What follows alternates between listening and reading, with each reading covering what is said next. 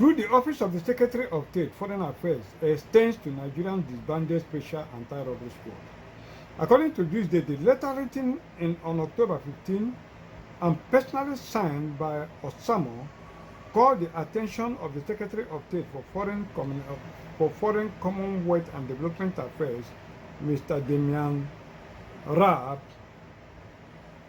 to the nationwide protests in Nigeria in the past 7 days against the excess of SARS. She warned that further assistance be withheld and also called for an audit of what the previous aids were used for, so that the UK government agency would not be unintentionally supporting or facilitating the atrocities of an agency notorious for human rights violations. The letter made available to us, ACE, was written in a tone of caution to avoid a situation SARS got support from the agency without proper use. Osamo's letter cited that there have been 82 proven and documented incidents of torture, ill-treatment, and extrajudicial executions and gross human rights abuses against us since January 2017, and cautioned it would be unthinkable that United Kingdom agency give support to such body unless for training on proper conduct that respect human rights. Osimo notified Raab that she wrote in her capacity as a member of a committee that superintended the agency and alerted that given the shady accountability process in the Nigerian agency, there might be the likelihood that the United Kingdom might have been unknowingly providing support for an agency involved in the offense of abuses mentioned. He said unknowingly. These were their intentional, avenue of getting human parts in Nigeria. British government funded SARS, the disbanded SARS or whatever. All these organ harvestations and extrajudicial killings that are in Nigeria, it is the British government and the American government and France that are mostly behind all these particular things. This official report implicating their government in what? In the extrajudicial killing by armed forces in Nigeria, security forces in Nigeria, against the citizens of the state. Then look at this one, they say France will support Nigeria in tackling regional insecurity. That is Macron, BBC agency. This is on Nigerian Independent Good Day Independent celebration. This is his goodwill message. He said the president of France, Emmanuel Macron, has pledged to deepen diplomatic relations with Nigeria, especially in tackling regional and security issues. God is going to punish all of you Dracula forever and ever. Just watch out and see what happens. Now back to COVID. Let's take a look at this very recent report. This I think is on 30th of September 2021 that this report came out. It says WHO relaunching probe into pandemic origin as another probe closes over ties to Eco-Health Alliance. This is by what? This is by the Daily Wire. They are doing what? They are relaunching probe into pandemic origin. They don't know the origin, but they know the future. It said the World Health Organization, WHO, is launching its probe into the origin of the coronavirus pandemic, which comes after an investigation. The Lancet into the same issue was closed down due to bias concern. A new team of about 20 scientists, including specialists in laboratory safety and biosecurity and geneticists and animal disease experts, and how viruses spill over from nature, is being assembled with a mandate to hunt for new evidence in China and elsewhere, the Wall Street Journal reported. You see it, they don't know the origin, but they know what? They know the future. This is very, very important to something very, very serious that I want to bring to the notice of the world, especially the black race. Now I want the world, especially the black race, to pay serious attention to what I'm going to say now. When you look at this, this is a sample of the form you fill when you want to take the COVID vaccine. Now, when you go to race, when you are filling out the form and you go to race, you will see that, look at race here. When you go to race,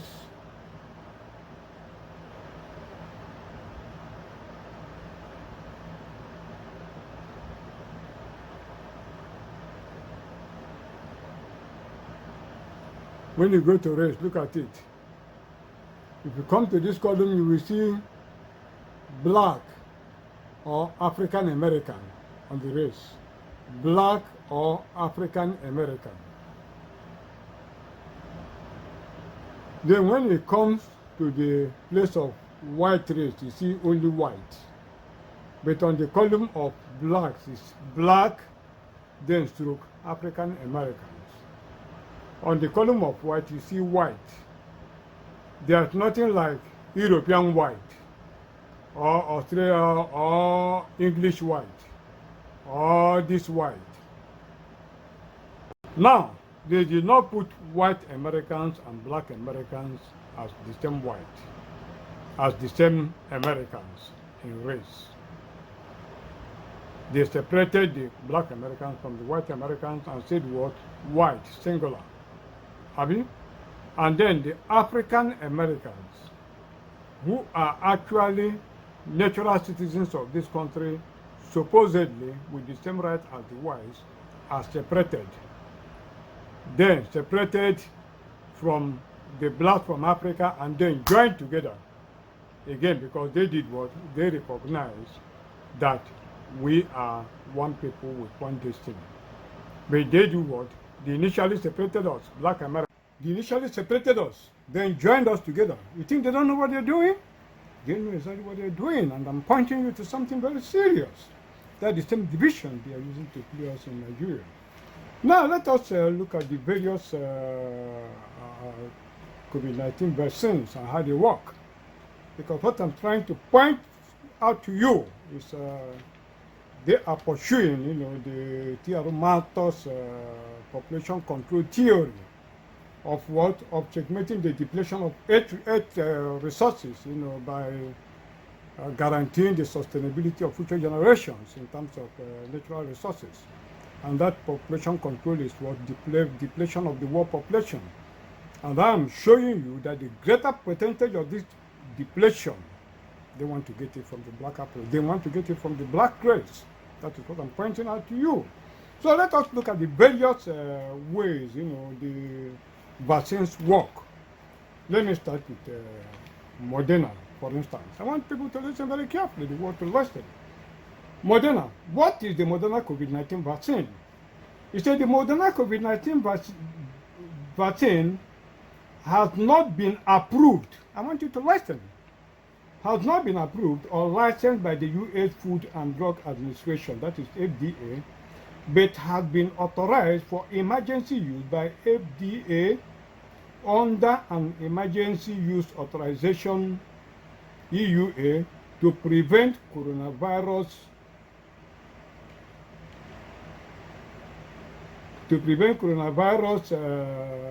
case 2019, that is COVID-19, for use in individuals 18 years of age and older. The EUA for the Moderna COVID-19 vaccine is in effect for the duration of the COVID-19 EUA declaration justifying emergency use of the vaccine unless terminated or revoked, after which the vaccine may no longer be at use. What does the vaccine do in the body? Very important for the world to listen. He said, the Moderna COVID-19 vaccine uses mRNA to provide a blueprint for your cells to build your body defenses against SARS-CoV-2, the virus that causes COVID-19. I told you COVID-19 is nothing but SARS-CoV-2. Have you seen it now? But listen, I'm pointing out to something very serious to you. Let me start all over again for you to understand exactly what I'm pointing out to you. You say, what does the vaccine do in the body? You say the Moderna COVID-19 vaccine uses mRNA to provide a blueprint for your cells to to build their body's defenses against SARS-CoV-2, the virus that causes COVID-19. The Moderna COVID-19 vaccine does not contain SARS-CoV-2 or any virus, just the blueprint to help fight against it. The Moderna COVID-19 vaccine may not protect everyone. Have you seen how this one works? Now, let me refresh your mind to what Bill Gates said on COVID vaccine that changes DNA. That is the Principic Scientific Combo by John O'Sullivan. This is December 5, 2020. Let me record this article again. So when you now take into consideration that in the previous editions we have discussed about SARS-CoV-2, and I told you it is a man-invented virus, not a natural virus, then you can see, and that is the virus that causes COVID-19. So you can see clearly that COVID-19 was an invention of man. Now, listen exactly to what this man said, this Bill Gates. We're coming to something. He said a disturbing video of Bill Gates has emerged of him boasting about how his incredible COVID-19 vaccine, which has to go to 7 billion people and containing something new. Instruction in the code.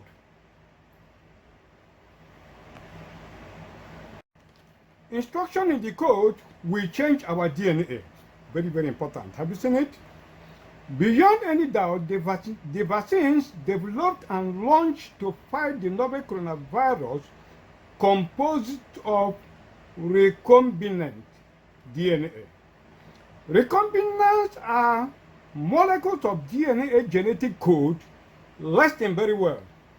Recombinants are molecules of DNA genetic code from 2 or more different species that are inserted into a host organism to produce new genetic combinations that are claimed to be of value to science, medicine, agriculture, and industry, since the focus of all genetics is the gene.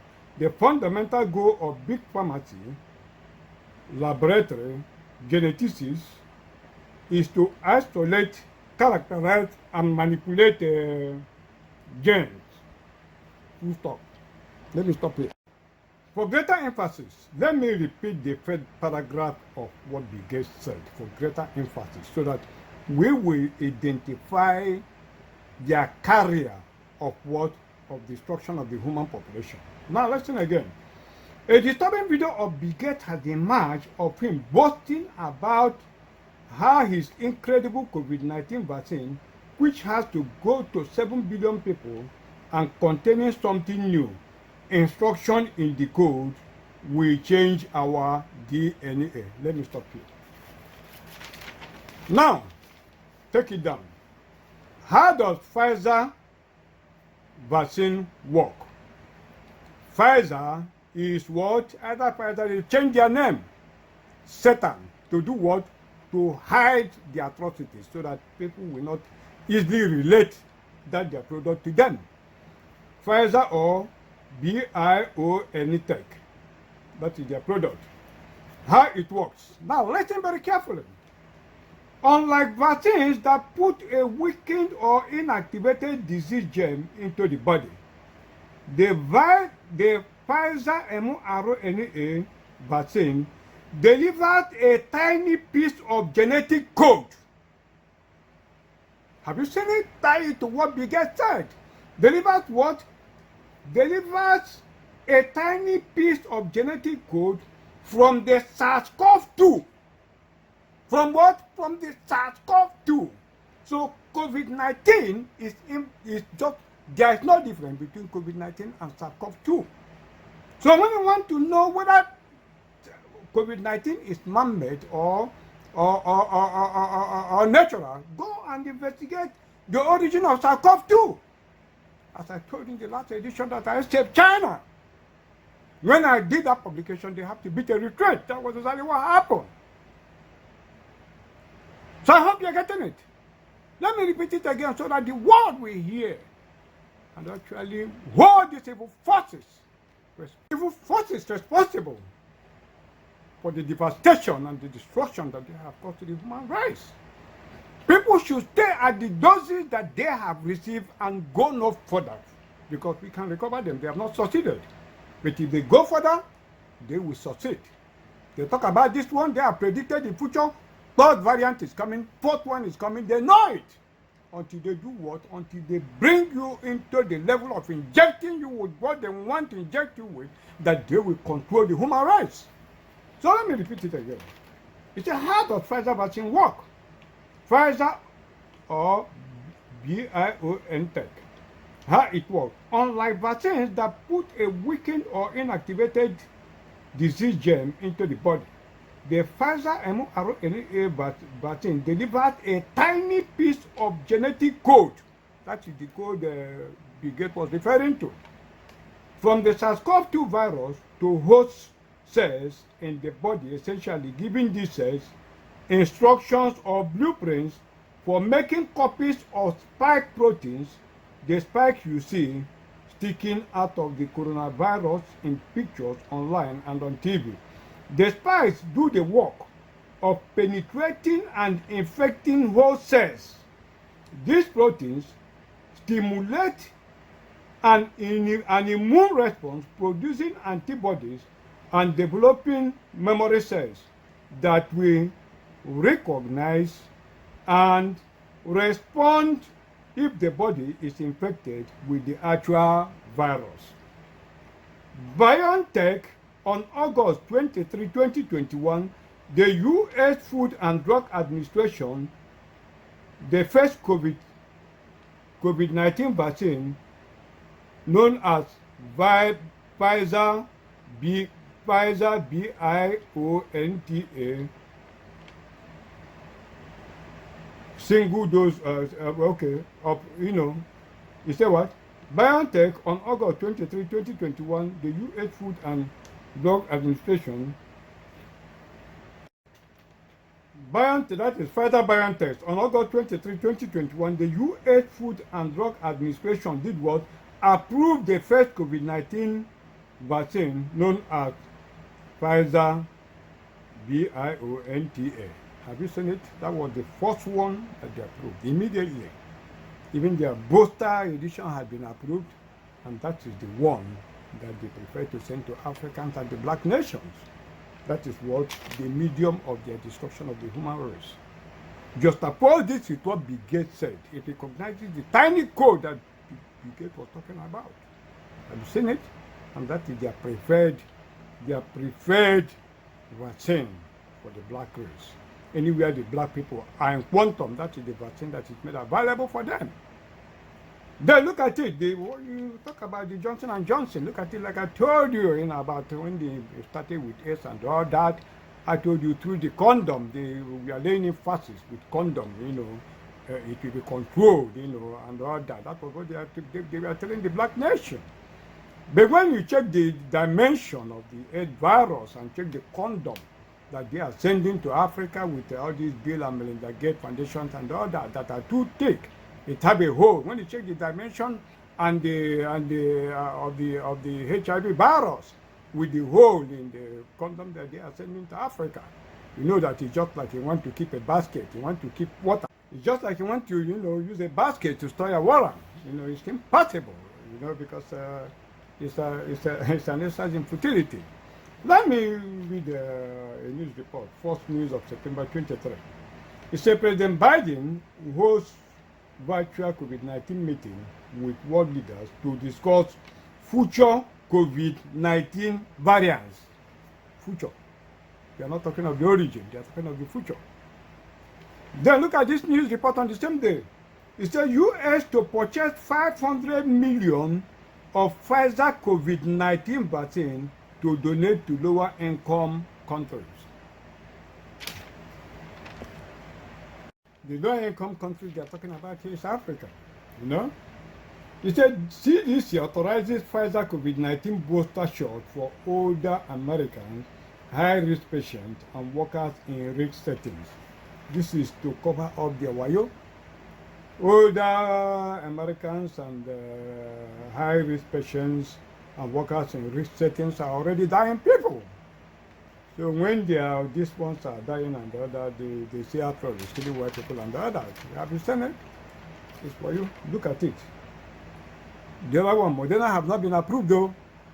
J.J. Johnson and Johnson have not been approved and the other. But look at it. Just short of Moderna, just short of this one, Pfizer have been approved. Somebody will say, what of J and J, like I told you, the one that they are producing in South Africa will be for what? Will be for Africans. And it is going to be different from the one that they are having in overseas. Like the condom, as I told you, that have holes. That is exactly what they are doing. I told you South Africa in a little while will become a white man's country. They are going to destroy South Africa and the black there completely. South Africa in a little while, will become completely white. It will become a white man's country, and the blacks will all be gone. I'm saying this so that every black man, no matter wherever you are, whether you call yourself European black or you call yourself black African or black American or whatever, every black man or black woman on earth with good conscience is incumbent upon you to do what? Not only to take cognizance of what is happening in Nigeria today, especially against the Biafrans, but to do what? To be a participator in the emancipation of what? Of the people of Nigeria from the dragon hold of these evil forces that are bent in destroying everybody. It is equally your future.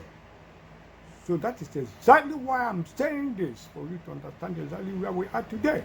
So the black Americans, especially those ones that are here, when I tell you how Biafra will come and all that, you are going to be the fronters, of this war, judicial war, against all these evil forces. We are going to lead it all over.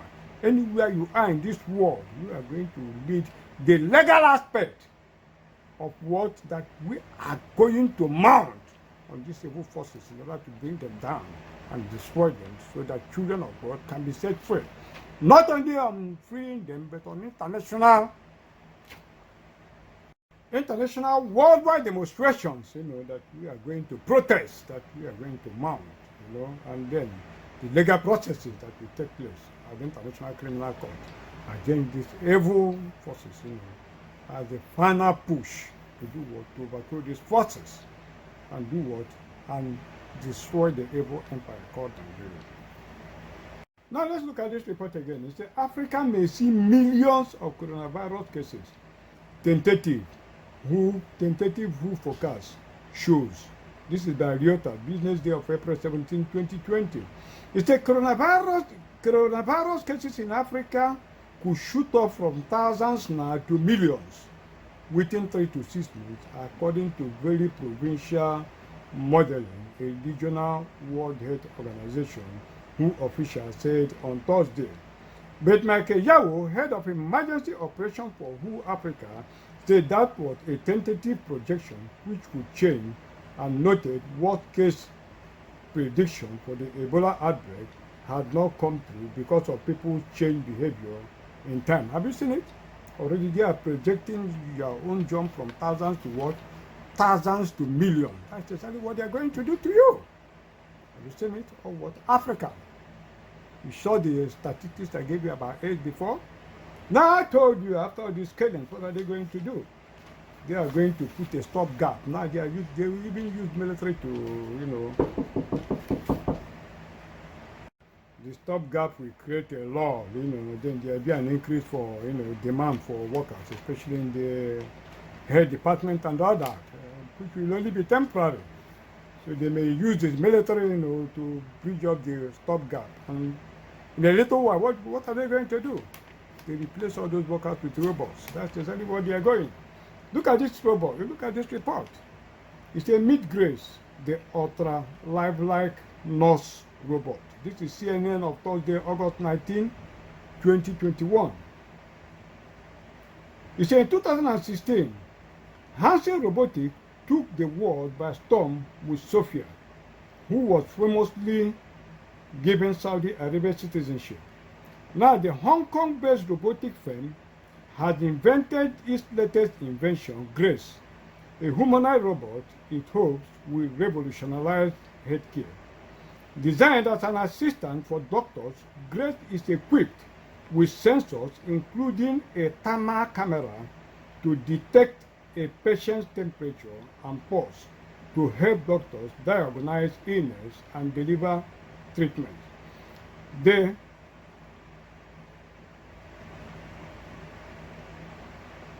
The Android is a companion for patients too, specializing in senior care.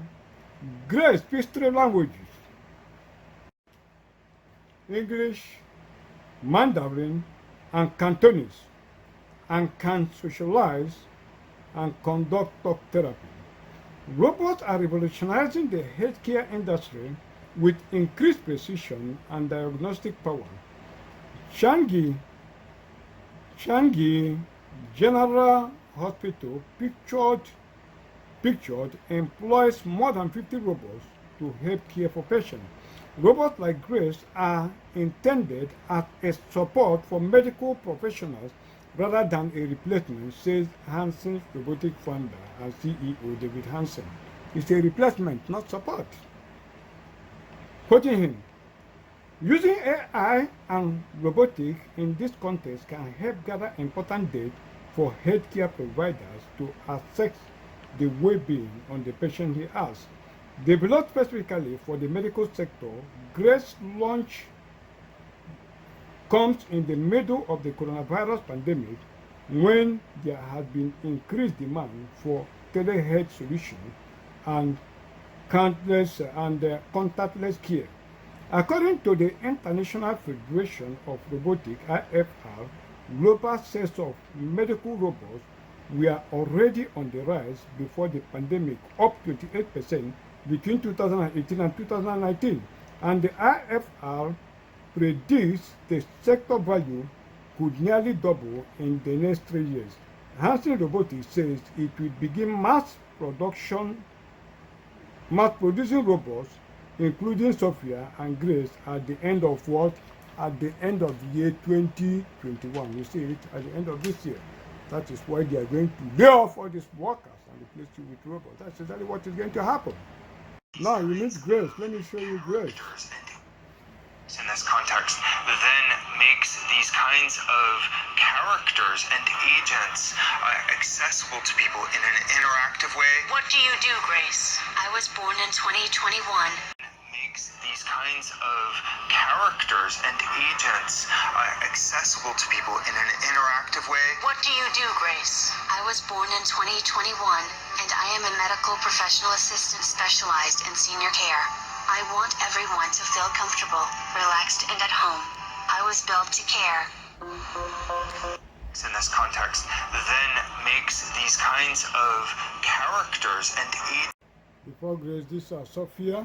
You see how lifelike that they look? You see them? Very beautiful. So the job of the healthcare workers have already been taken over. You see it? That's exactly what you get. After the jobs of the healthcare workers is being taken, they go into the entertainment industry and all that, the hotels and all that. Gradually their work is taken, Like I said before, after they created shortfalls in labor, they will then gradually start, replacing the shortfalls in labor with robots. And in a short while, it becomes the intent for companies to prefer to use robots instead of humans, and then their primary objective is achieved. Beginning with healthcare workers, which is why they mandated vaccination for all healthcare workers or lose their license. So either way, their abuse is cooked. Abuse is cooked.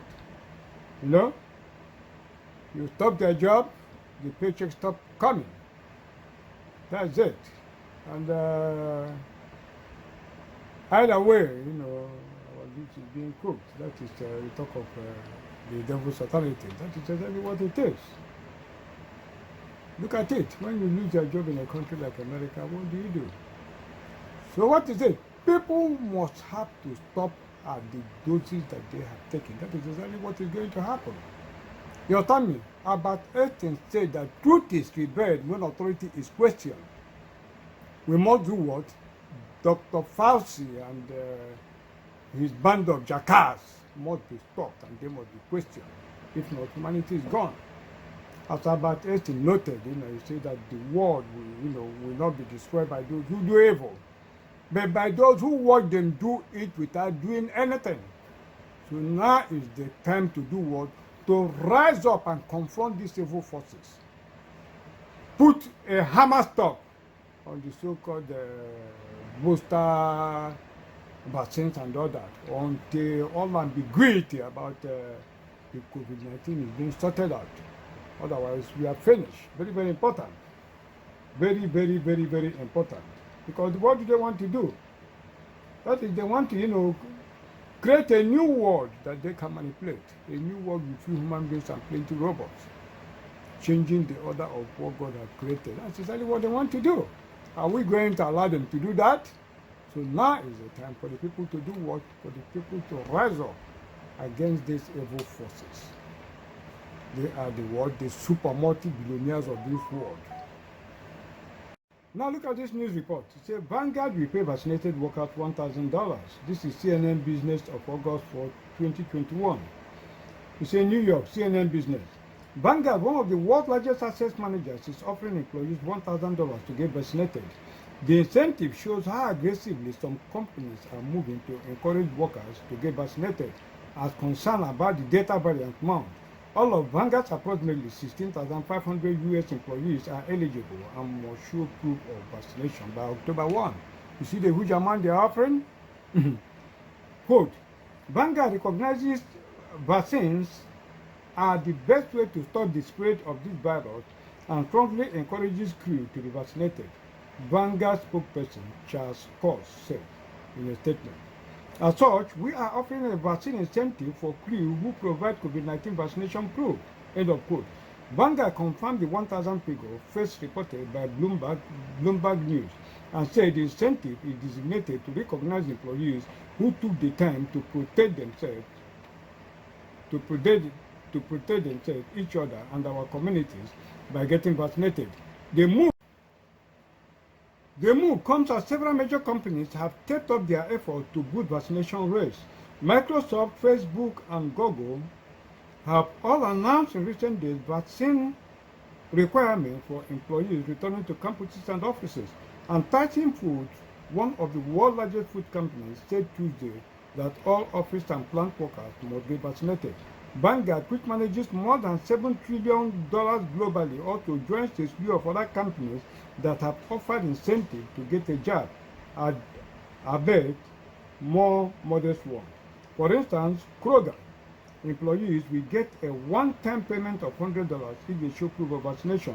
McDonald's corporate employees are eligible to get up to 4 hours of paid time off. Vaccinated workers at both health firms can receive a $500 bonus. Look at all the incentives, $500 bonus. Let's look at another report, to see the deep tentacle of these evil forces. It says COVID-19 urgent action needed to accelerate vaccination for 60% population. That's IMF.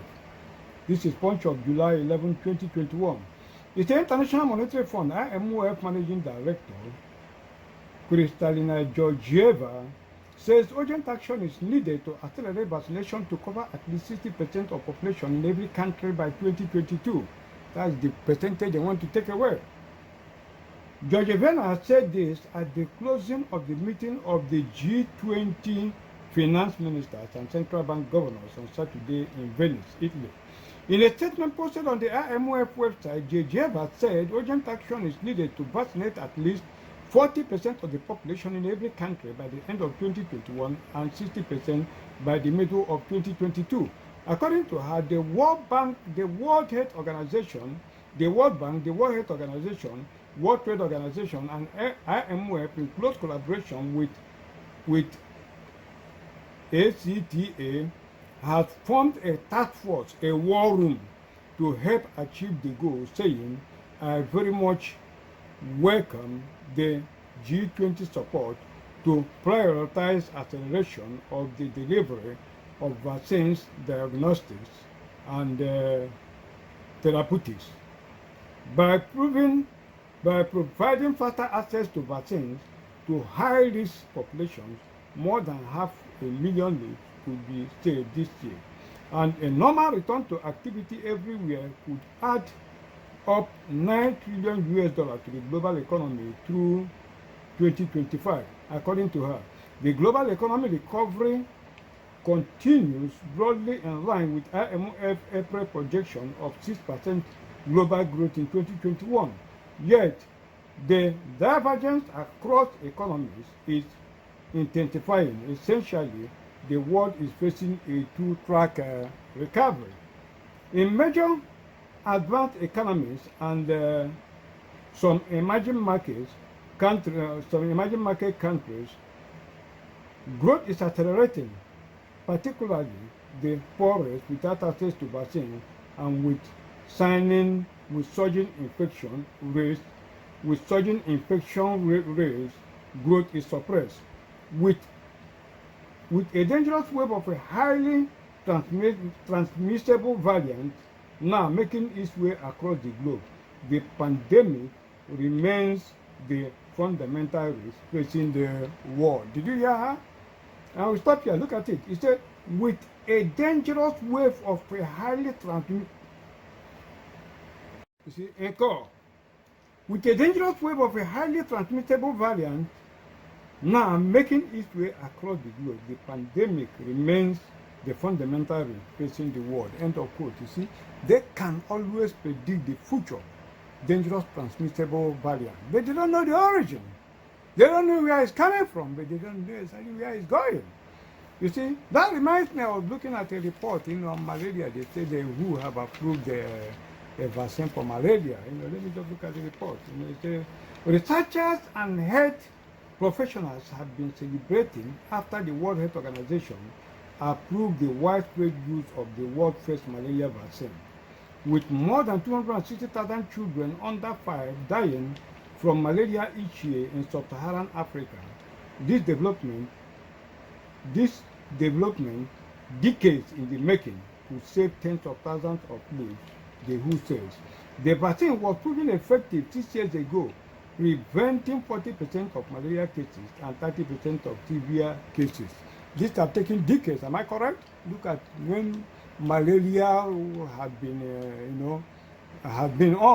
taking decades. Look at COVID-19. Look at the speed of the vaccine. Look at when malaria vaccine is coming out. I'm still coming, I'm still coming to something. It says since 2019, researchers have been carrying out wider pilot immunization program in Ghana, Kenya, and Malawi.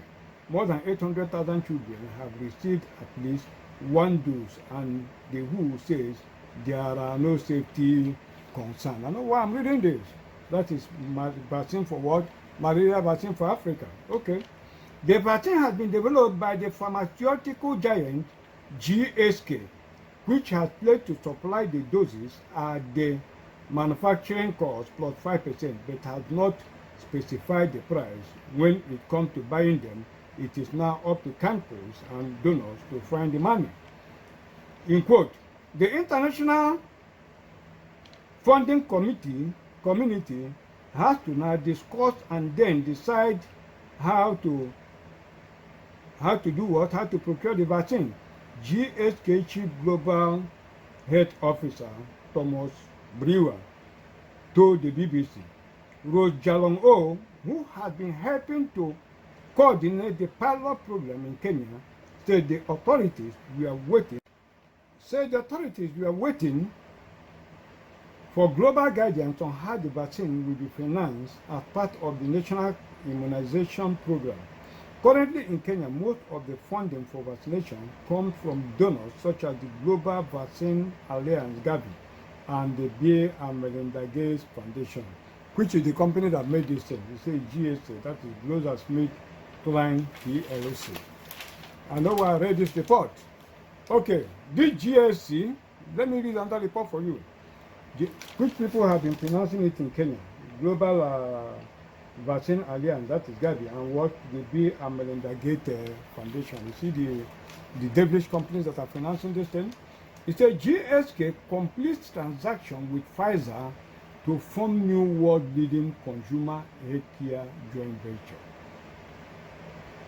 That is, on 1st of August 2019, this company announced that it had completed its transaction with Pfizer to combine their consumer healthcare businesses into a world-leading joint venture. That is, they issued this statement from London because this is a British company and Pfizer is an American company, the two evil companies. The joint venture brings together two highly complementary portfolios of trusted consumer health brands, including GSK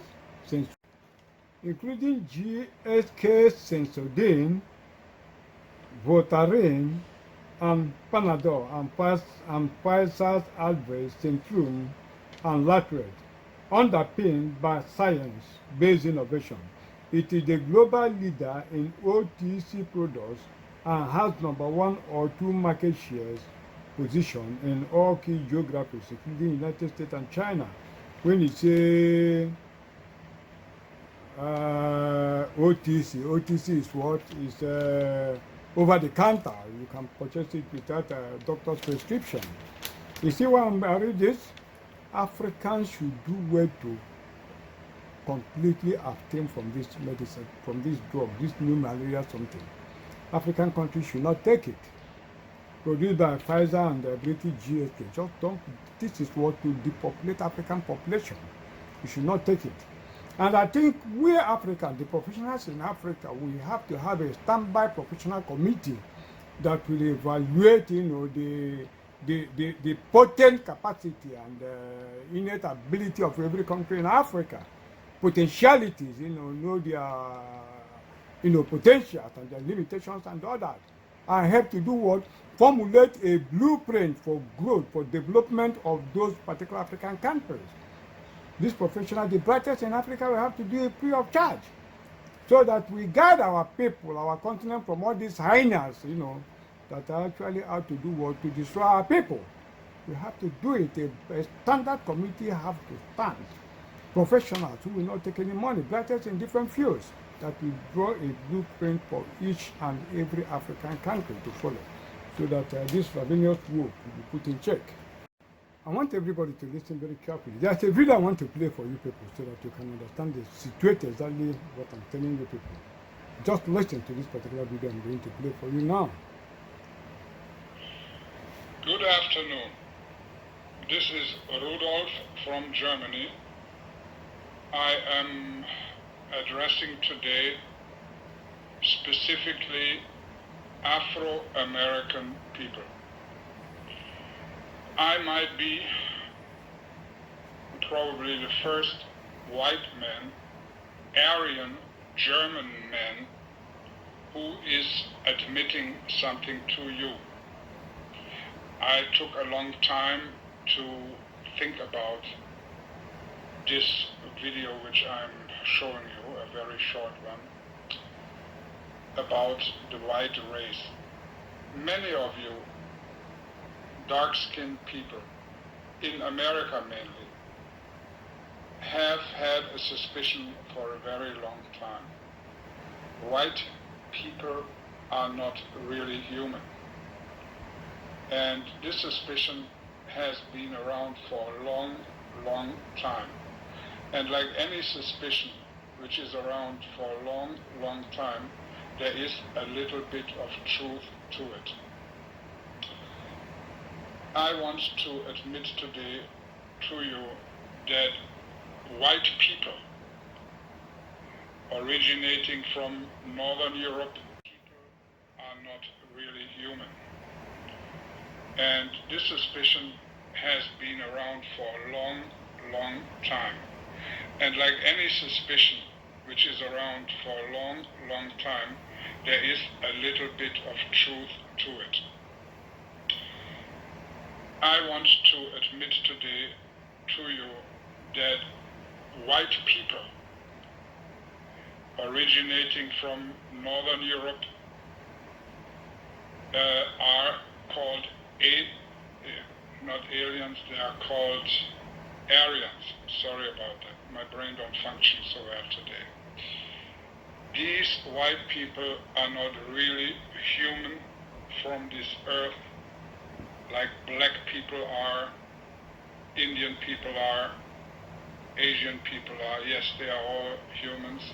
We white people are actually a minority, and we are, let's face the truth, also called the tall whites. Not all of us are tall, not all of us are completely white, but in general, that's what it is. And as some of you may know, the tall whites are not really earthly human, but we're coming out of space, out of another galaxy. We are not human as the rest of the human race. We came here from another star, we white people, in order to control the world. We white people all have a secret code, a secret language under each other. We know, no matter how nice we pretend to be, we all stick together in order to control the other races, particularly the black race. And I am feeling so bad about it by now that I had to speak out here on this video and admit it. White people are not human. White people, including myself, all stick together, know the truth, which they do not want to admit to you. White people are out of space. We come from another galaxy. We all know our home planet, which we don't want to reveal because we don't want to be attacked. And we have no good intention with you. We do not want to share our wealth with you. We do not want to share our knowledge with you. You have been mistreated hundreds of years ago, and this is very, very bad. And your chances in life, most of you, many of you,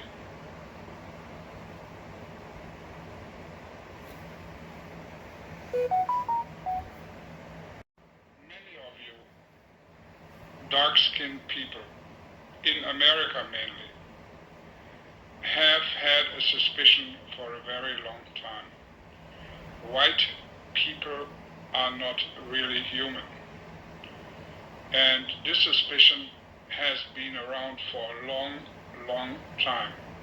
And like any suspicion which is around for a long, long time, there is a little bit of truth to it. I want to admit today to you that white people originating from Northern Europe are called not aliens, they are called Aryans. Sorry about that. My brain don't function so well today. These white people are not really human from this earth like black people are, Indian people are, Asian people are. Yes, they are all humans.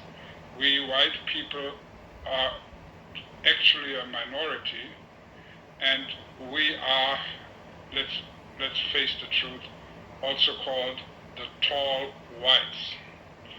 Not all of them are, all whites are not really earthly human, but we're coming out of space, out of another galaxy. We are not human as the rest of the human race. We came here from another star, we white people, in order to control the world. We white people all have a secret code, a secret language under each other. We know, no matter how nice we pretend to be, we all stick together in order to control the other races, particularly the black race. And in order to control the world, we white people all have a secret code, a secret language under each other. We know, no matter how nice we pretend to be, we all stick together in order to control the other races, particularly the black race. And I am feeling so bad about it by now that I had to speak out here on this video and admit it. White people are not human. White people, including myself, all stick together, know the truth which they do not want to admit to you. White people are out of space. We come from another galaxy. We all know our home planet, which we don't want to reveal because we don't want to be attacked. And we have no good intention with you. We do not want to share our wealth with you. We do not want to share our knowledge with you. You have been mistreated hundreds of years ago, and this is very, very bad. And your chances in life, to the most of you, many of you have no chance in life. You can sit and wait for work on a corner with your other friends, and work will never arrive to you. It's very, very hard, I know. And we rich people, we white people, we alien people, don't want to share what we have with you, so you have a good time. This is my testimony in public. White people are for another planet. We white people all know it, and I want to apologize for everything what happened through our bad behavior to you. This is your Rudolph. Have a nice day.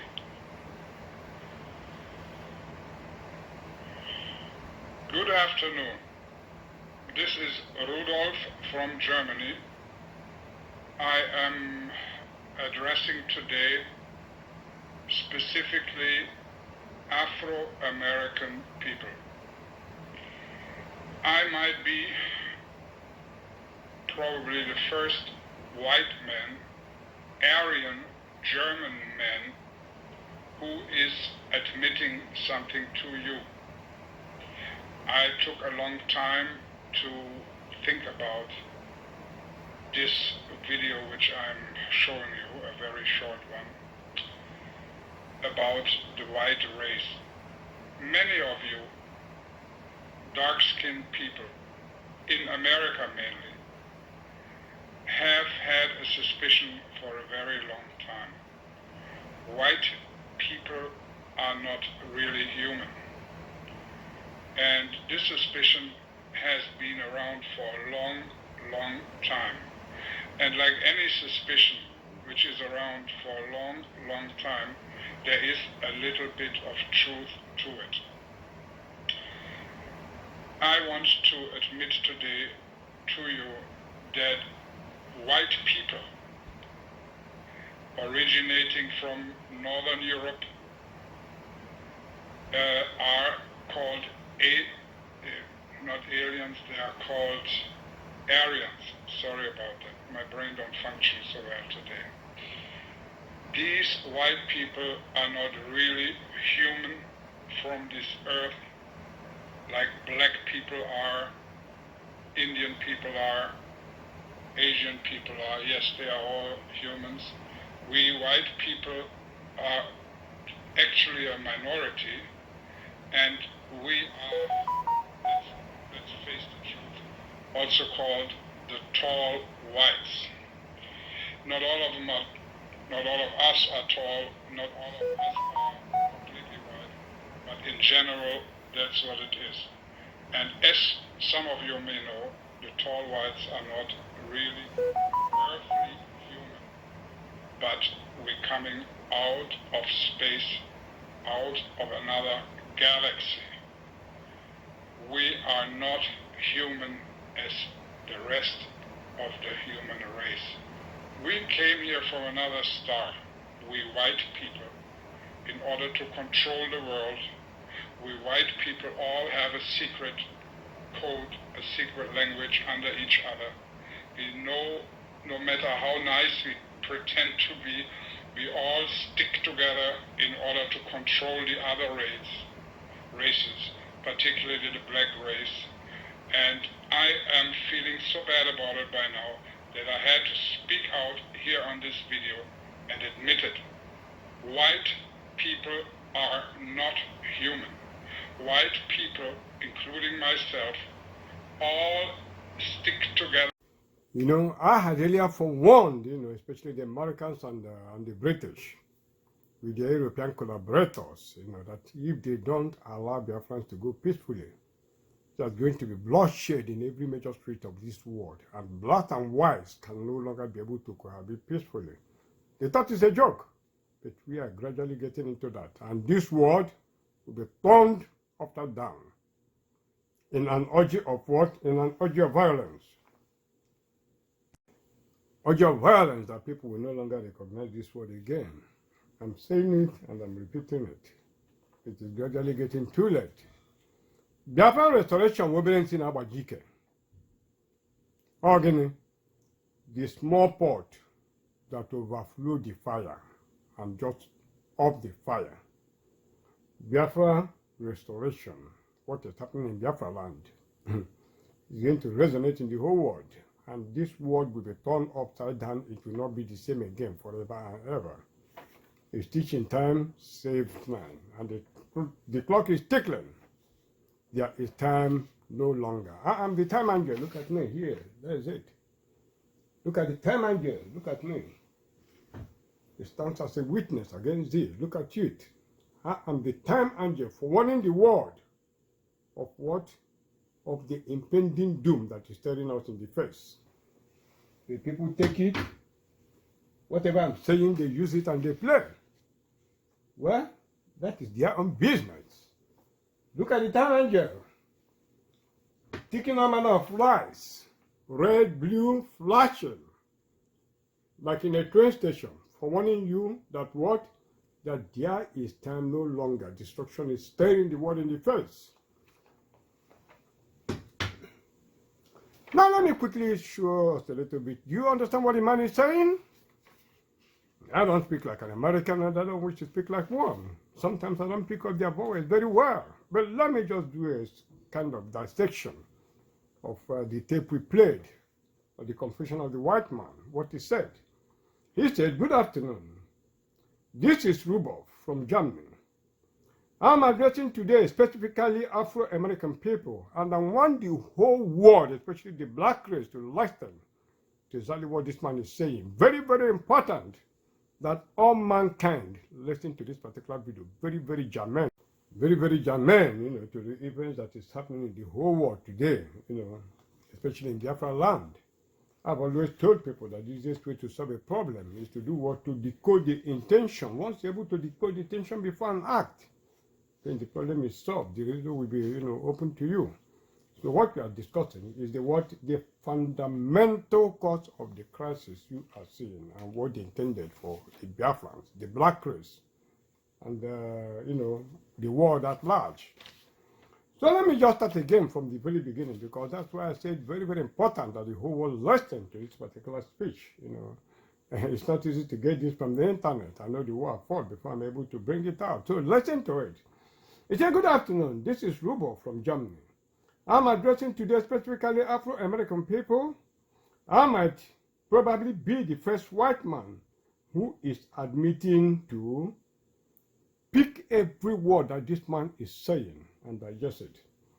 I took a long time to think about this video that I am showing you here, a very short one, about the world race. Many of you dark-skinned people in America maybe have had a suspicion for a long time. White people are not really human. And this suspicion has been around for a very long time. And like any suspicion that is around for a long time, there is a little bit of truth to it. I want to admit today that white people originating from Northern Europe are called alien. These white people are not really human from this earth. Like black people, Indian people are. Asian people are humans. So he is acknowledging, what I'm saying here is that I just pause. He's acknowledging that black people, Indians are humans. Let me repeat it. He said, these white people are not really humans from this earth.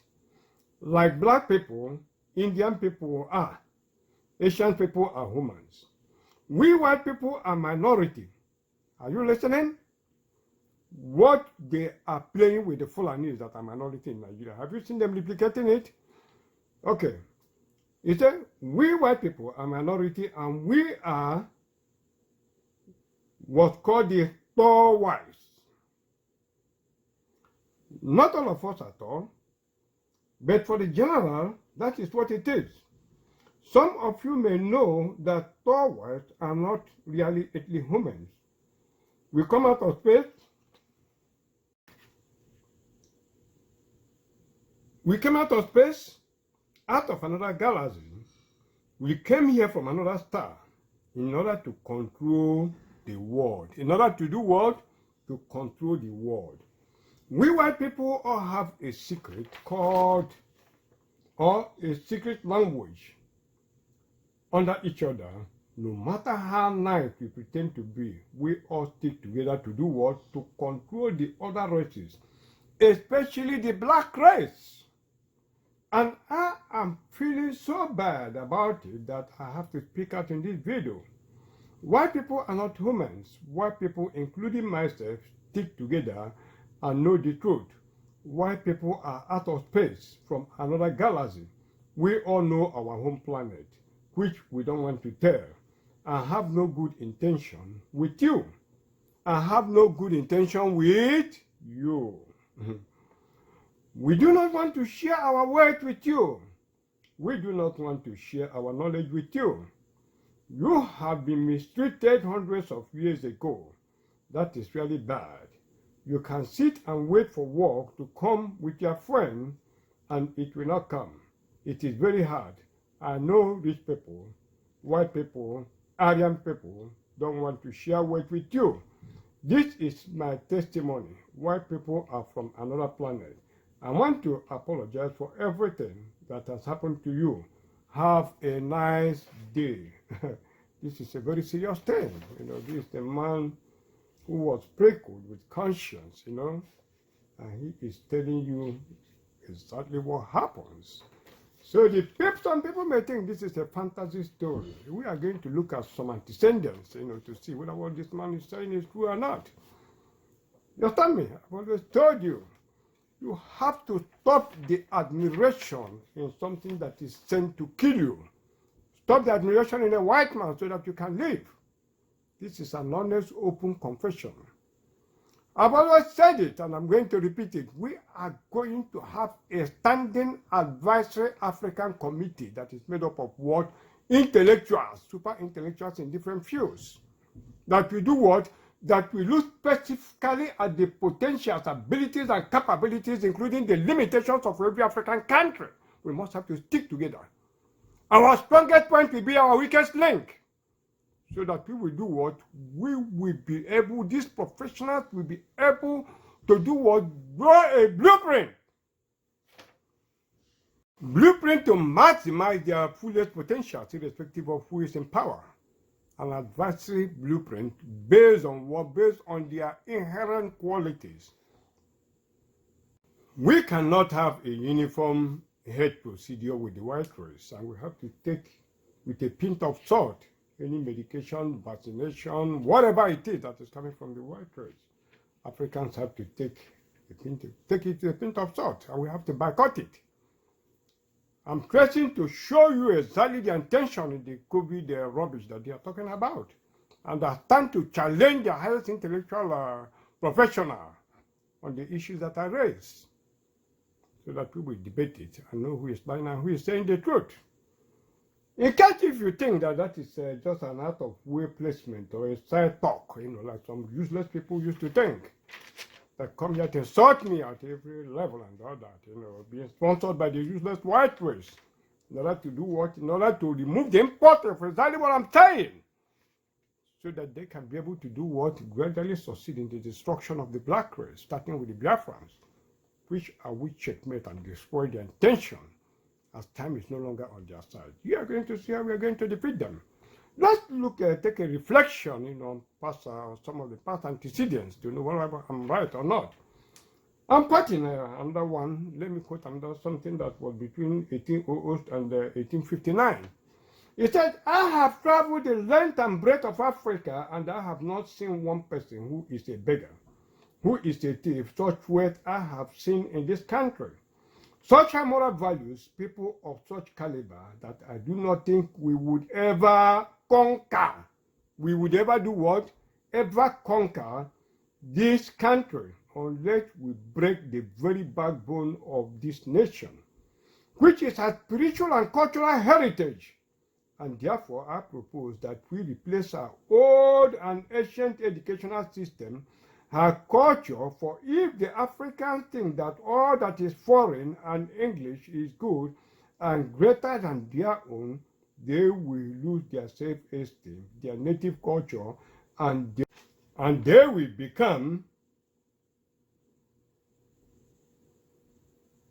what we want them, a truly dominated nation.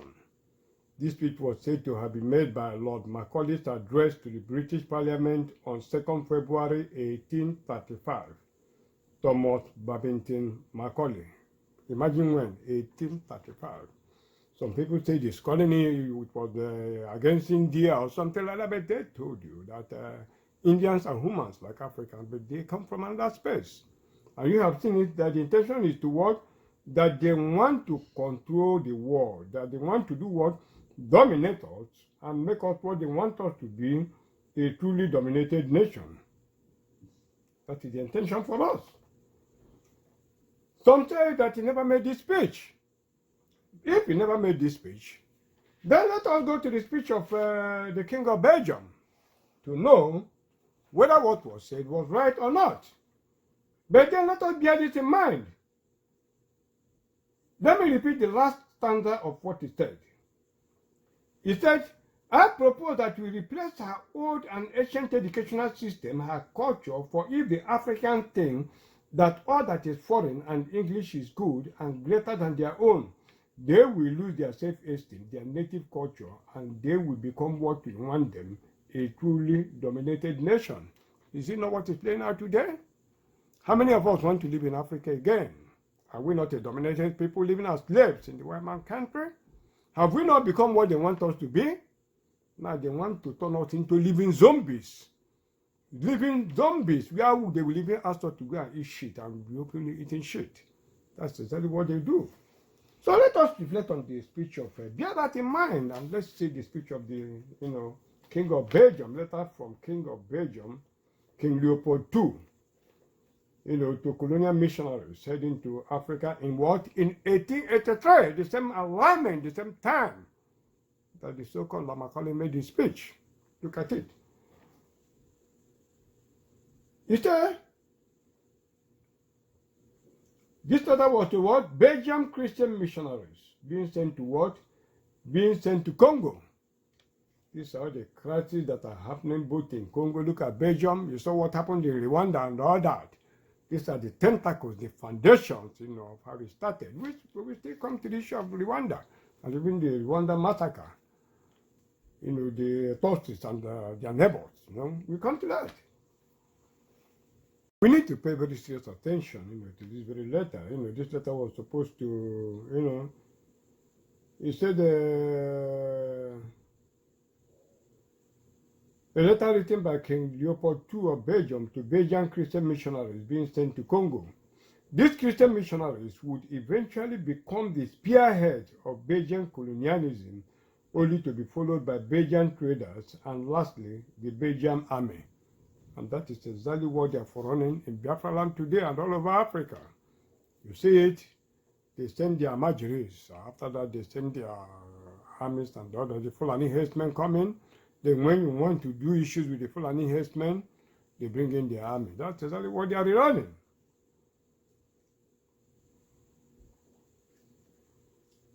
Okay, look at the letter.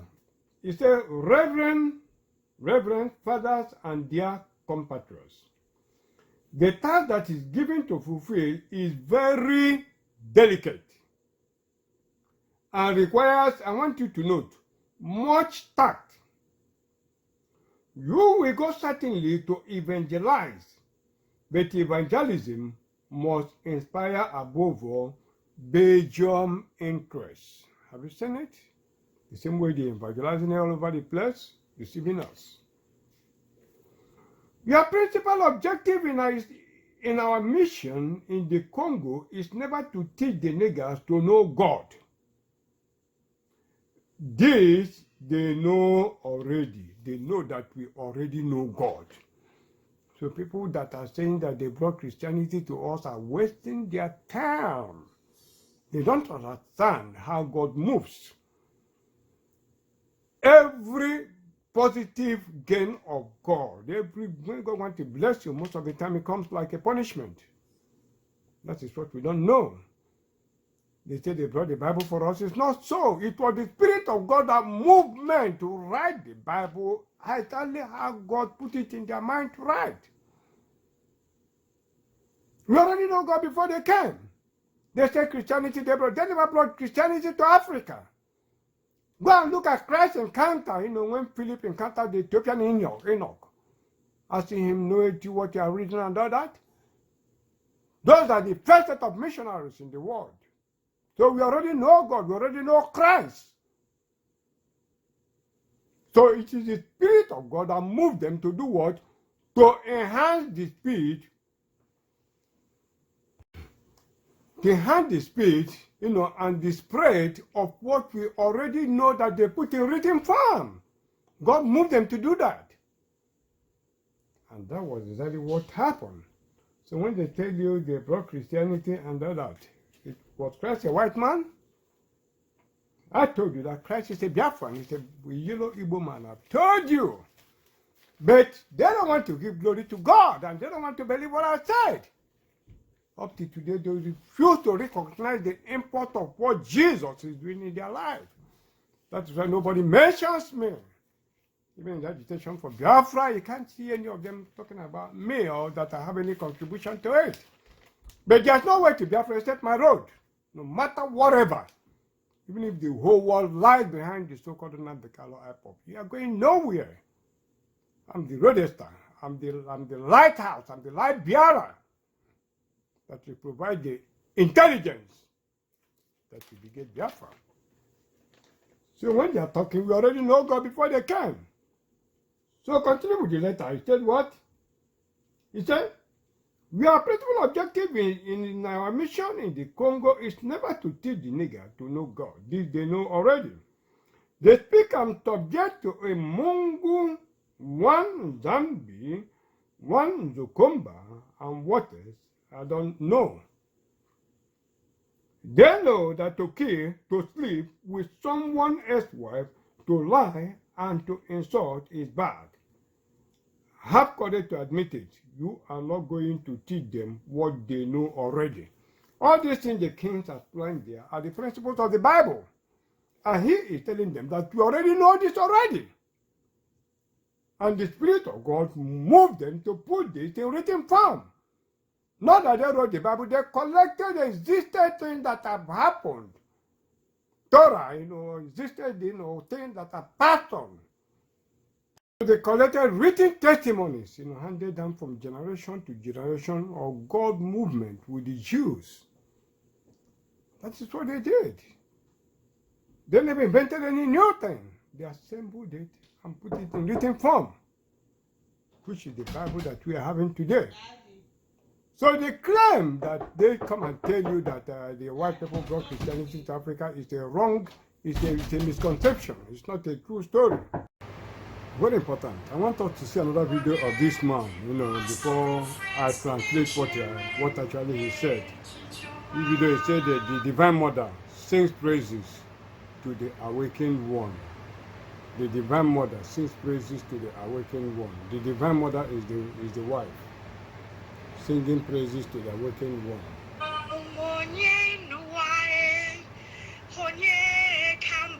That's the Divine Mother and the awakened one. Master Prophet, Master Prophet is the awakened one.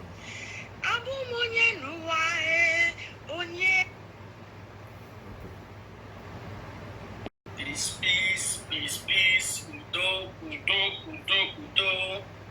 This is the Master Prophet, young Joshua Yawens, the awakened one of the Biafran people, Biafran spiritual leader. Prophet and the founder of the new Igbo Biafran indigenous religion, refund.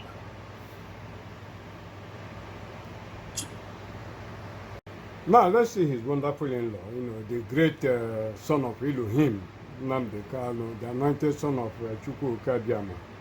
Let's see him before I do my comment, on the so-called master prophet. And I will pray in the language of heaven, because Chukwu Kikabiama is in control of all that we have been doing and will continue to do until Biafra is restored and all the suffering indigenous populations and the damnable zoological republic are set free.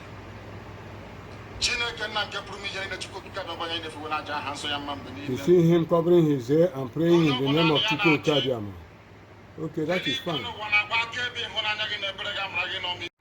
Now, before we go back, to the letter of the letter from the King of Belgium, King Leopold II, to the missionaries going to Congo or going to Africa, it is important I explain what I have just done.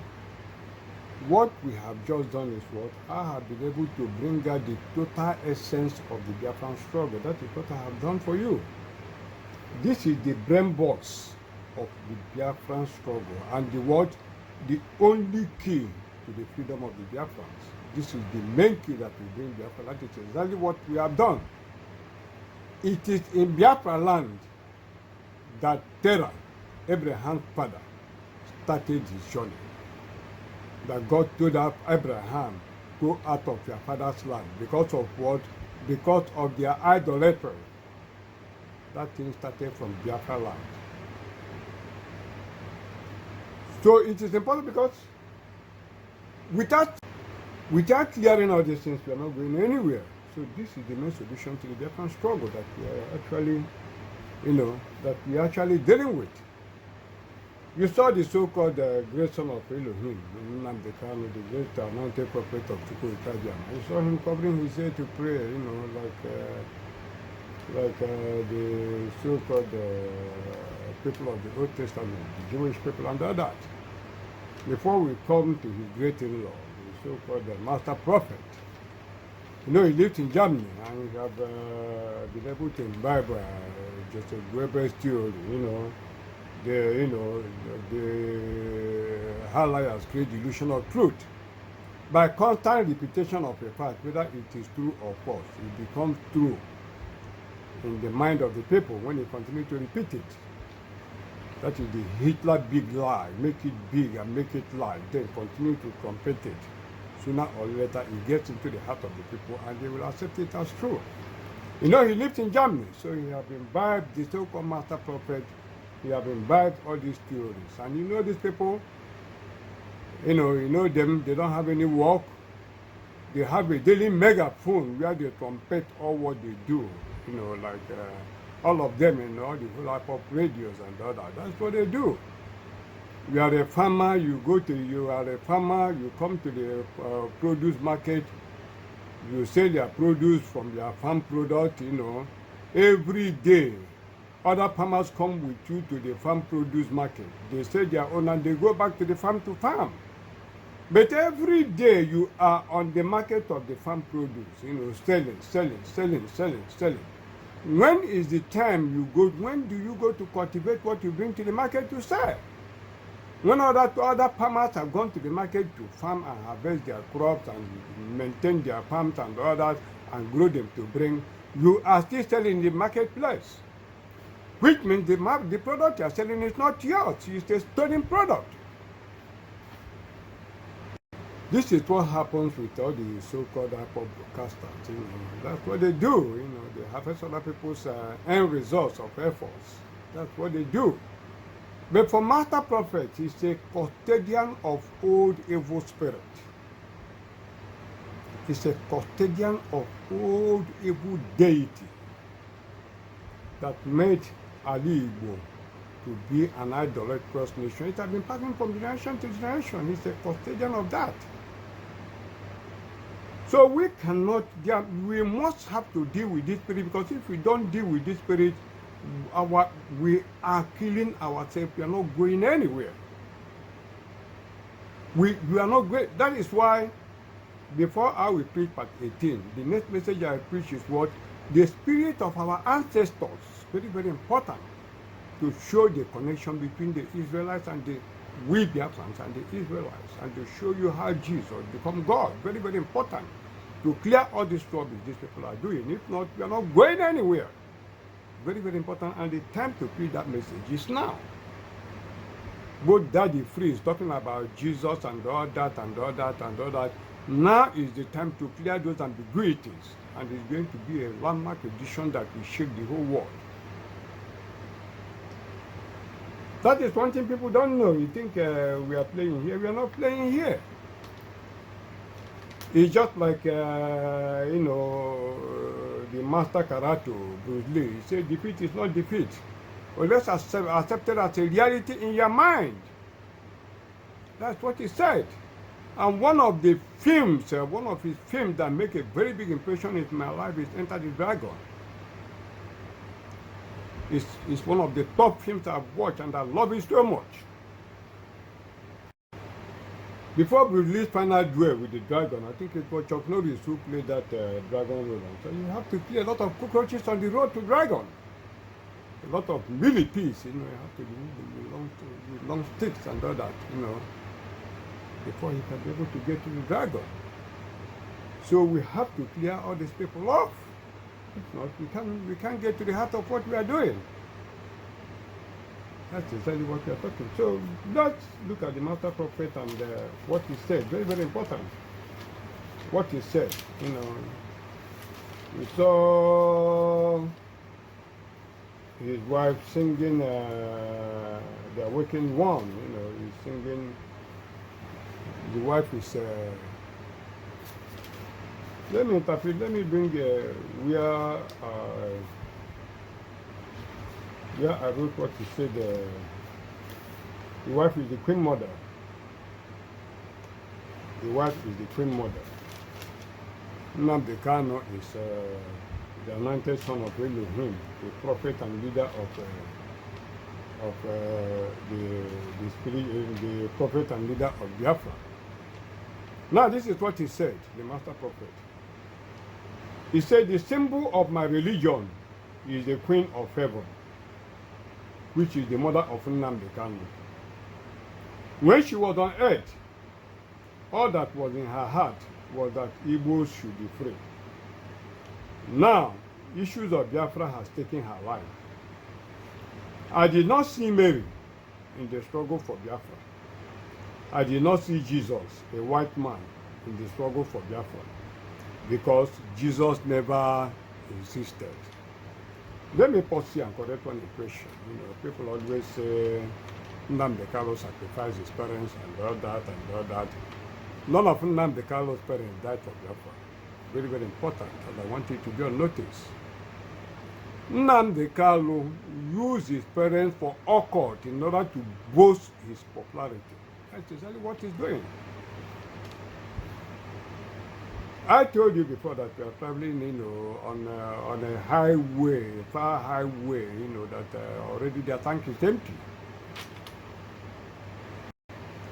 The gas tank is empty, and the next filling station is hundreds of miles away. So they are going to be stopped on the way. It happened. The next thing you see is rendition in Kenya and all that. Before then, anytime Nnamdi Kanu is caught and he's falling down, what do they do? His white masters will tell him he will now bring one of his parents, they will kill those ones. They poison those ones, you know, that one will die. Just people will now forget about his falling and concentrate on, you know, then winning party for him, you know, boost his image and he rise up again. So when he had finished sacrificing all his parents and he couldn't see any other thing to sacrifice, then what happened? That's the same thing they are playing with Simon Ekpa today. The same thing, the same way they brought Nnamdi Kanu to limelight. That's exactly what they are doing with Simon Ekpa. They brought him, give him popularity, push him up, you know, give him things to be preaching and all that, bolster him. When you go to his channel, they will say hundreds and millions of people. Now let's see his wonderful in-law, you know, the great son of Elohim, Nnamdi Kanu, the anointed son of Chukwu Kadiama. Let's see him before I do my comment, you know, of the so-called master prophets. And I will pray in the language of heaven, because Chukwukikabiyama is in control of all that we have been doing and will continue to do until Biafra is restored and all the suffering indigenous populations and the damnable zoological republic are set free.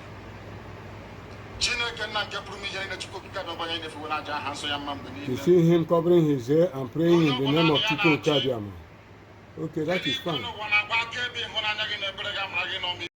Now, before we go back, to the letter from the King of Belgium, King Leopold II, to the missionaries going to Congo or going to Africa, it is important to explain what I've just done. What we have just done is what I have been able to bring out the total essence of the Biafran struggle. That is what I have done for you.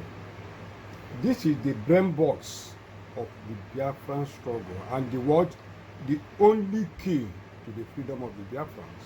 This is the main key that will bring Biafra. That is exactly what we have done.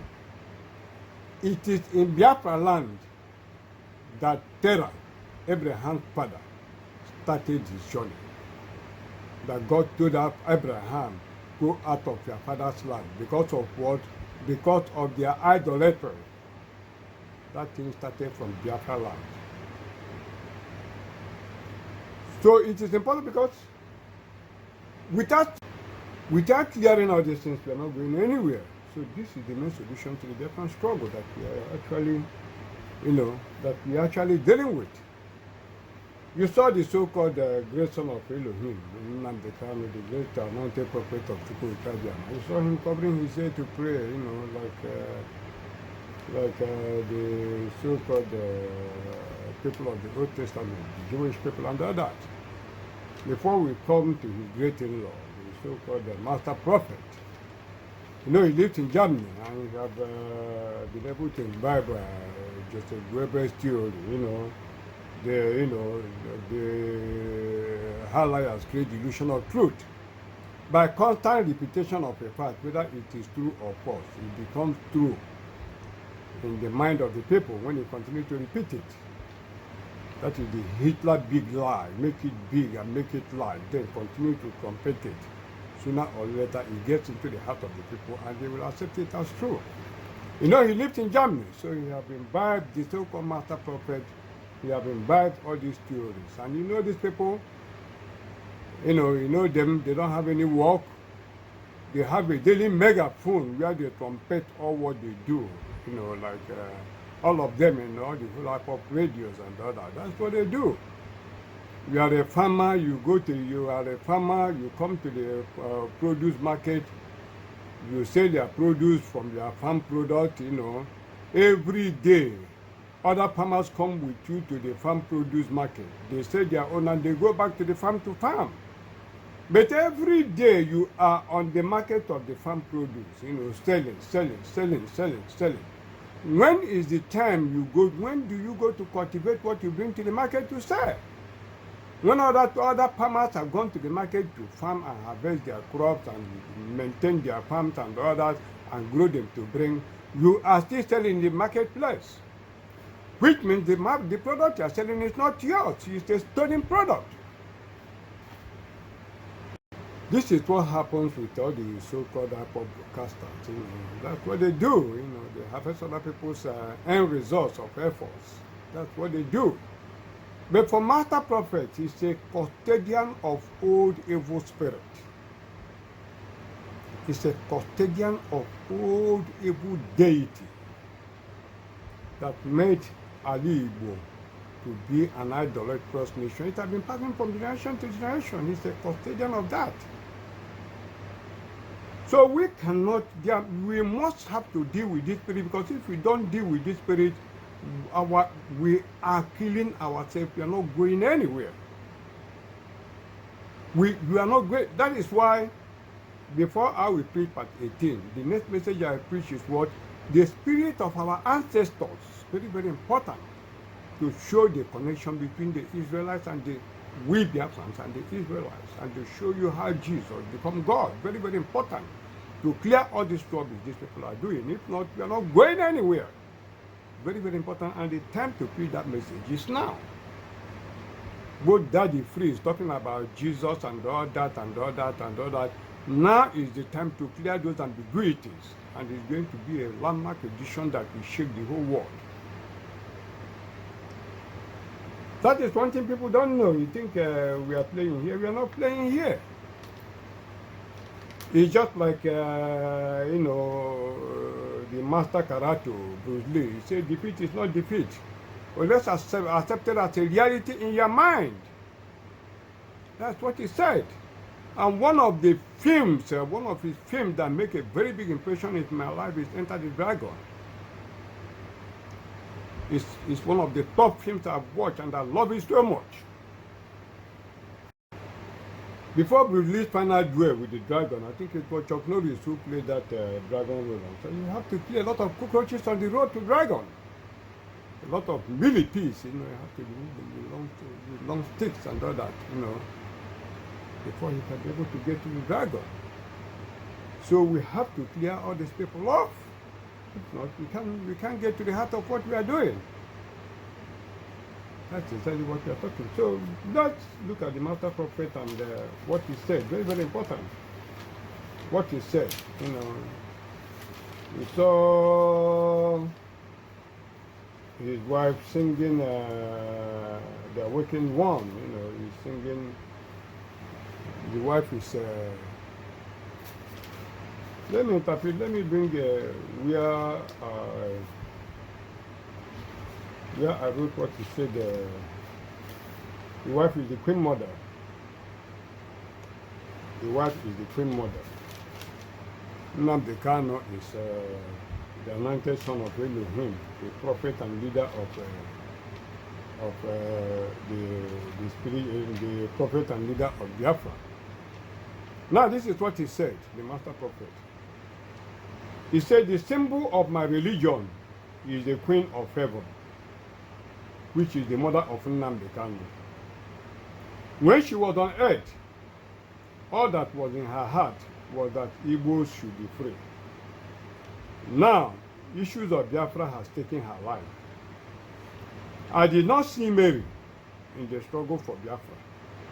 I did not see Jesus, a white man, in the struggle for Biafra, because Jesus never existed. Let me pause here and correct one question. You know, people always say Nnamdi Kanu sacrificed his parents and all that and all that. None of Nnamdi Kanu's parents died for Biafra. Very, very important, and I want you to be on notice. Nnamdi Kanu used his parents for occult in order to boost his popularity. That's exactly what he's doing. I told you before that we are traveling, you know, on a highway, a far highway, you know, that already their tank is empty. The gas tank is empty, and the next filling station is hundreds of miles away. So they are going to be stopped on the way. It happened. The next thing you see is rendition in Kenya and all that.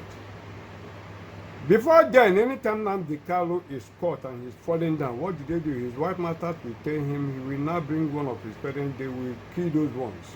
They poison those ones, you know, that one will die.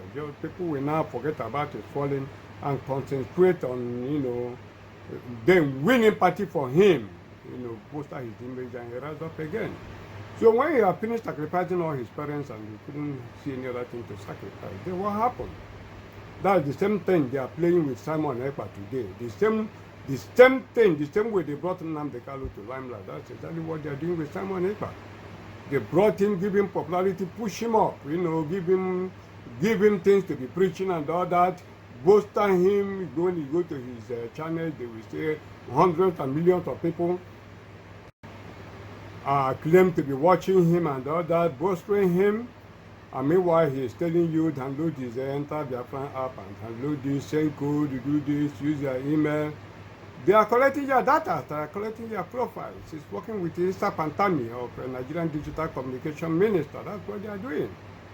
Collecting the data of all of you. He tell you tweet and all that, you're following him, they are collecting your data and eliminating all of you one by one. That's the new face of the war you are fighting now. They have changed their tactics, but you don't know. Why is it that they insist Simon Ekpa will broadcast a radio Biafra? Because of the app of the community radio that have been configured to translate in other languages. When he couldn't go to radio Biafra, what happened? Why didn't he continue to broadcast as he was broadcasting before? Then he went and got a new app. A new app is duplication of radio Biafra. You don't know it's a new radio station? You don't know the old one is dead. Now they are shifting all of you to that because that Enter Biafra is configured as the way the community radio was configured. Since he got that new app, he's still talking about radio Biafra again, he's no longer talking. Why did he not just go and start to broadcast ordinarily? He cannot. That's the thing, but if people don't know, and there's no need to be saving all of you, then they bring non-Igbos that are non-Igbos, they be shouting, hey, claiming to be Igbos, voting him up. That's exactly what they are happening. You think they are not succeeding? Then they are collecting all your data one by one, eliminating all of you silently, and you are going. That's the same thing. When his popularity was low, what happened? They told you he went to meet the president of Finland and all that. The same time. A time will come when he grows so strong, he starts to sacrifice his people. When he finishes, he gives himself up. That's exactly what they are doing. So people should not come here and start to talk on them, the Carlos sacrifice his parents and others. There was nothing like that. Nothing like that happened. So he said that what? He said that Jesus never existed. That was what he said. He said, I did not see Mary in the struggle for Biafra. I did not see Jesus, a white man, in the struggle for Biafra. Because Jesus never existed. That is a man who called himself Master Prophet. But the Queen of Heaven, Nnamdi Kalu's mother, I have seen her face. I have seen her face to face. She cooked for me and I ate. When she was coming to Germany, she brought a lot of things for me, stockfish and so on and so forth. Not knowing it is going to be her last days. If we get Biafra of the white man, the true religion takes over our land. All those Biafrans that sacrificed their lives would have died for nothing. Biafra would have been a worthless venture. I hope you are listening. As a major prophet that sees very far, and as Biafra's spiritual leader, whether you agree or not, the only way we can get Biafra is by recognizing the gods of the land. You see it? That the only way we can get Biafra is by doing what? Recognizing the gods of the land. Even the DOS say their own is to break Kola into 4 every market day. That is how they will get Biafra for you. If we get independence, that is Biafra.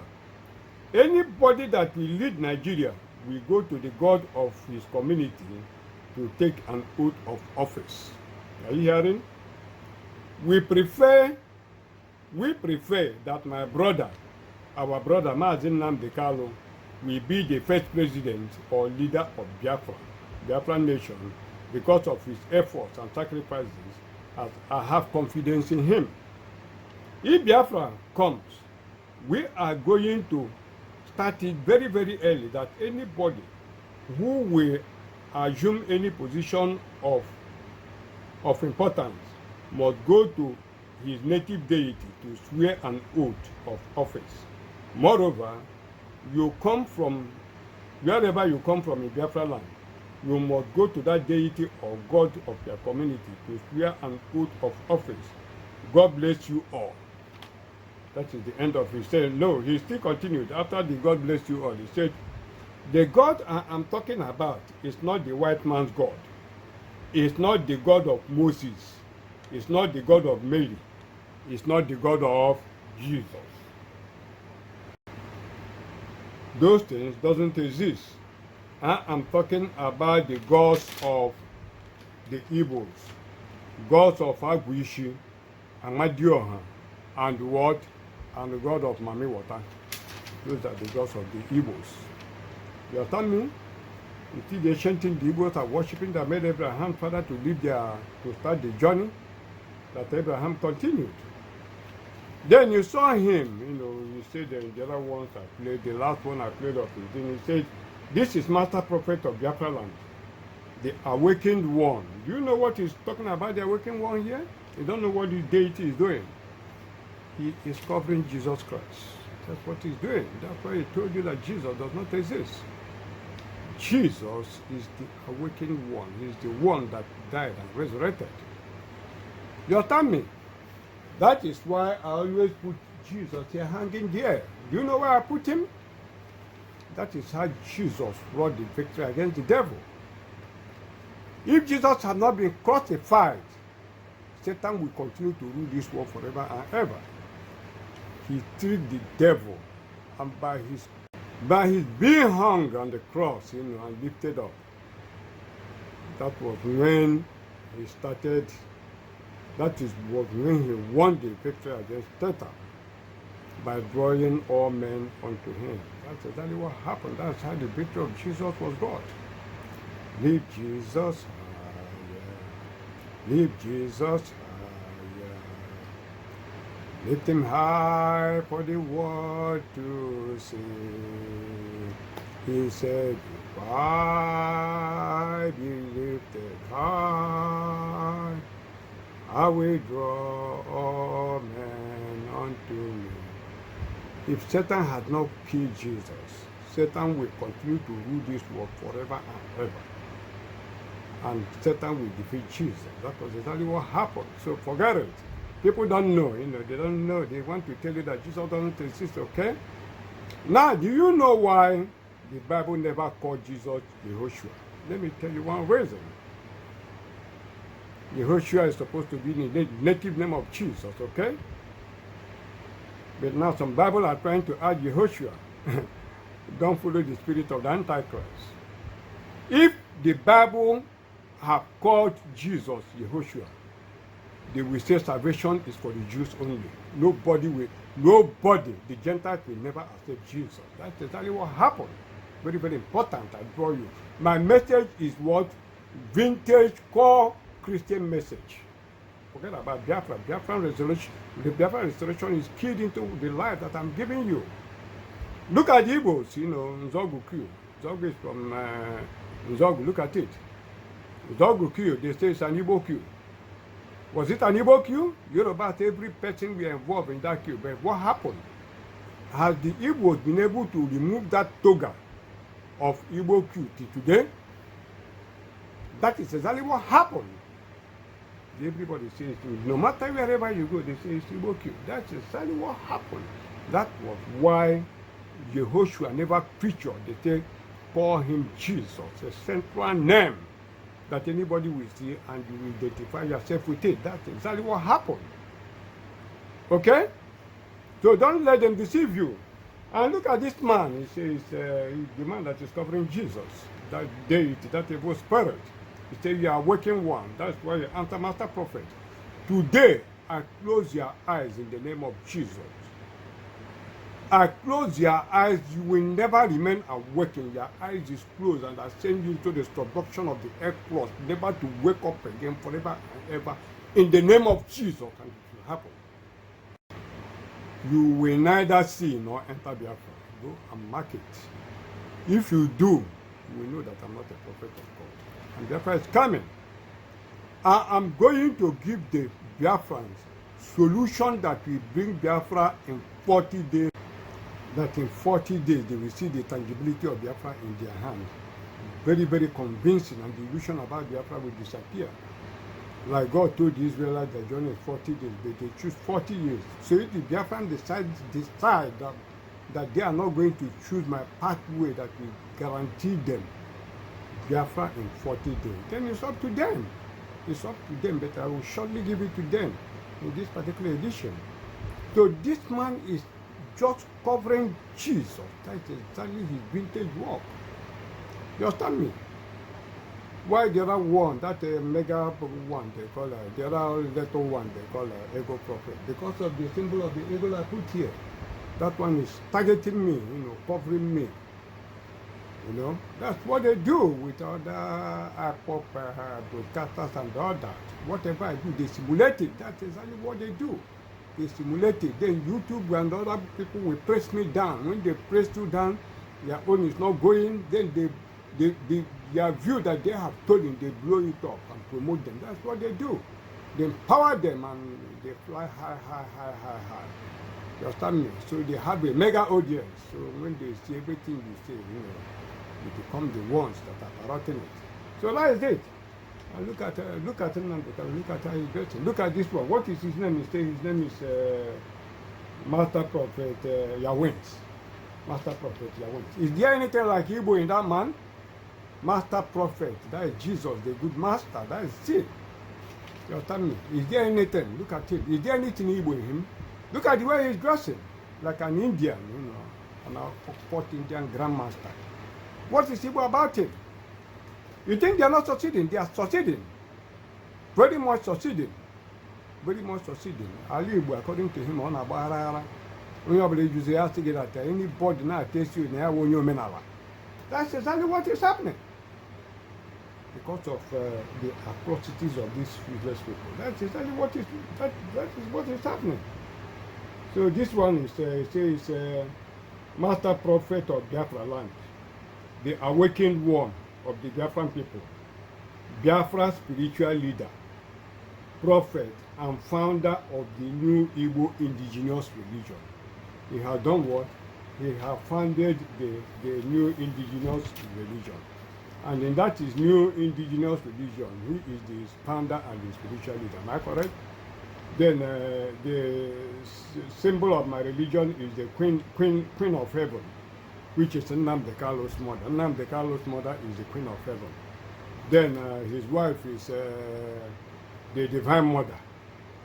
Look at him, Divine Mother. Am I correct? Then Nnamdi Kalu is the leader and the what? Prophet of Elohim. You understand me? And the son of Chukwu Ukabiyama. And is writing a new religious book. What Nnamdi Kalu did and every other thing, that is what will occupy that book. And that is the new religion for the Igbos. Who said that the Igbos are not idiots? That's it. In our time, things happen and you really wonder, why people do things, some certain things. You can't know exactly why they do the things they do until you get to the position where they do what they do. That brings us to Estien's letter of note, Estien God's letter.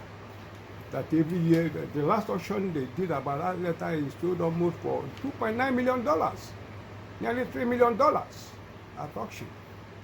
Another letter. What is in it? Because of about 18, Estien seems to to kind of demoralize God or something like that. That was why they blew it up. Let me go back to the letter and show you exactly what is happening, to show you that there is no difference between the Igbos and the Israelites. And what led Estien to this particular letter he wrote was because of the behavior of his people. Look at the letter of note. The word of God is the product of human weakness.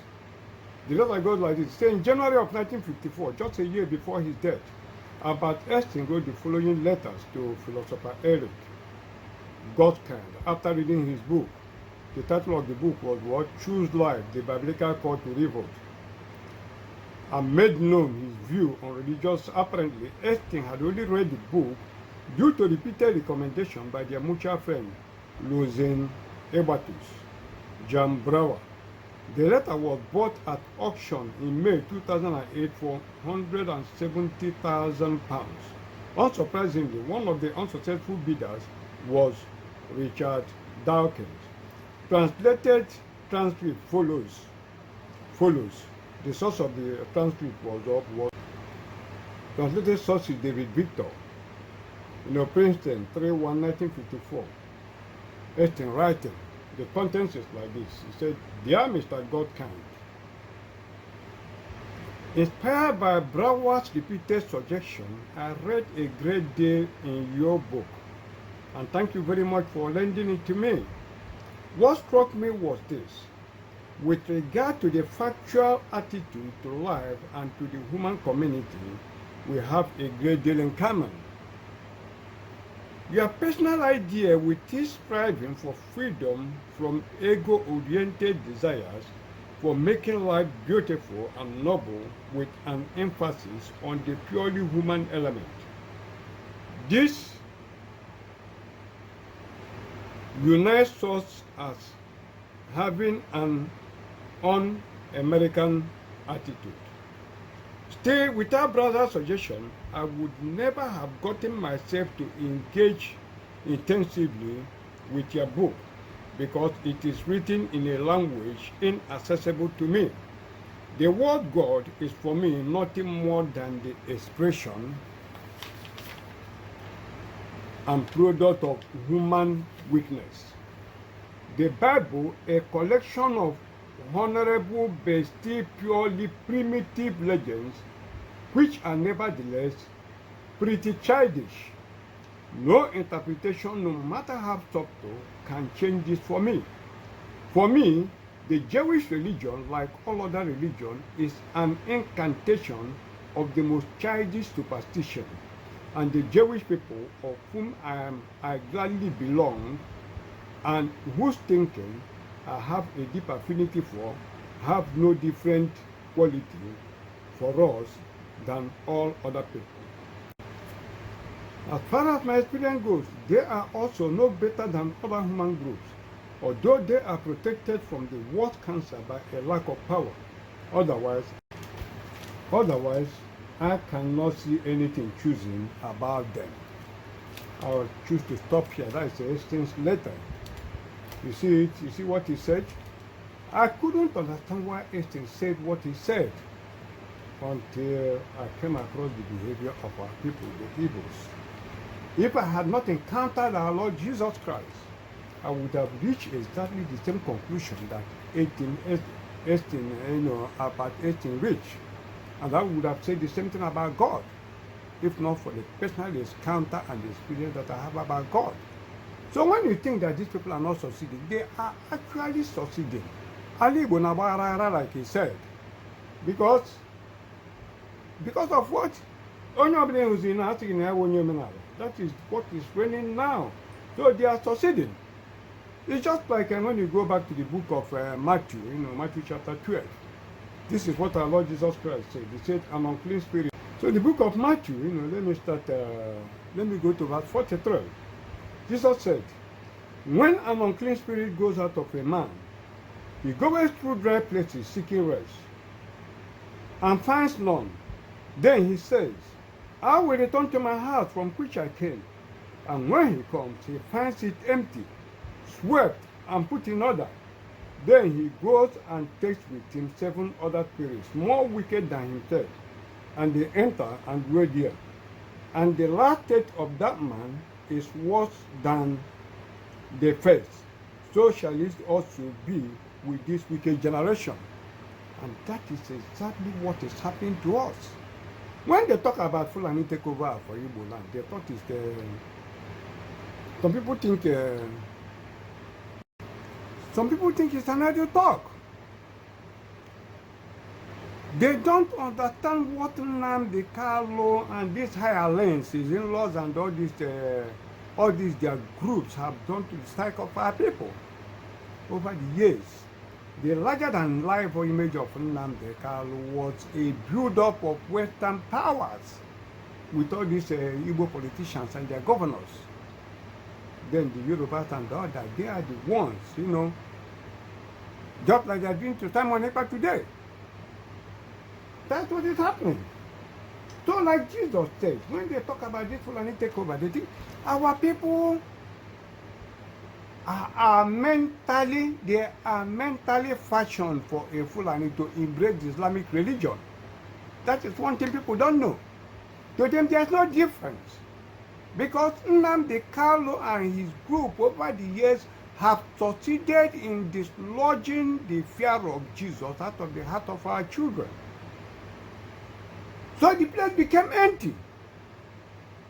So the unclean spirit, now seeing that the place is empty, went in and brought the Fulani and the Muslim powers, very strong, powerful spirit, to dominate the souls and spirit of our people. That is what is happening today. That is why the politicians, and our children are betraying us. They think it's a joke. Because already mentally, they already prepared for Islamic rule. They are already Muslims in their heart. Because their heart has been dominated by more powerful evil spirits, engineered by the evil son of Satan, the greatest Satanist. out of Igbo land, Nnamdi Kanu, and his Yahweh Jawi prophet of Baal. That is what is happening. That is exactly what is happening. And that takes us, to the Mankame Showdown, when they talk about Mankame Showdown and the prophets of Baal. The people don't know how it came about. You see the different gods of Baal, you are going to see how it came about. You have seen the Yahweh prophets telling you go to your different deities to go and swear. By the time 100 million people go to different shrines of 100 million gods, 1 million different gods, Agwishi and Madioha, like we said, is and wine, Mame Water, and many and others. You already have the research for the Mankame Showdown. That is how the Mankame Showdown came out. I'm telling you exactly. I'm showing you. I tell you that the Bible is repeating itself in the same exactitude to prove that Jesus is God. That it is the restoration of Biafra will lead people back to Jesus. So let's revisit the issue of the Mankame Showdown, because this is my vintage mission, religious preaching, and I'm doing it. So let's go to 1 Kings, chapter 18. Let me just run quickly and go to verse 17. Let me read quickly. He said, and it came to pass when Ahab saw Elijah, that Ahab said unto him, art thou he that troubleth Israel? And he answered, I have not troubled Israel, but thou and thy father's house, in that you have forsaken the commandments of the Lord, and thou hast followed Baalim. Now therefore send and gather to me all Israel unto Mount Carmel, and the prophets of Baal 450, and the prophets of the group 400, which eat at Jezebel's table. So Ahab sent unto all the children of Israel and gathered the prophets together unto Mount Carmel. And Elijah came unto all the people and said, how long are ye between two opinions? If the Lord be God, follow him, but if Baal, then follow him. And the people answered him not a word. Then said Elijah unto the people, even I only remaineth a prophet of the Lord, but Baal's prophets are 450 men. How many are there? One family, anywhere you go, there are millions. How many people are with me today in the go that I am going? How many bloggers, how many people in the internet are promoting Jesus? That is exactly what is happening. Look at it. How many are we? Go and look at the comments that follow me. Mockery of Jesus and all that. I'm showing you the clear picture of the Bible. You see? And so I have sent unto and gathered children of Israel and gathered the prophets together unto Mount Carmel. And Elijah came unto all the people and said, how long are you between two opinions? If the Lord be God, follow him, but if Baal, then follow him. And the people answered him not a word. Then said Elijah unto the people, even I only remained a prophet of the Lord, but Baal's prophets are 450 men. Let them therefore give us 2 bullocks, and let them choose 1 bullock for themselves, and cut it in pieces, and lay it on wood, and put no fire under, and I will graze the other bullock, and lay it on wood, and put no fire under.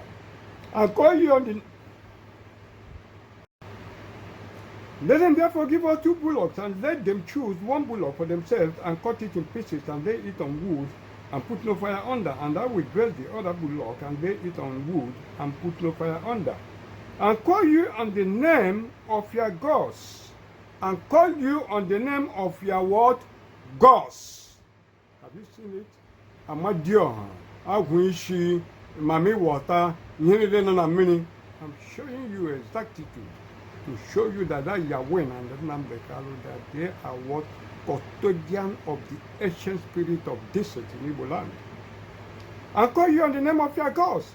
And I will call on the name of the Lord. Lord. Who is the Lord in the Bible? The Lord Jesus Christ. And I will call on the name of the Lord, and the God that answered by fire, let him be God. And all the people answered and said, it is well spoken. And Elijah said unto the prophets of Baal, choose you 1 bullock for yourself, and dress it first, for you are many, and call on the name of your gods, but put no fire under. And they took the bullock which was given them, and they dressed it, and called on the name of Baal from morning even until noon, saying, O Baal, hear us. but there was no voice, nor any that answered it, and they leaped upon the altar which was made. You have been calling on Chukwuka Biama, Elohim, and all sort of rubbish that you have been calling. And I told you, God has changed his name from Elohim to Jesus. You refuse to understand that. You have been calling since you have been calling. What has been happening unto you? Death, death, death, death, death. Until your leader is captured and he is there and he is not going to come out alive. I have said it as far as on the eve of the so-called Buhari visit to Imo State, on the broadcast made by, where is it? The broadcast made by the head of DOS, what is it, Chike Dozie, or whatever they call him, that tell them that they are going to, nobody is going to be out on that day or something like that. Go there, see my comment there. I told them that there is only Nnamdi Kanu is going to die at that place. Go and mark what I'm telling you. I told them that there are only 3 conditions that Nnamdi Kanu will come out from there. Either he come out as a vegetable. That is a completely useless, beset man that you cannot do anything with him. Or they release him, and immediately they release him, they assassinate him. Or he comes their death. Those are the 3 ways. Go and mark what I'm telling you. So it's not a joke. Anything I do, I give you background verification. I use my enemies to do what? To verify my, to validate whatever I said. Go to that chick, the same broadcast. You say it. You understand me? So what is it? And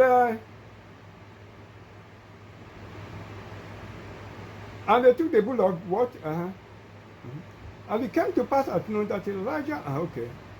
And they took the bullock which was given them, and they dressed it and called on the name of Baal from morning until evening until noon, saying, "O Baal, hear us."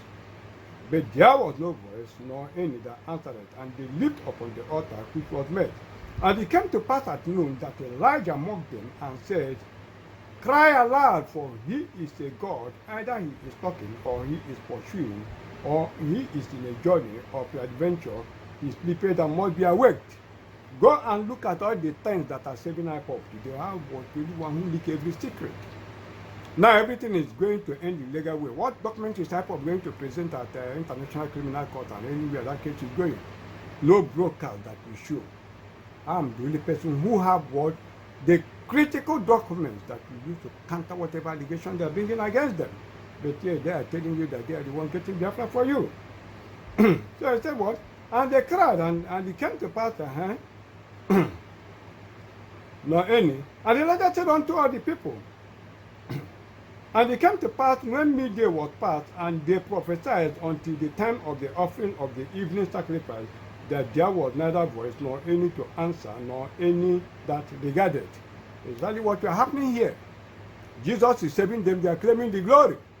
Anything Jesus does, they are claiming the glory. They say, "Chuko Kadiama, Chuko Kadiama." That is why it appears as if God is wicked. So when the massacre, God allows them to be massacred, they will say Jesus had no power. But they want to take the glory of God to do what? To give to their useless Chuko Kadiama. That is no God, that is Baal. That is exactly what is happening here. And that is why I'm the Elisha type of prophet. I don't mess up. When I treat you the way you need it. So that like that evil master prophet or what, I have closed his eyes forever. And this is a mark for you to know whether I'm a prophet or not. He is going into the subduction of the abyss to sleep forever and ever and never be awoken again till thy kingdom come till forever and ever. That's mark what I'm telling you. And Elijah took 12 and the what? And Elijah said unto all the people, "Come near unto me." And all the people came near unto him, and he repaired the altar of the Lord that was broken down. And Elijah took 12 stones, according to the number of the tribe of the sons of Jacob, unto whom the word of the Lord came, saying, "Israel shall be your name." I am going to repeat this in the next edition of what? The spirit of our ancestors, to show you what the 12 tribes of Israel is. That is what Elijah did here. That is why Jesus said, God told them that what? In the last day, I am going to send what? Another Elijah. I am that Elijah. I'm back. That will do what? Send down fire. That will call down fire from heaven. You understand me? I will do it, and you are going to say it. And with the stones he built an altar in the name of the Lord, and he made a trench about the altar as great as would contain 2 measures of seed. It is on this altar that Biafra will be restored, and you are going to see it. I give you the solution to Biafra.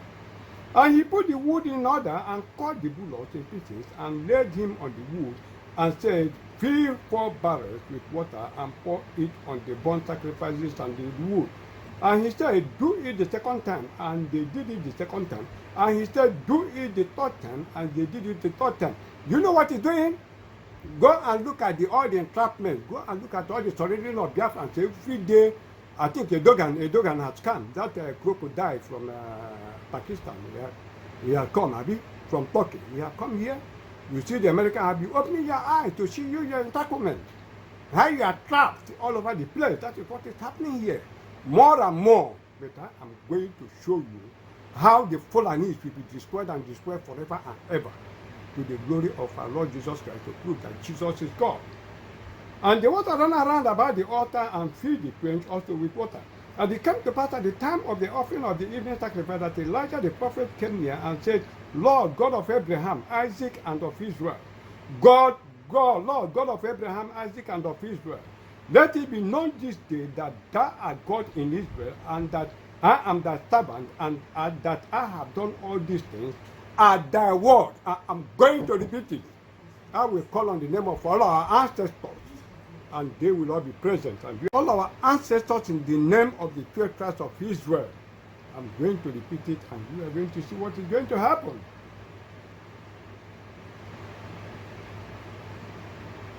Hear me, O Lord. Hear me, that these people may know that thou art the Lord God, and that thou hast turned their heart back again.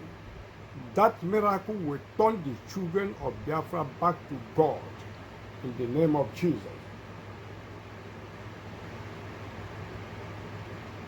Then what? Then the fire of the Lord fell and consumed the burnt sacrifices and the wood and the stones and the dust, and licked up the waters that was in the trench. And when all the people saw it, they fell on their faces, and they said, the Lord, he is the God. The Lord, he is the God. The Lord, he is the God. Go back to the book of Revelation, written by our brother John. You say what? The salutation. John to the 7 churches which are in Asia. Grace be unto you, the peace from him which is, and which was, and which is to come, and from the 7 spirits which are before his throne. Who is that? And from Jesus Christ, who is the word, faithful witness, and the first begotten of the dead. Who is what? Who was, who is, and who is to come.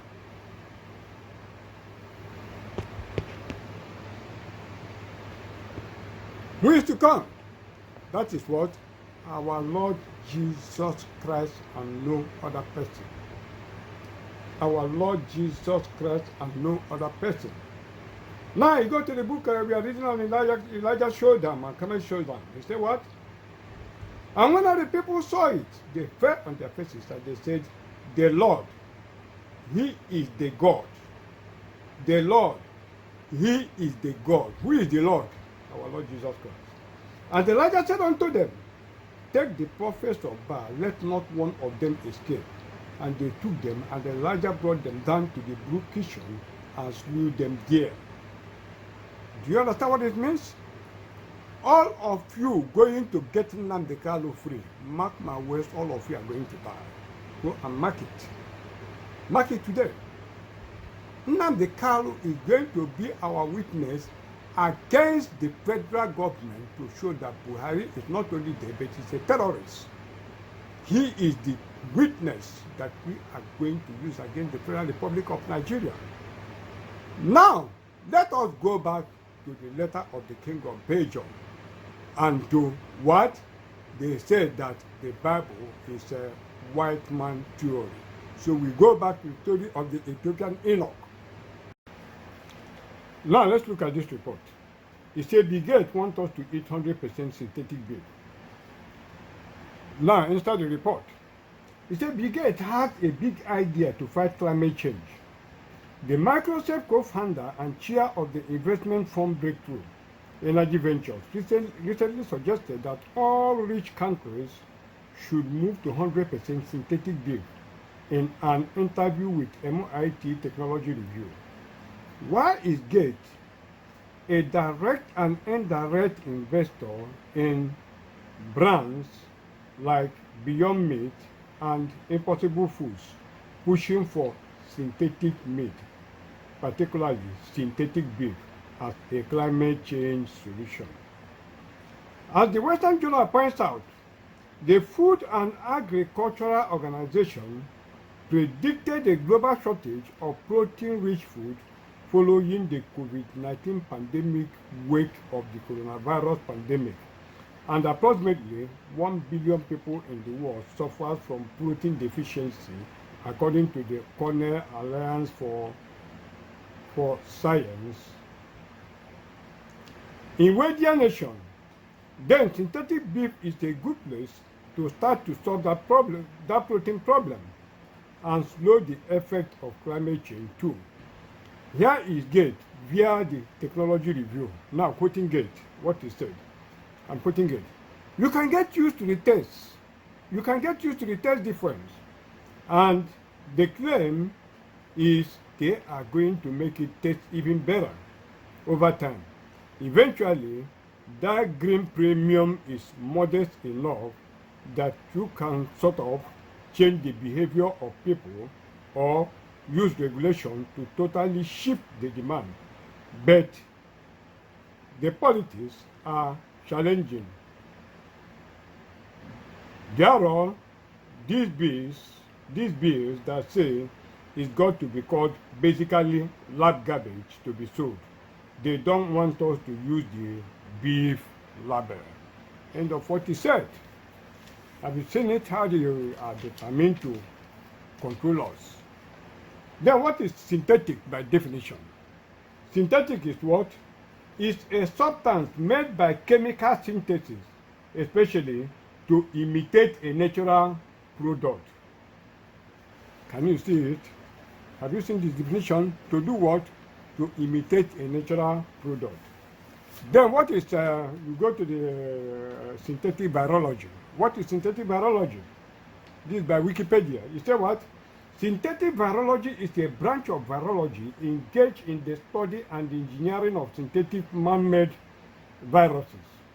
It is a multidisciplinary research field at the intersection of virology, synthetic biology, computational biology, and DNA nanotechnology, from which it borrows and integrates its concepts and methodologies. Have you seen what they did at that Wuhan Institute of Virology? Have you seen it? That is exactly what happened.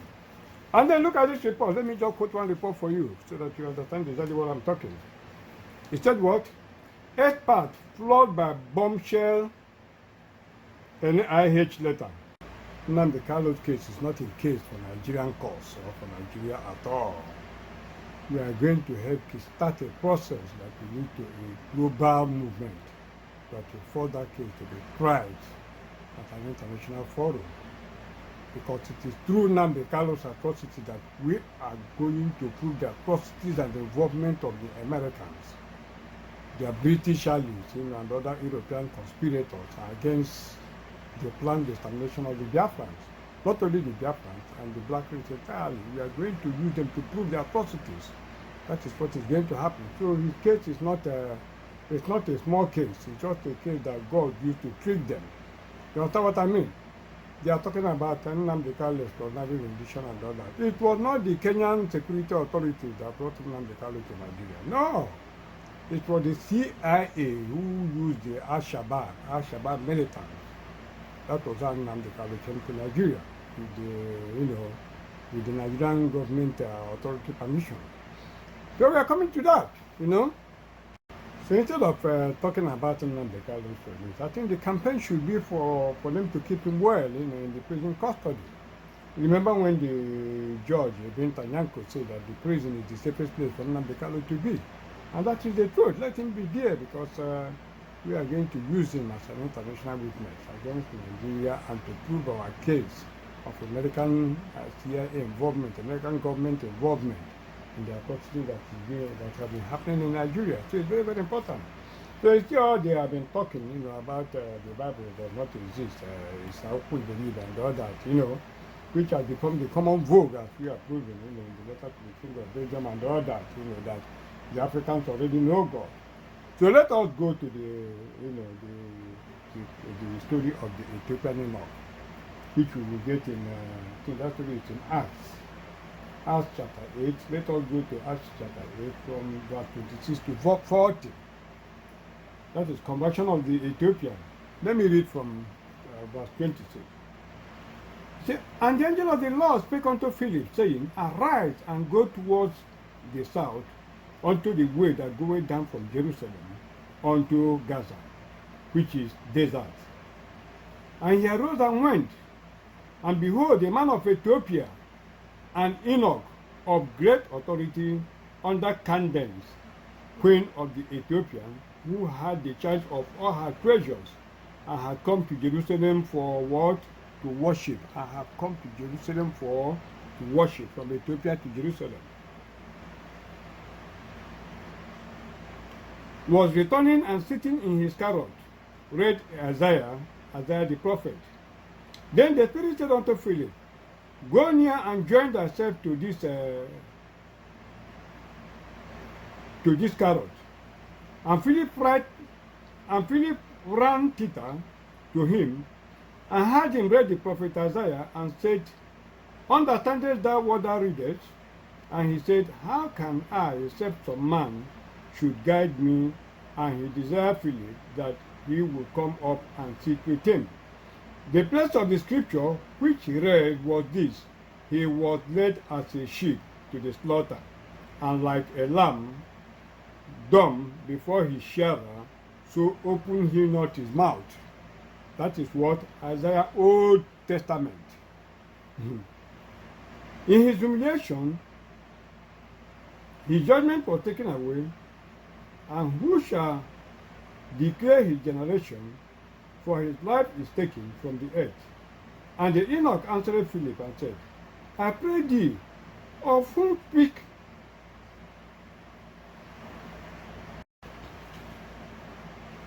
I pray thee, of whom speaketh the prophet this?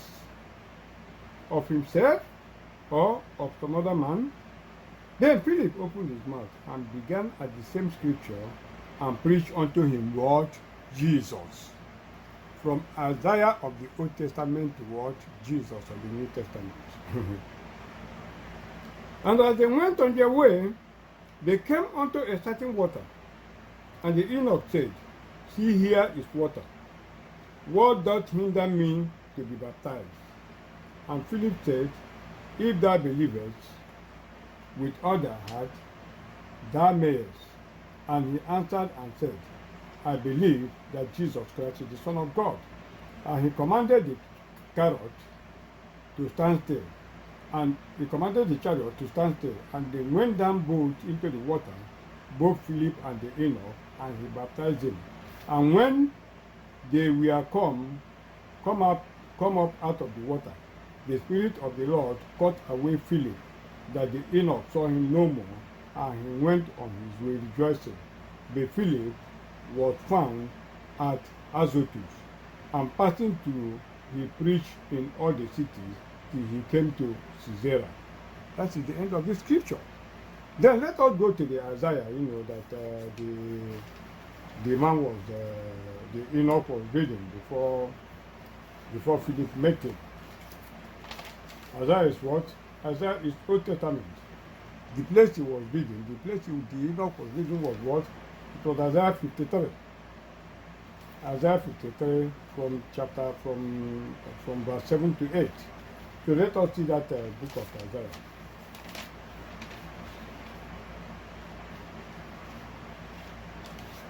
Let me just start from 1 and stop at that 8. You say what?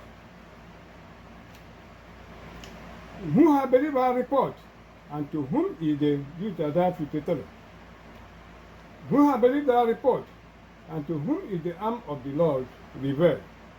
For he shall grow up before him, as a tender plant, and as a root out of a dry ground.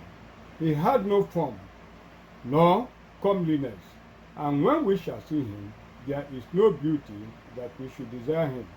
He is despised and rejected of men, a man of sorrow, and acquainted with grief, and we hide, as it were, our faces from him. He was despised, and we esteemed him not. Surely he had borne out our grief and carried our sorrows. Yet we did esteem him stricken, smitten of God, and afflicted. This is Jesus.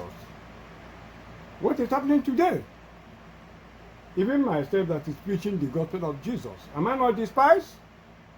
Is there any desire of me? There's nothing like that. Surely he had borne our grief and carried our sorrows, yet we did esteem him stricken, smitten of God, and afflicted. But he was wounded for our transgression, he was bruised for our iniquity. The chastisement of our peace was upon him, and with his stripes we are healed. All we, like sheep, have gone astray. We have turned everyone to his own way, and the Lord hath laid on him the iniquity of us. The next place is where the Ethiopian eunuch was reading. And he was oppressed, and he was afflicted, yet he opened not his mouth. He is brought as a lamb to the slaughter, and as a sheep before her shearer is dumb, so he openeth not his mouth. He was taken from prison and from judgment, and who shall declare his generation? For he was cut off out of the land of the living, for the transgression of my people was. For he was cut off out of the land of the living, for the transgression of my people was he stricken. And he made his grave with the wicked and with the rich in his death, because he had done no violence, and he had done no violence, neither was any deceit in his mouth. So this was what? This was Isaiah of the Old Testament, talking about, you have to know that the eunuch was what? The eunuch had been to Jerusalem to worship and was returning home. Sitting in his carrot, he was reading the book of Isaiah. When what? When Philip came and met him. The eunuch was what? The eunuch was an African man. So when they are telling you that the Bible is written by the white man and all that and all that and all, it's not so. The Africans already, we know both the Old Testament and the New Testament. We already know Jesus. Look at it. Philip told the Ethiopian eunuch about Jesus. Isaiah spoke about Jesus. So he was already coming from Jerusalem. And that is what? And that is the Old Testament. So when you see them talking all this, they are rubbish of Bible, how we believe, and all that it never existed, that it was the white men that brought the religion to Africa. They helped expanded it. That is what they did, as they were moved by the Spirit of God. That was exactly what happened. So let us go to where we start from the book of the letter of the King of Belgium that we are reading. So back to the letter of the King of Belgium. He said, your essential role is to facilitate the task of administrators and industrials, which means you will go to interpret the gospel in the way it will be the best to protect your interests in that part of the world. For these things, you have to keep watch on disinteresting our savages from the richness that is plenty in their underground, to avoid that they got interested in it and make you murderous competition and dream one day to overthrow you. That is exactly where we are today. You understand me? I will stop here with the letter of the King of Belgium. I can't go on to read the letter, but I've read it just to give you a background that the confession of Mr. Rudolph from Germany was very honest when he said, that the whites seek to, that the intention was to seek to control the black race. That's exactly what happened. That is why I read some of these things for you. You understand me? Look at it. I told you that their primary aim in the COVID that they are doing is what they are programming us. They want us to be what they want us to be, and to eat what they want us to eat.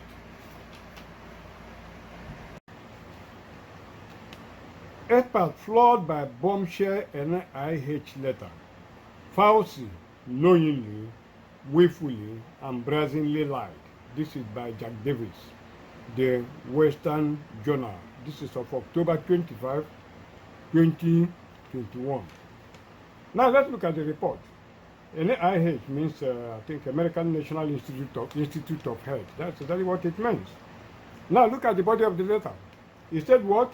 In quote, an admission by the National Institute of Health that it funded what amounted to gain of function research in China undercuts assertion from Dr. Anthony Fauci and others that the federally funded agency did no such thing, according to one expert. Such research is controversial because it allows virus that exists in nature to be manipulated in a lab to make it stronger, even more deadly.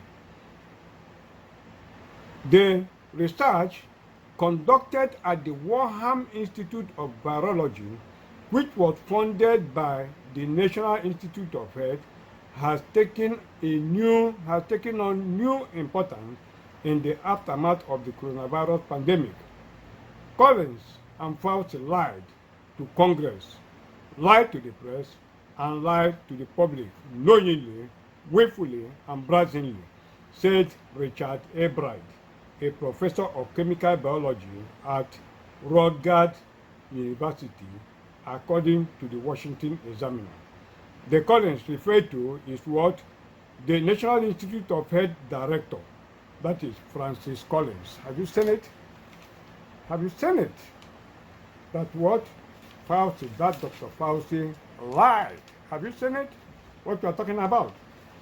He said NIH contradicts Fauci, admits funding gain of function research at Whatapp Lab. This is Breitbart.com of October 21, 2021. October 21, 2021. Now the report. He said after over a year of denials from the agency's leadership, National Institute of Health Principal Deputy Director Lawrence Tabak admitted last week that the agency funded gain of functions experiment on bat coronaviruses in China. Tabak said that its grantee, EcoHealth Alliance, notified the NIH in August that it conducted the gain of function experiment with the Whatapp Institute of Virology in China between June 2018 and May 2019. I told you it was the Americans through SARS that invented this, particular pandemic. China only modified the SARS, and China was not even able to do it. The same people that created the SARS, have you seen it? Fauci and co. Those were the people that did what? Through synthetic manipulations and all that, man-made viruses, they made it stronger and all that. That was how the coronavirus came about. Have you seen it? That's exactly what happened. These negative forces led by the Democratic Party, all this global tentacle of the Antichrist. What people don't know, when they come, they say they are fighting for Biafra. They don't know how deep the Biafra. They don't even know where the tough, where this battle is being fought. They don't know that these people plan to assassinate Buhari during his last visit in Imo State. They didn't know that. Their plan was to assassinate Buhari, assassinate Rocha Sokorocha, assassinate the Imo State governor, Hope Uzodinma, Ojus Okalo, just finish all of them. By assassinating them, they will say that in retaliation, Boko Haram have gone to kill Nnamdi Kanu in prison. That was how they planned to end their jihad, start their jihad at that particular time. That was exactly what happened. They didn't know. That part 15 that that was published was the thing that stopped them. That part 15 was supposed to have been published, a long time, weeks even before it was published. But due to delays and all that, it wasn't. for the first time, I had very serious talks with Chinedu. It was a very big problem between myself and him in terms of, as regard to the publication of that thing. I have to force him. I said, my friend, you must have to publish this time. He said it's not possible. I said, you have to publish it immediately, because if you don't publish this thing and Buhari goes to Imo State, then there will be no need, because they will assassinate him there. So you must make sure that this thing is published before Buhari travels. Eventually, it was published a day, I think it was on the 8th, that thing was published. At 15. Go and check it. That was what stopped them. Because I told you that as soon as you see them, that they move, that their jihad will commence in mid-September. That once those tanks move from Bauchi down to our place, that their jihad will commence. And the trigger for that jihad was, how come you have a neck in the hole, and a hole in the neck that sometimes the color have been shouting. That was the signal that to start that particular thing. And I told you that they are going to kill Buhari, and that part 14, that when they kill him, you know, when they kill him, and I suppose that it is the Americans that are going to do it. So that exposure was exactly what happened, what stopped them. Go at the BVI publisher, you know, the type of puzzle I had with him, the type of quarrel. For the first time, you know, we had a very serious heated argument. You understand me? Before he could be able to publish that. I will take you step by step to show you exactly how they planned it. You know, how they planned it. Hole in the neck is what? It is the tunnel that Buhari wants to go and commission, you know, in Imo State. What project did Buhari commission? I will show you the project that Buhari went to Imo State to commission. And you will understand exactly what happened. The hole in the neck is what? Remember Gaddafi? Where was he caught? He was caught in a tunnel. That was exactly what happened. Because to be a good military man, you have to have a very big understanding of history. Because all these whole, you know, military tactics, they are coded in what? They are coded in history. That's exactly how they do what they do. So I'm going to show you exactly how it was done, how they actually did it. Because they want to end the issue of Pope, Uzodinma, and the other. Because time is no longer on their side. We are checkmating them. Like right now, they have entered into the final, they have changed the tactics. Now is what? Now is their final jihad. That we are still what? That we are still checkmating them by the revelation that we are making here. That's exactly what happened. So when that expose was done, because they never expected to see Buhari at the United Nations, so the United Nations was forced to admit an impostor into their gathering. That's exactly what is happening today. That was why they allowed Buhari to go to what? To go to New York and attend that particular United Nations station. So when you are talking about Nigerian case, it is not a local case. A lot of international things have to come in.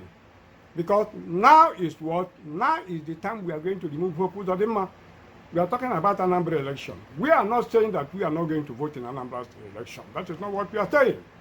We are going to vote, but before we vote, we have to correct the anomaly that happened in Imo State.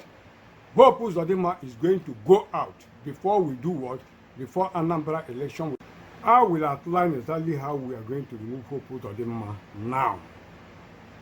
I will outline exactly how we are going to remove Hope Uzodinma, and I will outline and tell you exactly how they have planned to rig the Anambra election.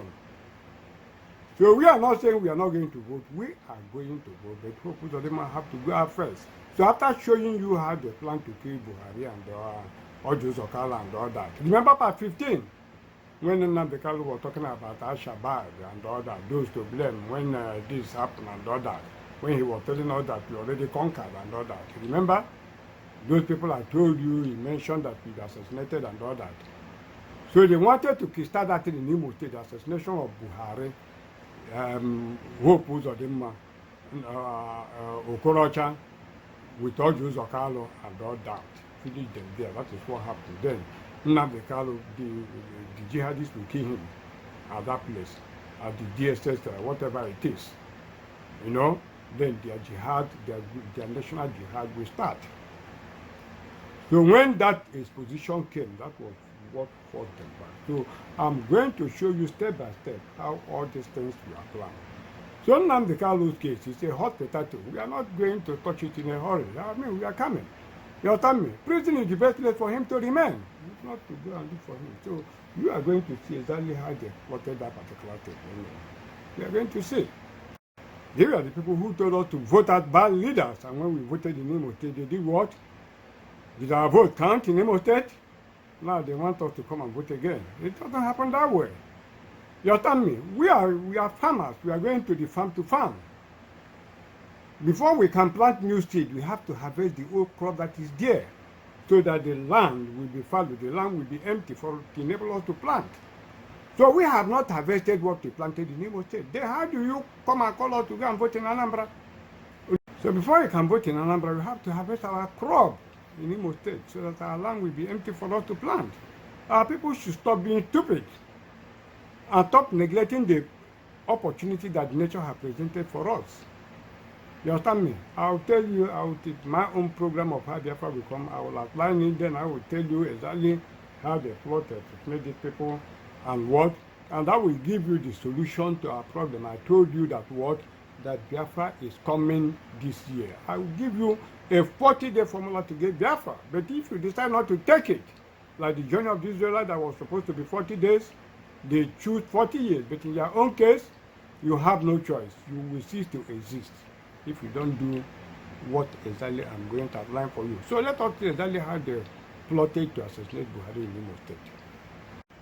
You know, we always hear Nnamdi Kanu shouting Buhari here, Buhari knows, Buhari this, you know. But the most prominent one, you know, before he was caught was the hole in his neck. You know, people don't understand exactly what that means. For emphasis, let us still go back to the decode of his speech. We are decoding in part 15, which I said will continue in part 18. That was his speech of 16th of May 2021 broadcast. Let us go through it, you know, and let me show you something I want you to hear. What people don't know is that everything they planned about the jihad, they had using Nnamdi Kanu's broadcast to record everything. So the one that is remaining now is they are disseminating the information branches by branches through Simon Ekpa and Shegumi. Then they have developed a lot of channels through which they are passing their signal. That is exactly what people don't know. So just listen. Here's Nnamdi Kanu. Question. Mr. President, how did you develop this hole in your neck? If you go to Guardian newspaper archives, if you go to Punch newspaper archives, if you go to all they have it. You can see a man with a hole in his neck. You know, when I ponder all these things, I keep, when I pray, I keep asking God, were black people in your plans when you were making man? Or did something go wrong somewhere? Somebody that did not have a hole in his neck yesterday, all of a sudden one morning, developed a hole in his neck. And the people that claim they are his citizens or whatever cannot even ask, what is this hole doing on you? Did you have any surgery, or were you breathing from your neck and they failed to close it? And these are people that want good roads and electricity and good governance.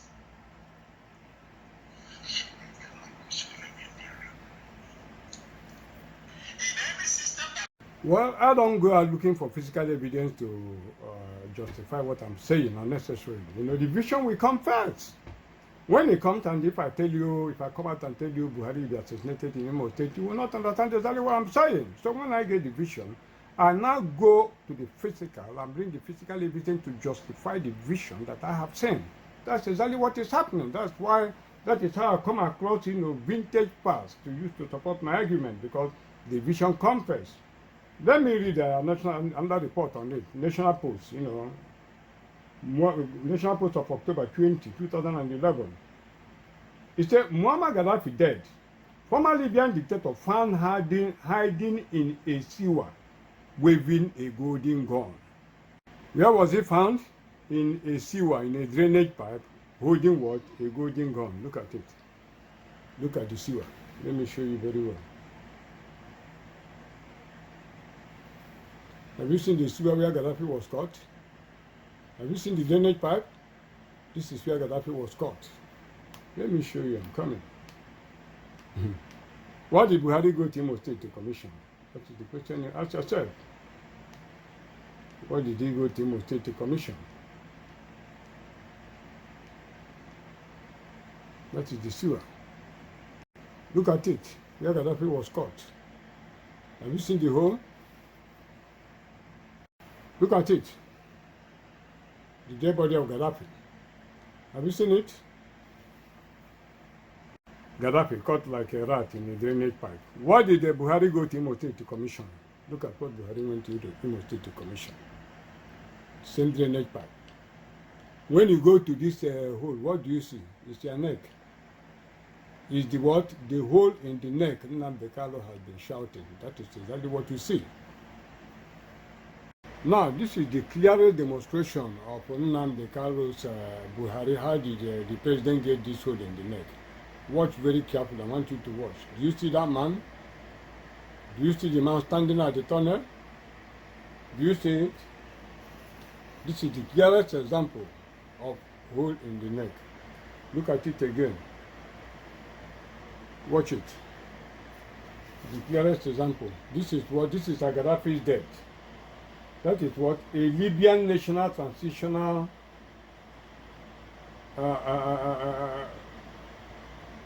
army, fighter, stands outside drainage pipe where ousted Libyan leader Muammar Gaddafi was captured, as the body of a loyalist lies on the ground in the coastal Libyan city of Sirte on October 20, 2011. Have you seen it? This is the clearest demonstration of Buhari's how come the president have a hole in his neck. Hole in his neck. Buhari, how did you have a hole in your neck? Do you know what it means? It means kill Buhari at the commissioning of the drainage in Imo. That is literally what it means. Look at some soldiers that were killed here when Gaddafi was slaughtered. Look at it. I'll show you another picture. This is the picture of Gaddafi. You see it's another picture of Gaddafi, by Libyans who were taking his picture, after his death. So this particular one is the clearest example of hole in the neck. Look at it. Have you seen it? Immediately the man put his head out. Do you see it? His neck is on the hole. That is hole in the neck. That was how they wanted to assassinate Buhari in Imo State. The people that to assassinate him are already in that tunnel. It was that expose that made that aborted that plan. It was on that tunnel that Buhari would have been assassinated in Imo State. That's exactly what happened. That's exactly what happened. Look at it. Let's look at some of the reports. Before then, what did Buhari said? He accused IPOP of doing what? Of stockpiling arms. Remember, he said President IPOP members stockpiling bombs. Yet, Amnesty defending them. This is the cable of September 1, 2021. Before this thing happened, he accused IPOP of stockpiling sophisticated weapons. Let's look briefly at part of the report. He said the president says it will ignore Amnesty's request to probe missing members of the proscribed indigenous people of Biafra, IPOP, and NSAS protectors. Amnesty has said at least 200 members of IPOB and NSAS protesters and former militants from Niger Delta have been subjected to unresolved enforced disappearances. Responding, Garba Shehu, presidential spokesman, described the allegation as mere rants and accused the human rights organization of taking sides with terrorists. Shehu alleged that IPOP has amassed a substantial stockpile. Are you hearing the report? IPOP has amassed a substantial stockpile of weapons and bombs across the country. Speaking the language of universal human rights, Amnesty International deploys it only in defense, even outright promotion of those that violently oppose the federal government of Nigeria, the statement reads. Parroting the line of Nnamdi Kanu and IPOP, a proscribed terror organization, they work to legitimize its cause to Western audiences. This put them in bad company. Controversial American lobbyists are paid hundreds of thousands of dollars annually to do the same laundering IPOB's reputation in Washington, D.C. They are not paying anybody any dime. All these things you see, lobbyists being paid and all that. These are their sponsors, American CIA and all that, throwing in little money here and there to show as if IPOB is doing something when they are not doing anything. They only buying time so that the federal government will continue to slaughter our people. So I'm coming to that. Let me just conclude the report. Still quoting him. He said, IPOB modern Nigerian citizens, they killed police officers and military personnel and set government properties on fire. Now, they have amassed a substantial stockpile of weapons and bombs across the country.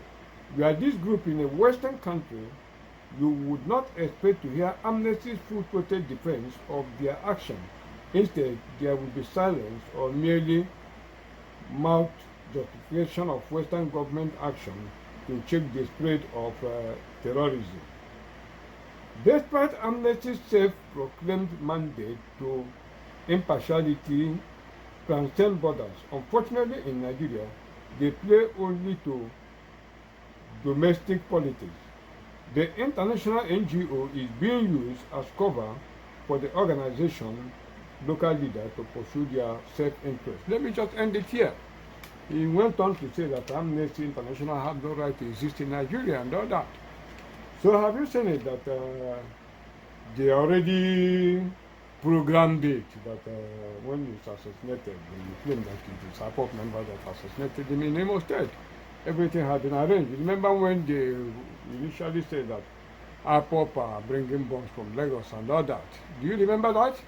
Now look at the commissioning. He said President Buhari commissions 2 billion tunnel amidst tight security. This is Tribune of September 9, 2021.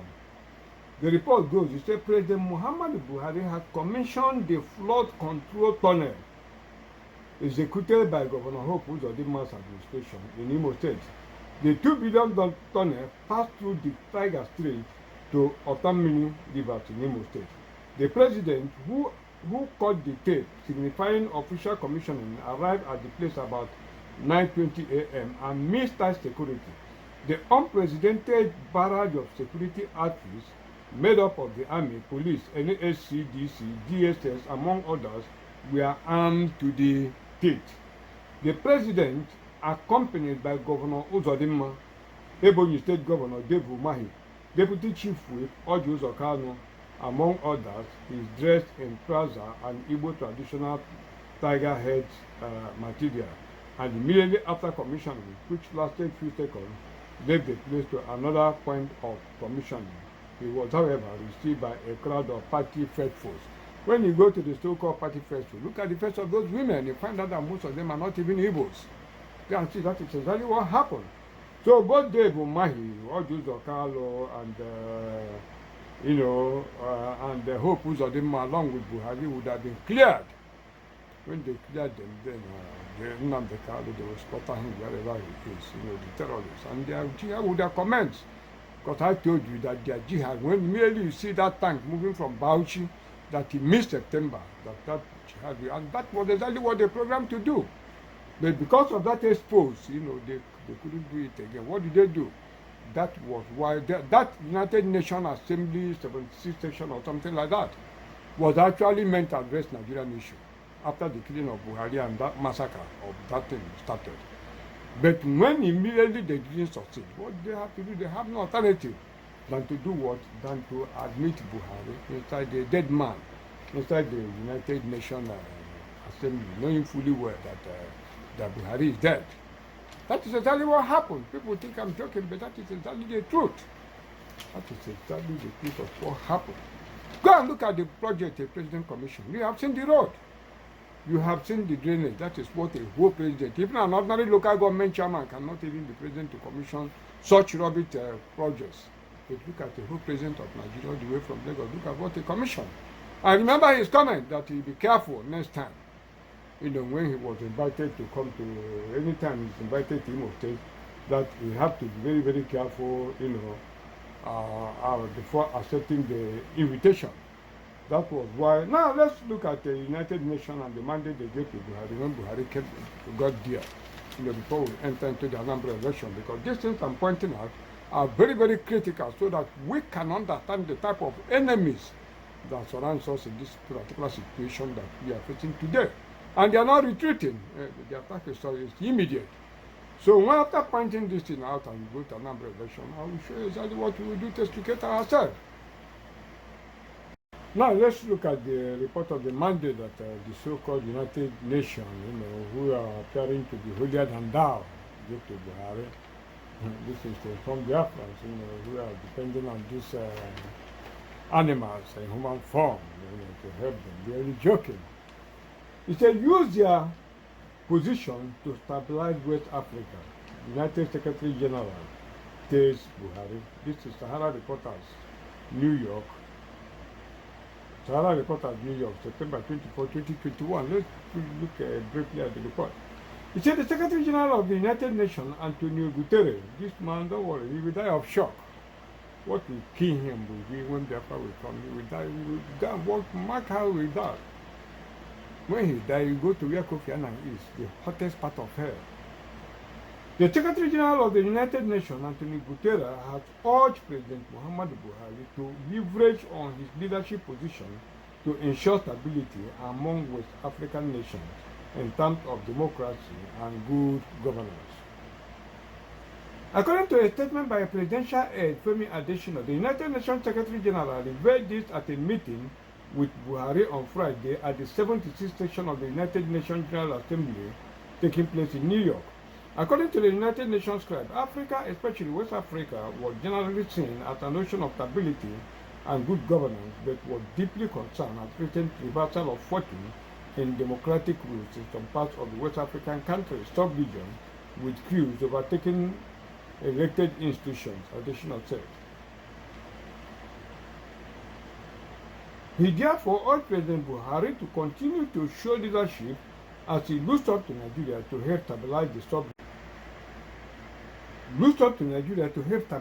sub-region in terms of democracy and good governance. Look at Buhari, he's the one that will stabilize democracy and good governance. On terrorism, the Secretary General commended the effort of Nigeria on the global phenomenon, assuring the Nigerian leader of the United Nations continued support in her effort to address the prevailing security and humanitarian challenges that have arisen, especially with the internally displaced person. He also commended Nigeria's effort on climate change, expressed willingness of the world body to cooperate with the country in this regard. President Buhari applauded Mr. Guterres for his global leadership and the success of the 76th section.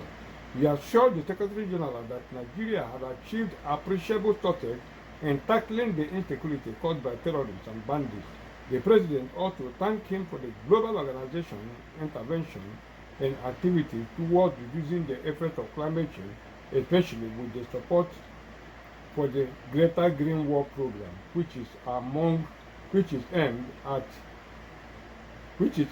arresting desertification across the Sahel, as well as the campaign against deforestation in Nigeria. I will stop here. You know what they told him?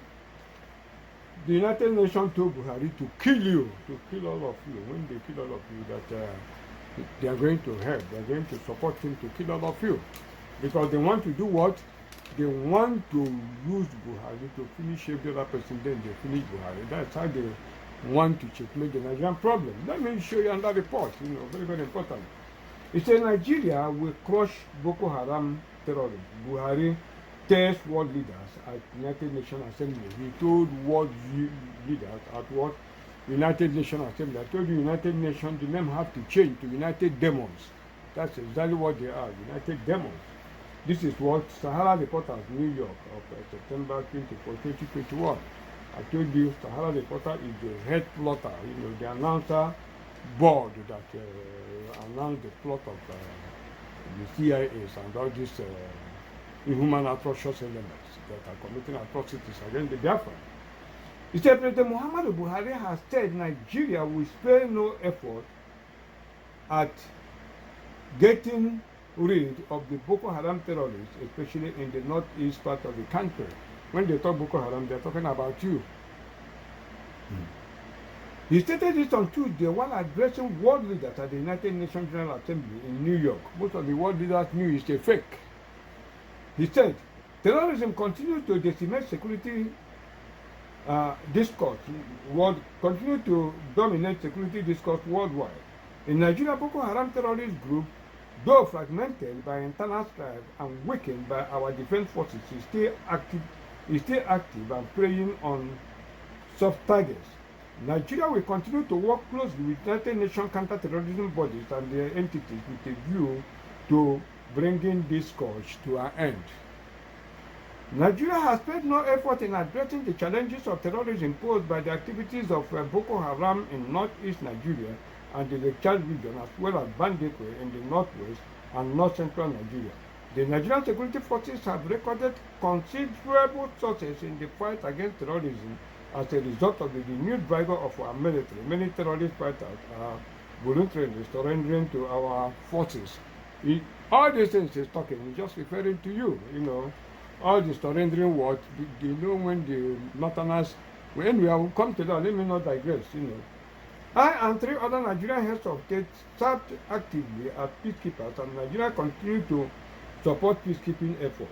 We know the sacrifices involved. We also know how important peacekeeping is for those in vulnerable situations. Nigeria will continue to play its part fully in supporting United Nations peacekeeping operations within Africa and beyond. That is end of quote of what he said. Continue with the report. He said this is coming a few days after the insurgents killed over 25 soldiers who were on patrol in Mongono area of Borno State. You know how many they have killed? Soldiers. But yet they are moving all the whole terrorist Boko Haram soldiers from there to the southeast. That is what they are doing. Boko Haram and its offshoot, Islamic State West Africa province, have killed thousands and displaced millions in northeastern Nigeria. The Nigerian military has repeatedly claimed that the insurgents have been largely defeated and frequently underplaced any losses. In the past month, soldiers have been targeted by the insurgents. Over 300 soldiers. Over 300 soldiers and officers have been reportedly killed since January 2021. This is the one that they know. At least 33 soldiers were killed early in the year when 2 vehicles loaded with explosives rammed into a military convoy in Wogo. You see, so, okay. The suicide bomber were identified as Abubakar Siddiq and Bana Tondula. The group also claimed 4 military vehicles were destroyed. In February, about 20 soldiers were also killed in Malari, Borno State by insurgents. Sahara reporters gathered that the soldiers were on patrol to clear some Boko Haram elements in the area following a credible intelligence when they were ambushed by the group. In spite of all these things that are happening, they say that Boko Haram are surrendering en masse. This time it is in hundreds of thousands, 13,000, 20,000 and all that. And yet, instead of concentrating the military armaments there, they are moving it all to the southeast. You don't know what is happening. I will come to that. What actually is happening? I told you about Western powers plot to take over Africa, starting from Biafra. That's what exactly is happening. I told you in the last edition, even before the collapse of Afghanistan came, that the Americans, these major powers, that Trump entered into agreement with Afghanistan, which Biden continued to do what? To use them, that type of Boko Haram style, to do what? To take over Africa. That is exactly what is happening.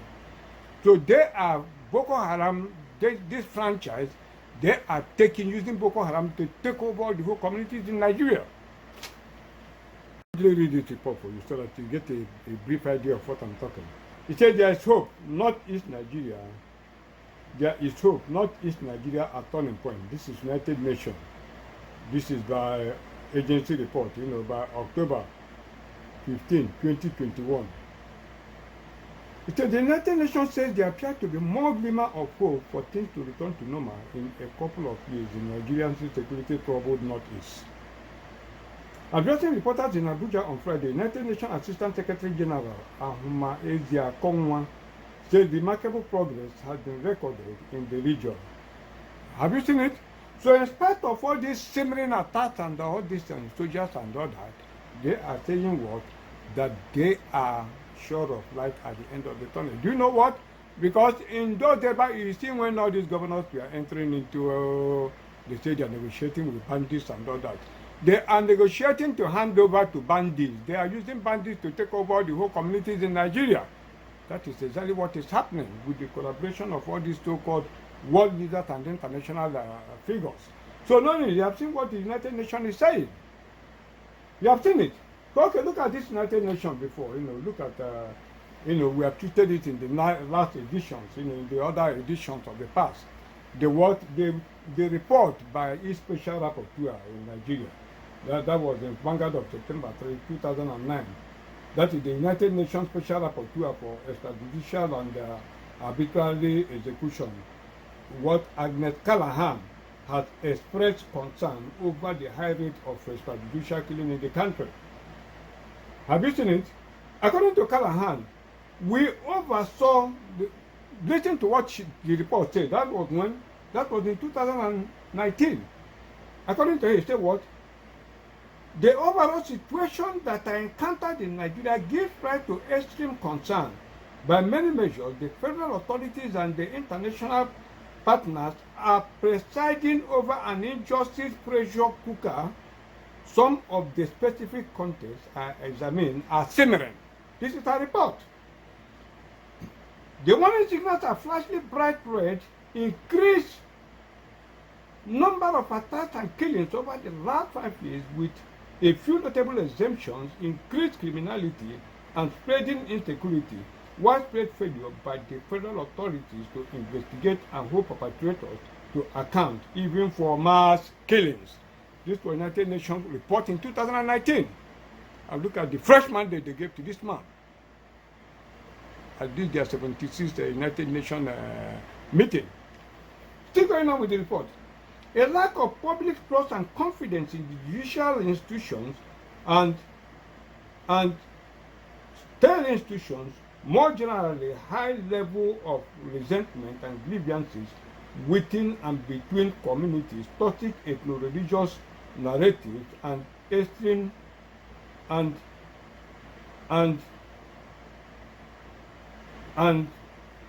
extremist ideologies characterized by dehumanization of the others and denial of the legitimacy of the others, claims of generalized breakdown of the rule of law with particular acute consequences for the most vulnerable and impoverished populations of Nigeria. Can you understand? Do you understand what she's saying? Look at it. Let me just jump and read another aspect of the report, without wasting time, because there are lots of things to discuss. It said, however, she continued in her report, however, in many others, the security response appears to have only added new grievances and fostered further distrust without either curbing insecurity or better protecting the local population, particularly those living in the isolated areas. This includes the conflict of the Middle Belt, for instance. In yet other ethno-political systems of violence, the security response is dangerously quasi-prospective with individual communities and associations actively targeted for what they may have done decades ago or for what they may do or may become, rather than for what they are doing or have done. Example, members of the IMON, IPOB. Have you seen it? Going down, it says, the United Nations envoy suggested that the government and the international community needed to prioritize the situation in the Nigeria, adding that arbitrary killings could not be condoned. There must be, quoting her, there must be a real plan in case of the police killing. Also, the conflict in the Middle Belt and Fulani farmers conflict, it must be prioritized as fast as possible because it is spreading fast. We need a solution to that. We call upon all the Nigerian government to look for a shorter, immediate humanitarian solution. Displaced persons and farmers are living in tears. Lack of investigation into police killings and lack of attack and lack of access to justice are worrisome. End of quote, she added. Now look at it. When was it? That was in 2019. You know, you see in 2019, see the intensity of the report? Did the United Nations do anything? You know what? They prepared this report so that after the massacre, they come out. After the massacre, they now bring it out. Bring it out and start implementing it when they have finished exactly what they have planned to do against the Biafras. Since 2019, but we have been checkmating them, you know, each onslaught they plot, we overthrow it, we reveal it. Then they do what? They replan. That is what has been happening. We have been bringing it up to this particular place we are now, on this their final clearance operation that they have mounted. That's exactly what is happening, and they are still repeating the same thing. Look at the similar report that the woman delivered since 2019. Did they act on it? Then compare it with the, you know, with the new mandate that they gave to Buhari. That was the man they wrote the report was against. But look at it. Look at how they say they are cooperating with him. You know, let me just give you another recent report. You know, a reenactment of what they did before, that our people don't know. They say, Kano, United Nations tackles Nigeria, Kenya over alleged torture. This is Vanguard of October 27, 2021. Let me read a brief of the report. It said the United Nations, UN, I will call them the United Demons, has issued urgent appeals, urgent, like the one of the rapporteur. Urgent appeal to both the Nigeria and Kenya government demanding immediate stoppage of any torture or violation of rights committed against the detained leader of the indigenous people of Biafra, IPOB, Nnamdi Kanu. United Nations also warned of serious consequences if the allegation of torture and violation of fundamental human rights against the IPOB leader were confirmed. This came as the IPOB yesterday told the federal government of Nigeria that the alleged illegal rendition of its leader, Nnamdi Kanu, will not weaken the group, but will rather destroy Nigeria. IPOB disclosed this in reply to the statement credited to the Senior Special Assistant Media to President Muhammadu Buhari, Malam Garba Shehu, that conviction of Nnamdi Kanu will lead to the end of IPOB agitation, which means he has already been prejudged. Nigerians have prejudged him. Garba Shehu have already prejudged him and said his conviction will lead to the end of IPOB. So he have already been tried. He said the United Nations intervention followed the petition to the United Nations by Kanu's brother, Kanunta Kanu, and his special counsel, Mr. Aloy Jimako. UN's urgent appeal to Nigeria and Kenya, according to a statement by Kanunta, have been transmitted to both countries since August 26 and the acknowledgement received from the Nigerian Permanent Mission to the United Nations in New York on September 17. All this one is rubbish. Why? Because they have plotted their final onslaught against the Biafrans. So they are just putting this. So that after the massacre now, they will bring it as if they are expressing sorrow. They are not expressing any sorrow. They know of the impending massacre of Biafran that is coming. I told you Nnamdi Kanu is going to die in that detention. You are going to see what is going to happen. United Nations, United Demons are aware of it. I will reveal what they have planned. By right, is that the case of Nigeria? The so-called extraordinary rendition of criminal Nnamdi Kanu is not a case for any Nigerian court to trial. It's not a case for any of them to trial. The so-called extraordinary rendition is an arrangement between Nnamdi Kanu himself, the CIA agencies working for, the British government, the Nigerian government, with his brother Kalunta, with, where is it, Madam Bridget Okafo, Nelly, the one they call Rita Eze, and all this group, all this American, the group of Americans, you know, they are the people, they plotted it. You understand me? But somehow it backfired on them. That was exactly what happened. I was listening to his lawyer or something like that. The other one, lawyer Jimoko or something like that. He said he have a document that placed Nnamdi Kanu, in Kenya before 14th of May, 2021. That is what he said. But from my own investigation, Nnamdi Kanu has been living in that apartment in Kenya since 2020. That was exactly what happened. And that was what that criminal like Mohammed was referring to, that is cruising in private jet and all that. From Kenya, he goes in private jet to most of the places he's going. That's what happens.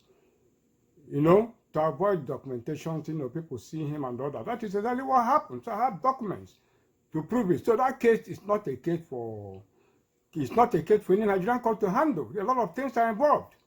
I told you that it was not the Interpol that they used. They used, it was American CIA that arranged it. It was Al-Shabaab.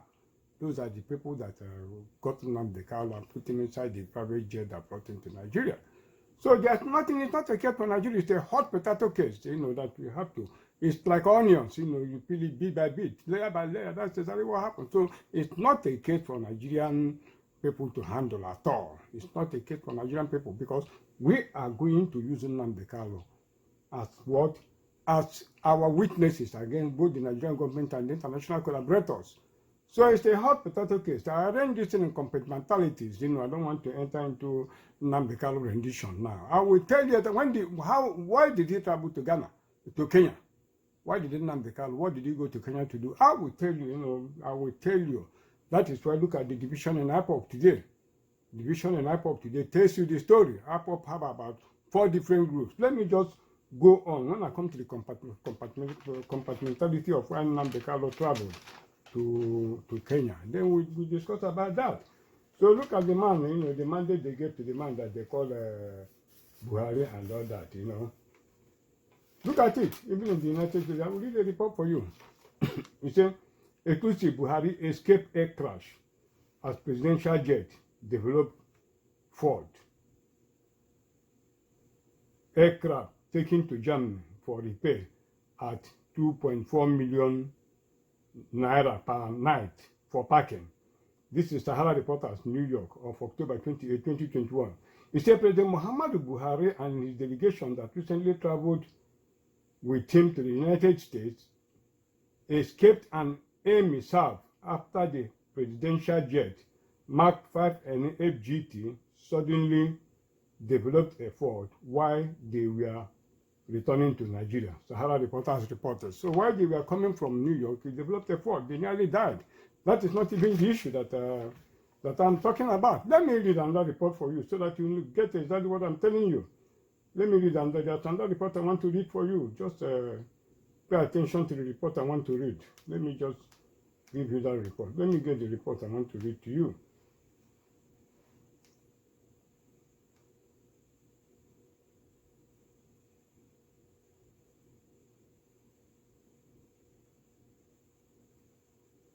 Let me read this report. It says, NAF denied paying 20 million to bandits to recover seized anti-aircraft gun. This is October 17, Vanguard of October 17, 2021. It says, authorities of the Nigerian Air Force on Sunday debunked allegations that the NAF, Nigerian Air Force paid the sum of 20 million Naira to bandits operating in Jibia, Katsina State, with a view to recovering an anti-aircraft gun from the bandit to prevent issues in bringing down fighter aircraft. A statement by Air Commodore Edward Gabwet, Director of NAF Public Relations and Information, titled NAF did not make any payment to bandits in exchange for weapons, made this known. He said, and I'm quoting what he said, the attention of the Nigerian Air Force has been drawn to news reports circulating on some media platform alleging that the NAF, through one of its personnel, paid the sum of 20 million to armed bandits operating in Jibia local government area of Katsina State in exchange for an anti-aircraft gun allegedly seized. The report went on to state that the reason behind the payment was to retrieve the anti-aircraft gun which it alleged the NAF feared could be used against aircraft operating within Katsina State. The NAF wishes to categorically state that there is absolutely no iota of truth in the spurious allegation that was undoubtedly designed to cast aspersions on the good image of the service. The said report is totally false. It should therefore be taken as fake news and disregarded. Indeed, we ordinarily would not have responded to such baseless and utterly illogical allegations, but for the need to set the record straight, as well as reaffirm the NAF's unflinching commitment to decisively dealing with the armed bandits and all other criminal elements in the country in partnership with other services of the armed forces and other security agencies. Why are you responding when you said you wouldn't have responded? Still continue with the report. For the avoidance of that, it must be stated that there is no basis for the NAF to pay, I want you to listen, For the avoidance of that, it must be stated that there is no basis for the now to pay bandits or any criminal element that it has continued to attack and decimate in Katsina State and other parts of the Northwest, as well as other theaters of operation in the country. Let me just stop here. He said there's criminal they are decimating, there's no point to pay them. Have the federal government not been paying terrorists and bandits and kidnappers? Have they not been paying ransom? So this guy is talking a lie. They're actually setting up a pattern of what they're going to do. You know, did they not pay ransom for the so-called release of some Chibos girls and even the Dapchi school girls and all these schoolboys they have been kidnapping? So they actually paid it because Buhari is or West, anyhow it is, you know, his goose is already cooked. The man, they impersonating him, they're going to assassinate the man. They're going to kill him. So they're just setting that pattern. That's exactly what is going to happen. So we are going to do what? We are going to galvanize an international movement. We are going to try to galvanize an international movement that we do what? That we see the Nigerian case at the International Criminal Court. That is where the case belongs. So they are going to finish the man they call Buhari. And this brings us to the issue of the so-called Tucano aircraft, you know, that Trump and all that, all those criminals supply to the Nigerian government. Let me read one news report for you so that you can understand what I mean. Nigeria not expected to deploy Super Tucano to Southeast. This is U.S. warns Buhari's government. Sahara Reporters, New York, October 23, 2021. Don't mind U.S., the criminal enterprise. Let me read the report. It said the United States has said that the Nigerian government is expected to deploy the Super Tucano aircraft only in their northern part, where Boko Haram terrorists have engaged in a decade-long insurgency, killing thousands and displacing millions. According to Point, the United States Principal Deputy National Security Advisor Jonathan Fenner, at an event attended by the U.S. Ambassador to Nigeria, Mary Beth Leonard, said the terms of the agreement during the sale of the 12 Tucano aircraft were explicit. Reacting to a question on whether the Tucano fighter planes might be deployed against secessionists in the southeast, Pena said that the planes were an important platform for security, particularly in the north. Expressing pleasure over the conclusion of the deal, Fina said, and I'm quoting her, "We are pleased to deepen our security cooperation with Nigerian government. I think we made it very clear our expectations about this platform, where it will be used and in the right way. And we are always raising concern when we have them, and that it is true, and that is true with all our security partners around the world. This is an important platform for security, particularly in the north, and we are pleased the transaction is fully concluded. The federal government has proscribed the indigenous people of Biafra in the southeast, and despite public outcry, designated the agitation group as a terrorist, fueling fears that the six Tucano might be deployed to harass the residents. On Wednesday, it has also been reported that the military had not been able to deploy the Tucano planes to crush the bandits in the northwest because the agreement signed with the United States was that the aircraft bought from the U.S. would be deployed against terrorists and not bandits. This implies that the fighter planes have only been deployed to fight Boko Haram terrorists in the northeast. It was gathered that the complaints of the service chiefs led to the recent recommendation by the Senate and House of Representatives that bandits should be designated as terrorists so the planes could be deployed against the bandits. The federal government had ordered 12 A-29 Super Tucano aircraft to aid its war against Boko Haram terrorists in the northeast. The aircraft were said to have cost $423 million. On July 22, 2021, the Nigerian Air Force said in a statement by its spokesman, Air Commodore Edward Gapworth, that the first batch of 6 of the Tucano aircraft arrived in Kano at about 12:34 p.m. Also, on October 18, 2021, the Minister of Information and Culture, Alhaji Lai Mohammed, said the remaining 6 had been received and had been deployed to the northeast. America supplied 12 Leahy law did not prevent them. 12, you know, and this criminal enterprise that is called IPOP or something like that, they tell you they're investigating a case, deceiving you people. They supply 12 against what?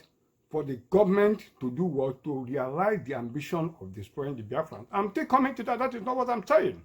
You saw how they paid the Air Force went and paid these people to recover the entire aircraft gun that they would use to shoot down Buhari or whoever is imposing a sim and all that. You understand me?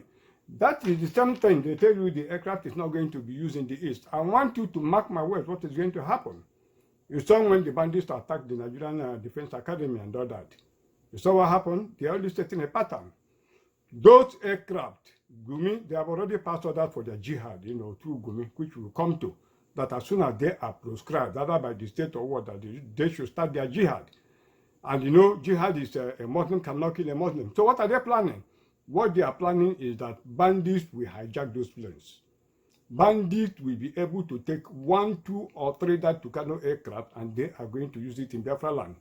It's not that bandits will hijack it. That is the plan with the American government. So don't mind them. They're a criminal enterprise. They are a complete criminal enterprise. So that is exactly what they have plotted for us. So don't be deceived about all this nonsense that they are talking about. You understand me? I'm coming to America. Let me enter into the issue of a number of elections so that we can still talk more, you know, before our allocated time will be over. People don't even realize, you know, the type of hot potato we have found ourselves into. They don't even realize exactly what we are into in this game that is unfolding before us. You know, they say the Fulanis are, you know, that they are pursuing the dream of their forefather, Ottoman Danfodio, you know, his life ambition of digging the Quran into the sea, into the Atlantic Ocean in the south. That is not exactly what they are doing now. The Quran is already in the Atlantic in the south. It's already deep inside the Atlantic in the south. In the earlier report, in the formal report we are reading before, you know, some time ago, I was telling you that they were taking instruction from their Navy and all that. They said every strategic position in the south have been taken. And you saw when this governor of Imo State, you know, Hope Uzodinma, went and gave them Muguta Lake. Before I came to Port Harcourt, you know, before I came to America here, you know, in River State and all that, when you go and see the military, most of these high-loss patrol vehicles they are using and all that, go and look at it. You see written on it is Sultanate of Sokoto. So it's someone who puts Odima gave the Muguta Lake and all that. So the new phase of the operation is not dipping the Quran into the Atlantic or what. That has been achieved. The new phase of the operation, while our people are sleeping, is what they are on a mopping up operation, mopping up. One by one, they will take us, all of us, out completely. So when you look, you say the war. I will show you how the pattern of the war have changed. They're on a mopping up job. That's exactly what they're doing. A lot of people are here grimacing, you know, staying there. Anything I talk, you know, they use it and play and start to insult me. That's what they're doing, but there's no problem. Go and check from when I started. Go and look at all the things I told you. Line by line, they are coming to pass.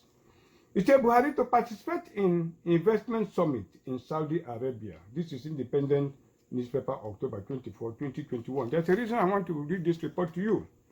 It said President Muhammadu Buhari will on Monday, October 25, 2021, depart for Riyadh, Saudi Arabia to participate in the investment conference organized by the Future Investment Initiative Institute.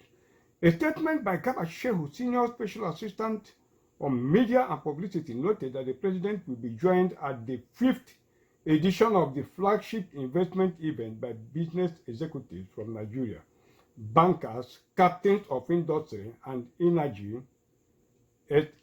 experts to discuss issues in the future of what? Investment across the globe.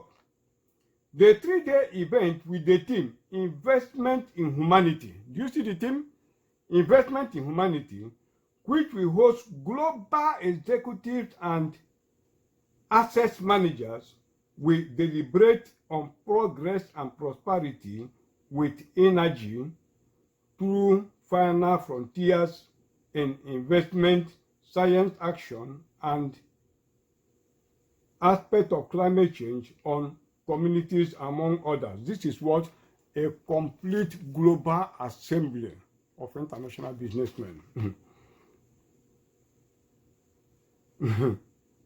Now, you see what they're doing? You know the Berlin conference.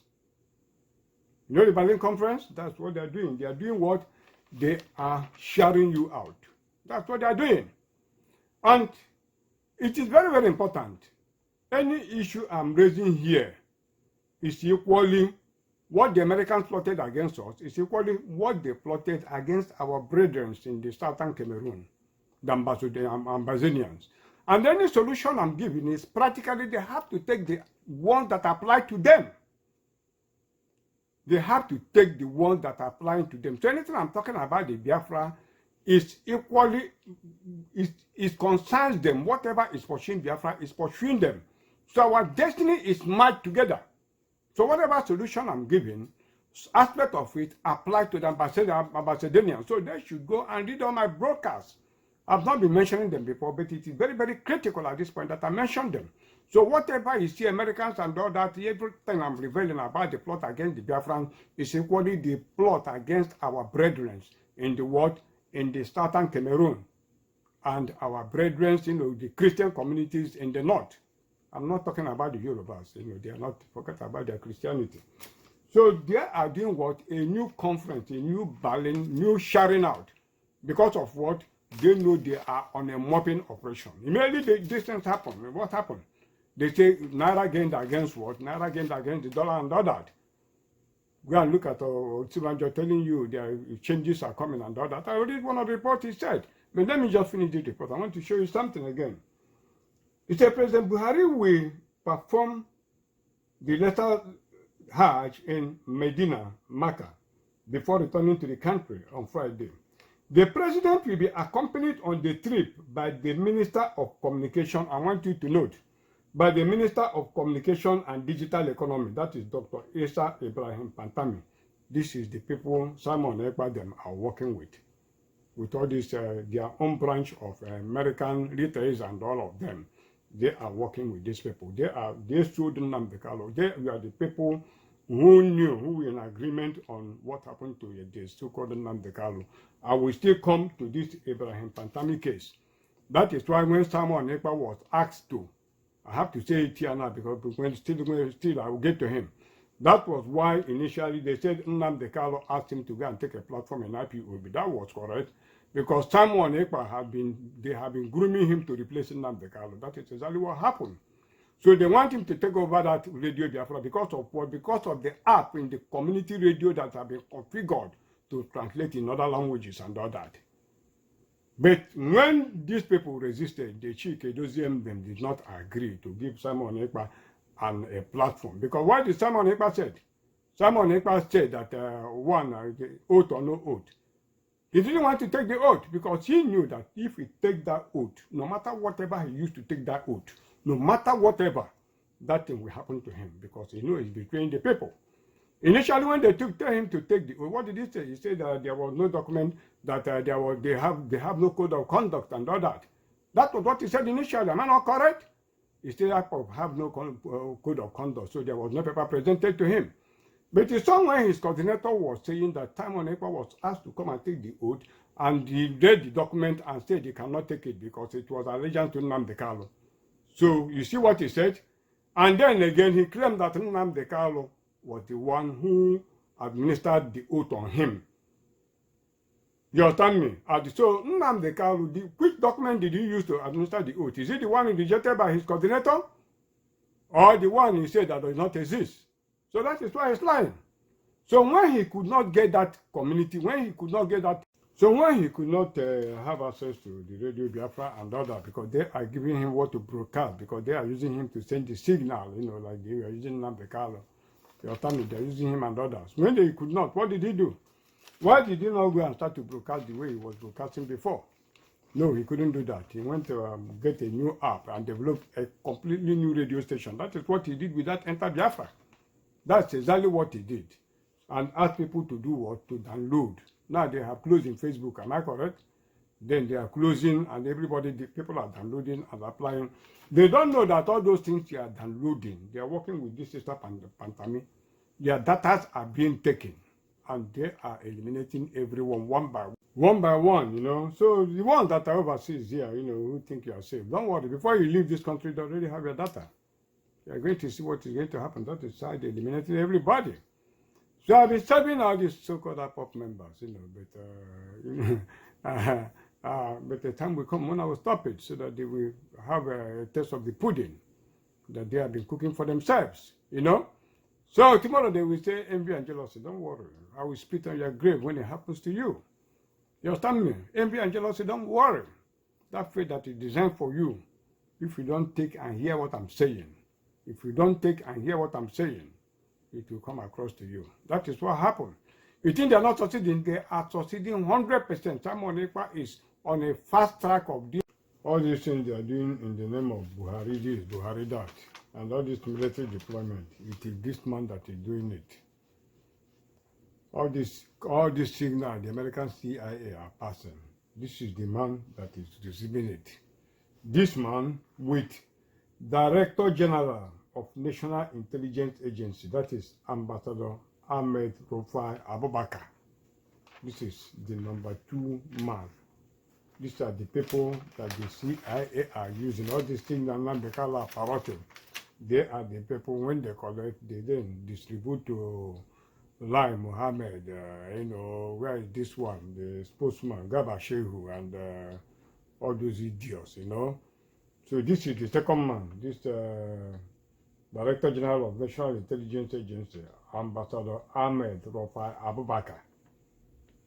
That's the #2 man. The #3 man is what? Head of National Security Intelligence in Nigeria. That is Major General S.A. Adebayo. These are the main key people. He's the what? He is the Chief of Defense Intelligence. These are the people. Anything I give you to the last. These are the people that Nnamdi Kanu are packing all those signals, both a hole in the neck. These are the people. You see it, how they plotted to kill both Buhari and all of them. All these things that you see happening in our place, these are the people that are doing it. These are exactly the people that are doing it, receiving the signal. When they receive, they tell the Cameroonians what to do against the Ambassadorians. That is exactly what is happening. It says Director General of National Intelligence Agency, Ambassador Ahmed Rufai Abubakar. Managing Director of Nigerian Sovereign Investment, Anthony. Wait. Okay. Director General of National Intelligence Agency, Ambassador Ahmed Abubakar. Managing Director of Nigerian Sovereign Investment Authority, Uche Oji, and Chairman, Nigeria and Diaspora Commission, Honorable Abike Dabiri Erewa.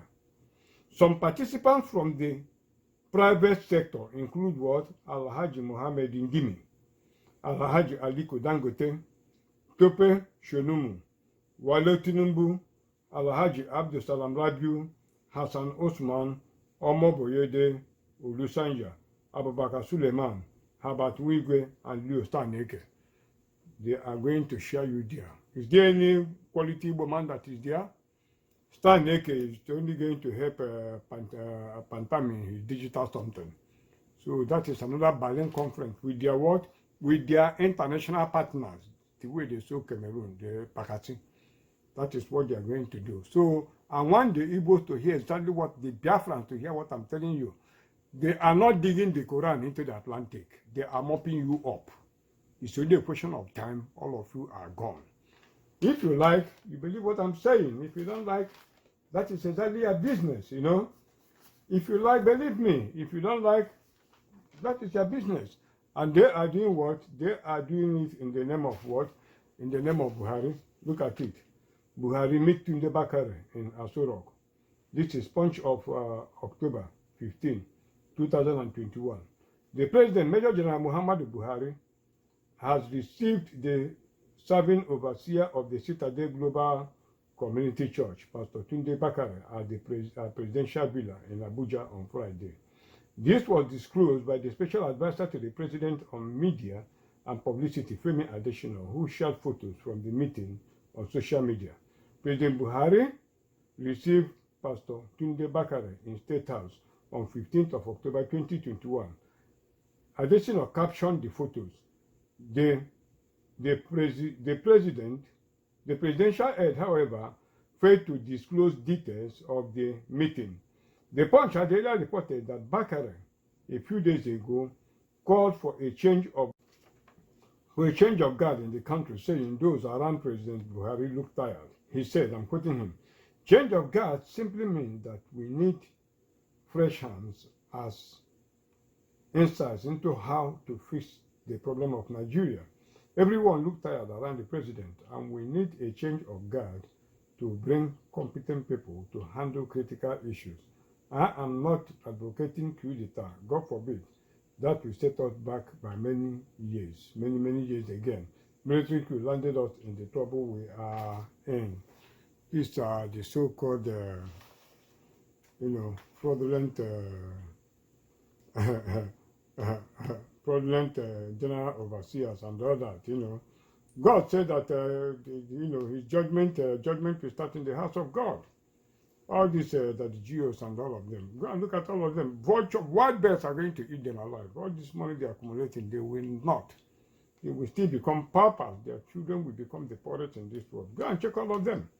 These are criminals, criminals who don't know God, who commit a lot of atrocities in the name of God.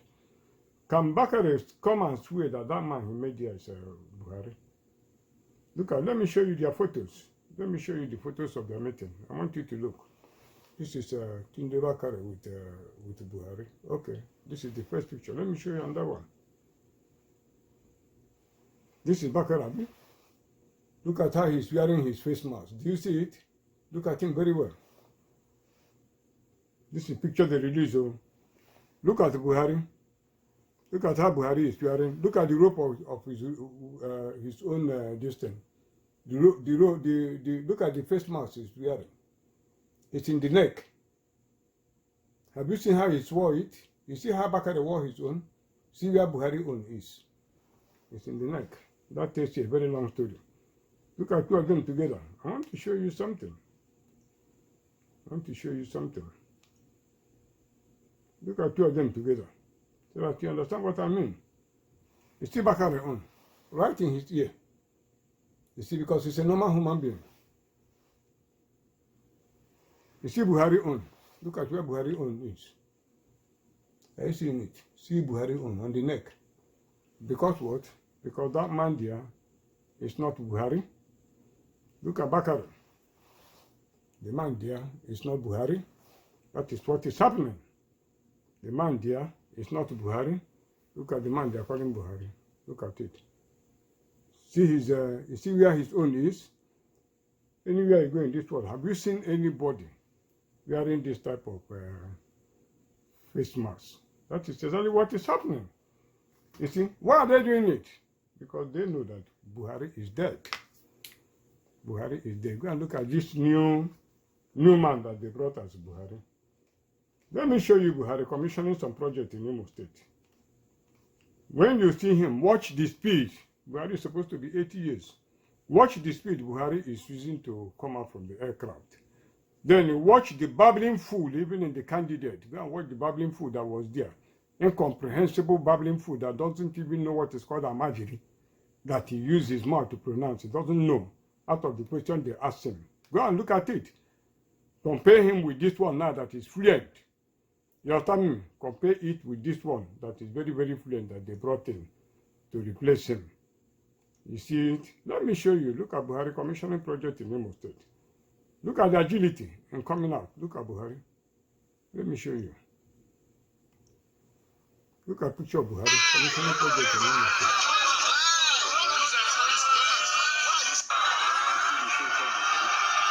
See the agility?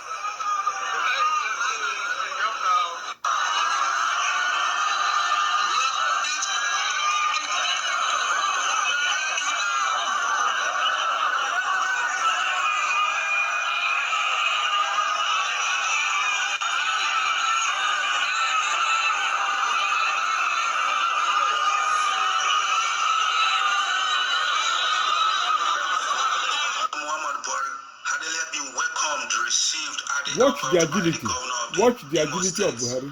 Governor He's coming down from the Uzodimma. aircraft. Watch him. See the agility of 80-year man. Look at how it passes, climbing the Have you seen it? After we say, people will say, I don't offer solution. People will say, people should take their own responsibilities. You see that guy, they say that is impersonating Buhari, that Igbo guy. People should go and do a comprehensive investigation about that guy. You call their families interview, locate that boy where he is, locate his family, go and ask them, make an in-depth inquiry about that boy, wherever that boy is. We are going to make an in-depth inquiry, ask their families about that boy, make it, because if they don't answer, immediately Biafra come, we are going to shoot the whole of their families. We are going to fire all of them. Let us know where that boy is, exactly where that boy, that comedian, they say is mimicking Buhari. It is very, very important. We have to know where he is. That is the first act. We have to bring that boy. We have to bring it. Biafrans in Biafra land, we have to go and make a discreet inquiry and post their result immediately. That is one step of breaking the mystery of the so-called Buhari. Before we go to, show exactly what the type of face mask they are using in this Buhari that met with Bakari. And it's very, very important. The picture was released on Punch of October 15, 2021. So it is a very recent one. Punch, October 15, 2021. You see how he's wearing his face mask? Because it's not a normal face. He's wearing a face mask. That is why he's wearing his COVID mask, like the way he's wearing it. So before we go to actually know the type of face mask the impostor is wearing, let us go back and see the various Buhari that they have been posting in the past. And we can get it in the part 9 of this edition, part 9 of this Biafra Mortal Combat and Final Showdown. People should go back to that part 9, but because of the importance of this particular edition we are doing, let me replace some part of it, of that part 9. Let's see extract from that part 9. In the part 9 of this edition of Biafra Mortal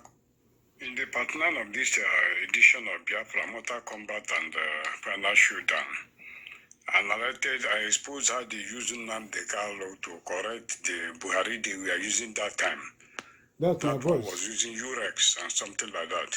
So let us flash back to that particular one, let me just bring this to that one for us to understand what is happening. Please, Nnamdi Kanu. Listen very well.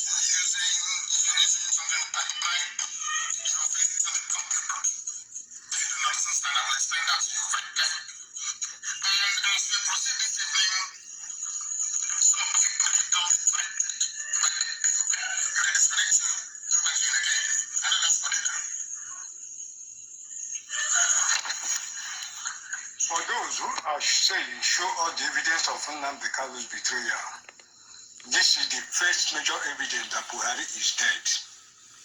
They are using Nnamdi Kanu to correct the impostor that is there. Before this broadcast of 38 men, Nnamdi Kanu never came live to show himself.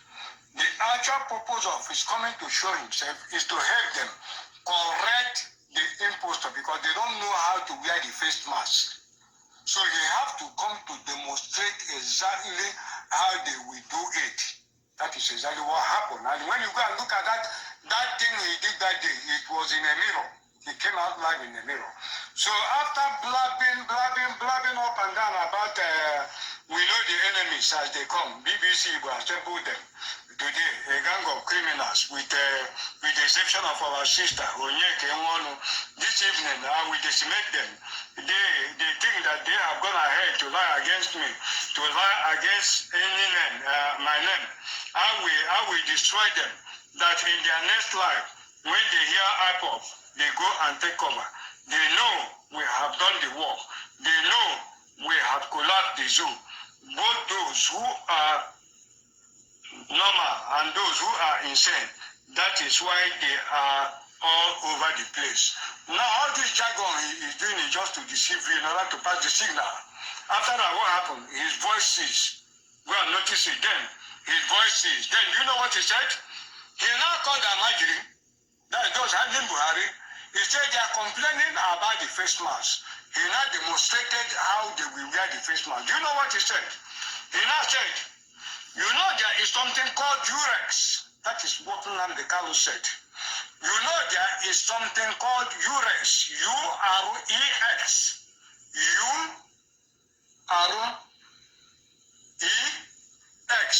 Urex. So quoting him exactly, quoting Nnamdi Kanu exactly. He said, you know there is something called Urex. Now this thing we are doing now is being mirrored by the system we are using. This is how you know you are being mirrored. As I am now, you wear it on the left side of the face. And this is the left hand side of my face, depending on the system you are using. And he demonstrated the left hand side of his face to tell them how they are going to get the impostor's mask very, very right. That is what happened. And now, what is Urex? Urex is what? Face shaping mask. Flickered. Urex face shaping mask. Buy Urex face shaping mask at India-based online shopping store. Go and check. That is what it says. So this is the first major evidence to show that what Buhari is dead and they are using Nnamdi Kanu to do what? To continue to correct the impostor that is there. That is why Nnamdi Kanu will come and tell you Buhari here, Buhari knows, Buhari this, Buhari that, Buhari there. More than 3 Buharis they have been putting there as impostors. I told you Abba Kyari was shot, Abba Kyari was killed. He did not die of coronavirus. That was why they have to bury him in an unmarked grave in Abuja. And that is what they are planning now to destroy this Buhari that is there. Anytime they will tell you that Buhari is dead.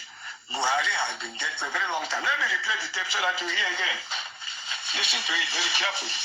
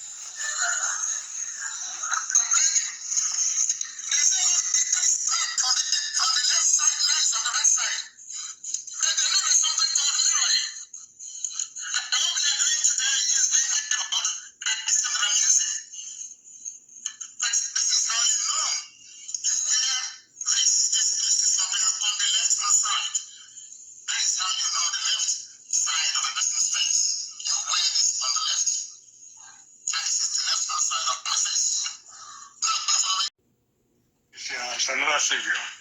Have you seen how he's deceiving everybody? How he's working for the federal government of Nigeria? I decided to play this long tape without cutting it so that people will not say it's cut and paste. That is why I decided to play it for you to see clearly how this traitor, this Trojan horse, this man, this greatest Satanist out of the east of the Niger have been deceiving and destroying our people. Have you seen it? Have you seen it? I'll play another video to convince you that Buhari is dead. I have always said it, that if Satan should manifest as a human being today, millions of the people, billions will commit suicide just to touch Satan, in the meal that will ensure when they are going to celebrate their king. But if Jesus, if you place somebody $500,000 or even $1,000 at a point and place Jesus at a point, they will go and pick the money and forget about Jesus. Nobody will not see them there. That is how it is. We're coming backward, the horn of Satan. That is why our Lord Jesus Christ called them evil generation that love evil, that they never like any good thing. Have you seen it? The face of the vermin, the vermin wind. Greatest Satan is out of the east of the Niger that is betraying his people. That's in Namdekalo. He really virus, of the prince of Tyros, like I said. Look at him. That's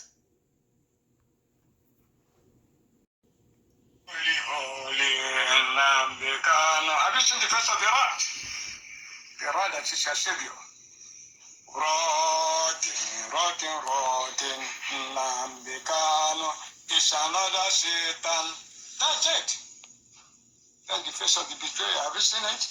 I am going to show the world two more powerful evidence to show that Buhari is dead. Dead and re-dead. Not once, not twice, not thrice. Dead and buried many times.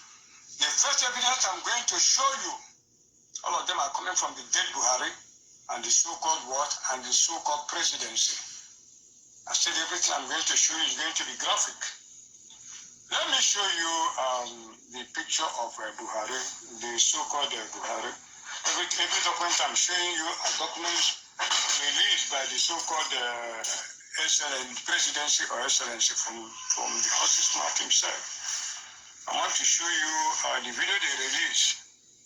This was a Post newspaper, PULOS, a Post newspaper of December 25, 2018. The presidency produced it, where they said Buhari, Osibanjo sing Christmas carol or something like that. Let me show you. All these things you see, YouTube and all of them, they go on Facebook, they go and delete all these things and you never see them again.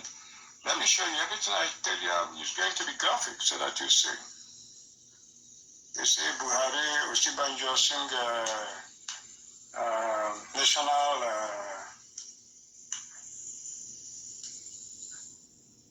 national Christmas carol. I want you to watch. This is for the whole world to see.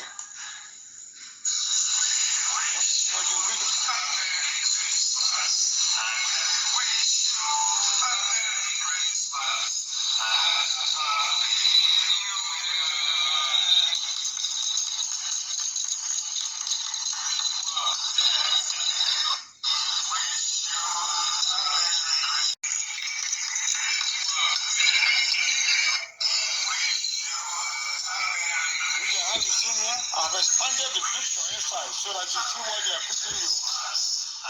You see the caricature that is inside before Buhari.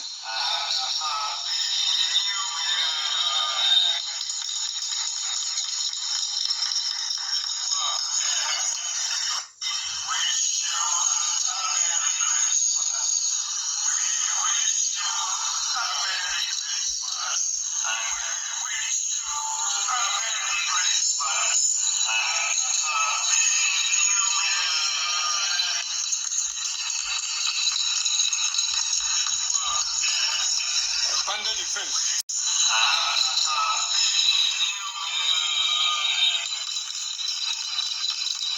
the so-called Buhari? What the man they call Buhari? Expand.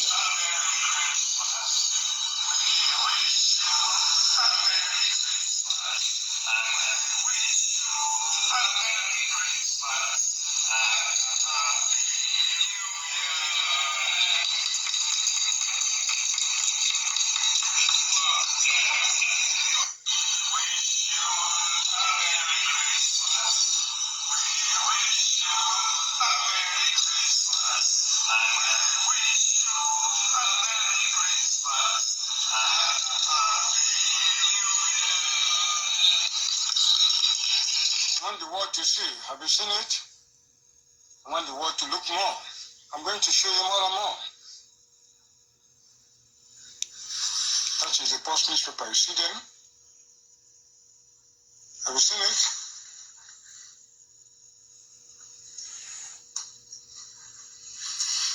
Look at it with the post, because very soon you will not see it again.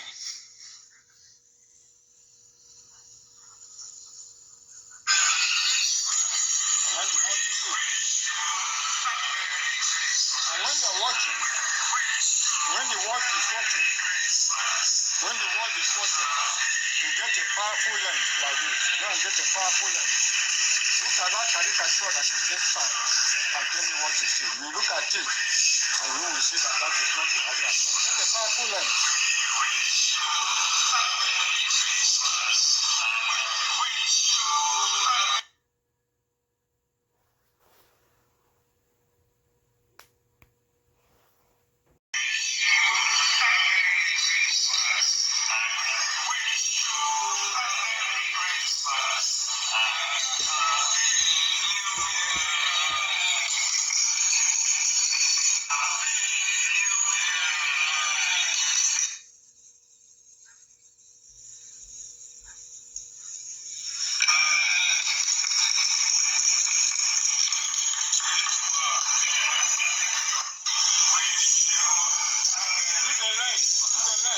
Bring the powerful lens like this.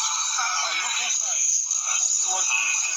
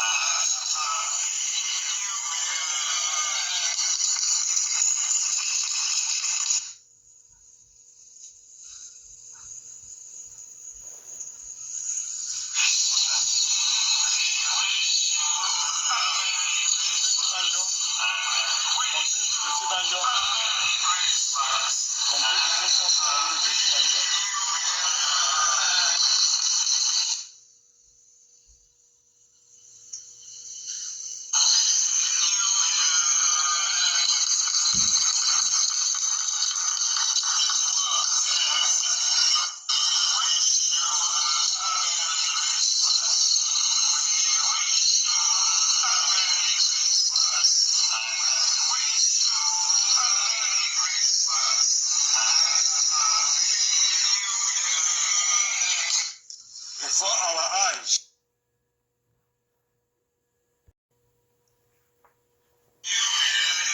The greatest human drama of our time since the war began. Biafra restoration is the most intellectual knock-on that has ever existed. The most intellectual engagement that has ever existed before our eyes. The greatest intellectual knock-on between the forces of darkness and the forces of light is taking place, and people are here playing since the war began. You are seeing the graphic pictures. You are seeing it. You will see more. Now, this one is the Buhari, the one Nnamdi Kanu said that went to Cuba with Abba Kyari and all that. This was the first Buhari that they killed. This is the second evidence. Now I'm going to show you that third evidence, you know. I'm showing you the replacement of that one. They have been changing Buhari like Pampers. So now look at the third one. Let me show you the third one. The third evidence. This is Vanguard newspaper. It says photos. Buhari received Liberia's highest award. This is what? This is Vanguard newspaper of July 26, 2019.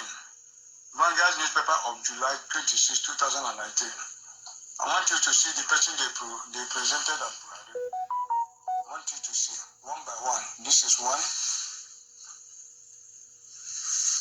Watch the Buhari they presented with the Liberian president, the footballer, George Weah. Have you seen it? I'm coming. I want you to see pictures. Have you seen that George Weah?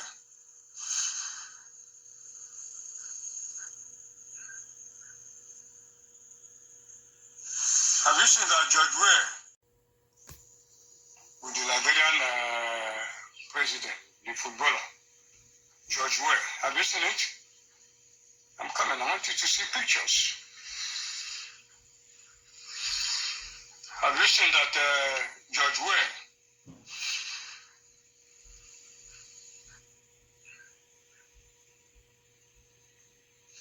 Have you seen that George Weah in this picture is looking like the grandfather of Buhari?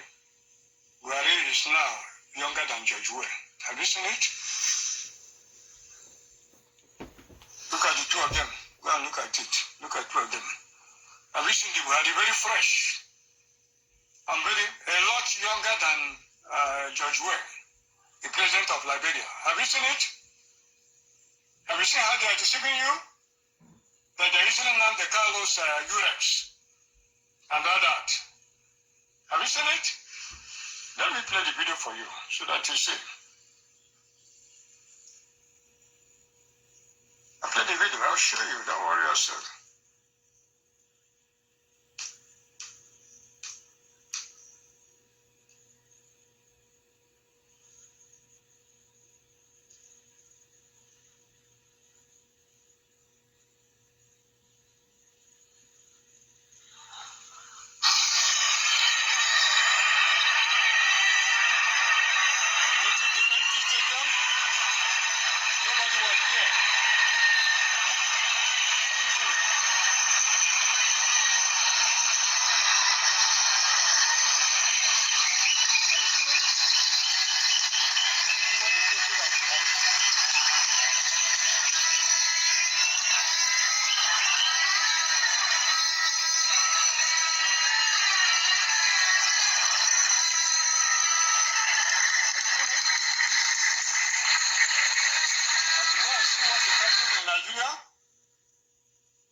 Have you seen it?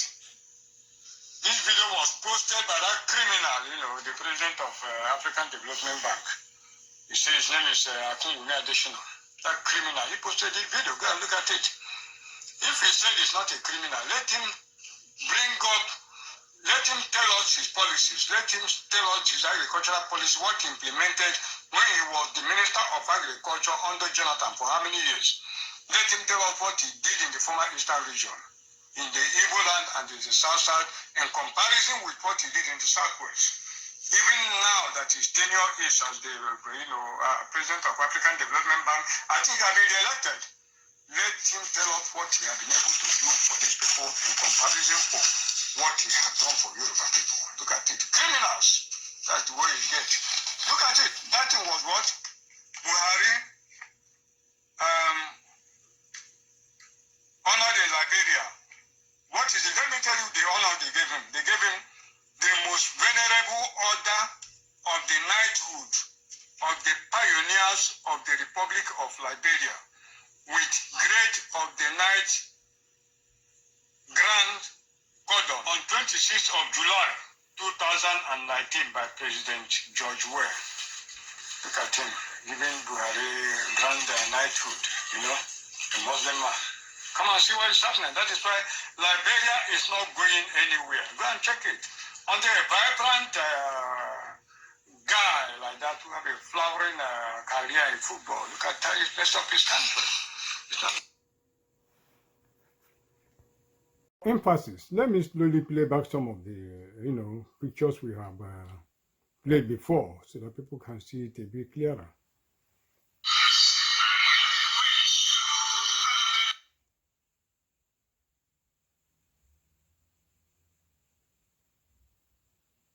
This is the man they call Buhari. This is one. He's expanded. Even John Finch expanded. She looks like him.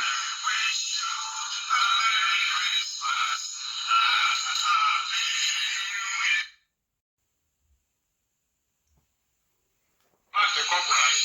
Expanded.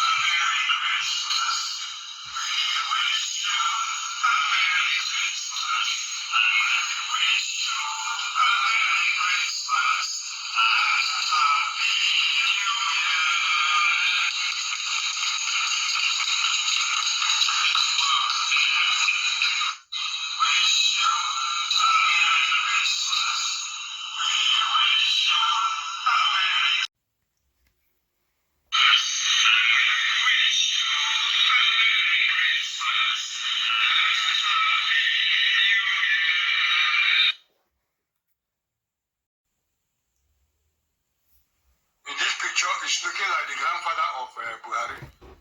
Buhari is now younger than George Weah. Have you seen it? This is the Buhari, very fresh. And a lot younger than George Weah.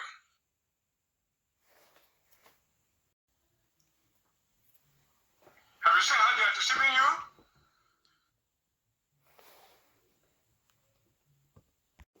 Flashback to Nnamdi Kalu's 30th May 2020 broadcast. The one I told you is correcting Buhari. He's telling them how to wear the face masks.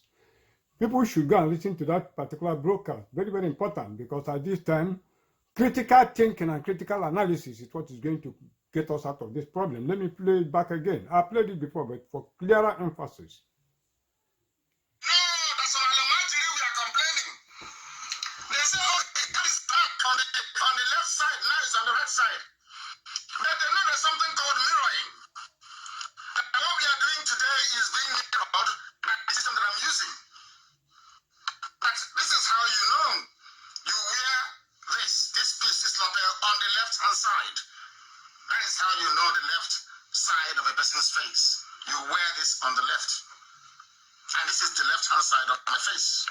He's telling them how to wear the mask. He's demonstrating. If you're using something like mine, your face can become mirrored. If you do not understand, I will explain that to you very carefully. And as we proceed this evening,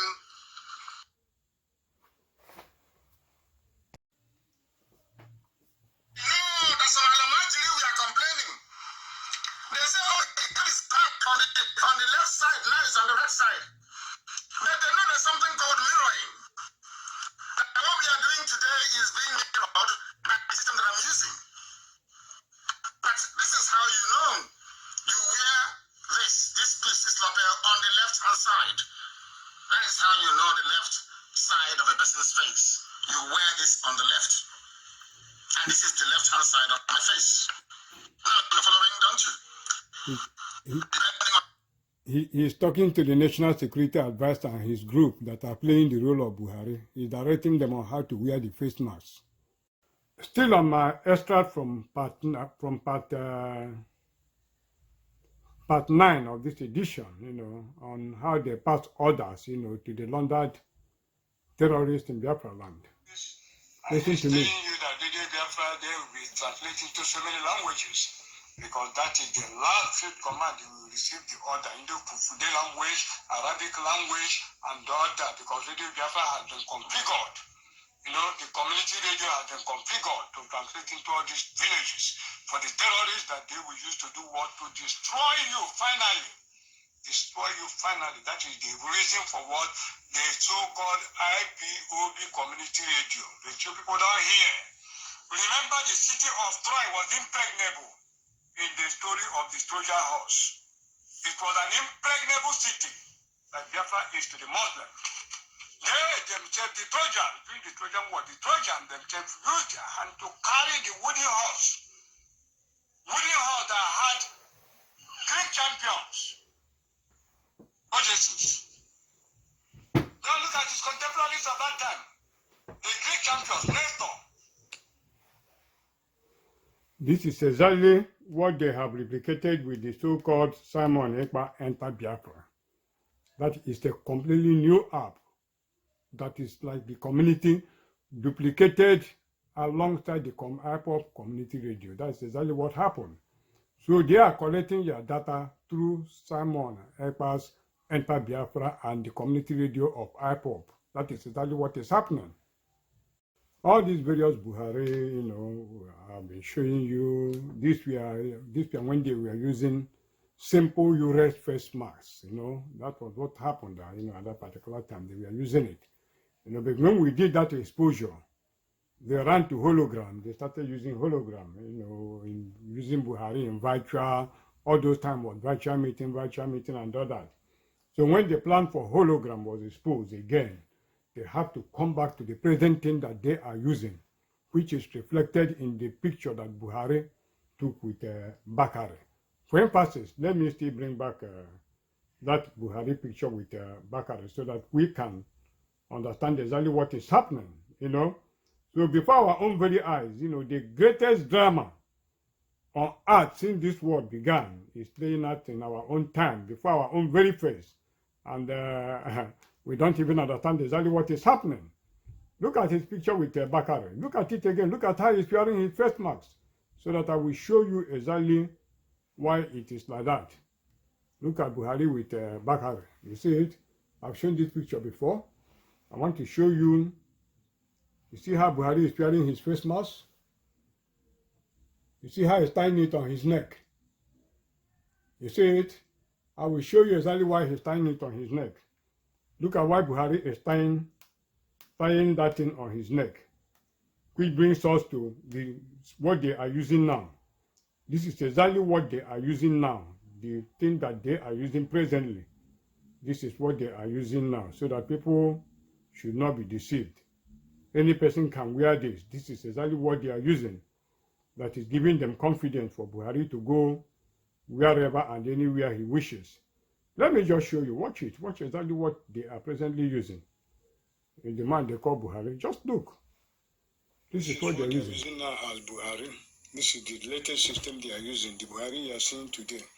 I've busted them from the hologram they are using before. After the hologram, this is exactly what they are doing now.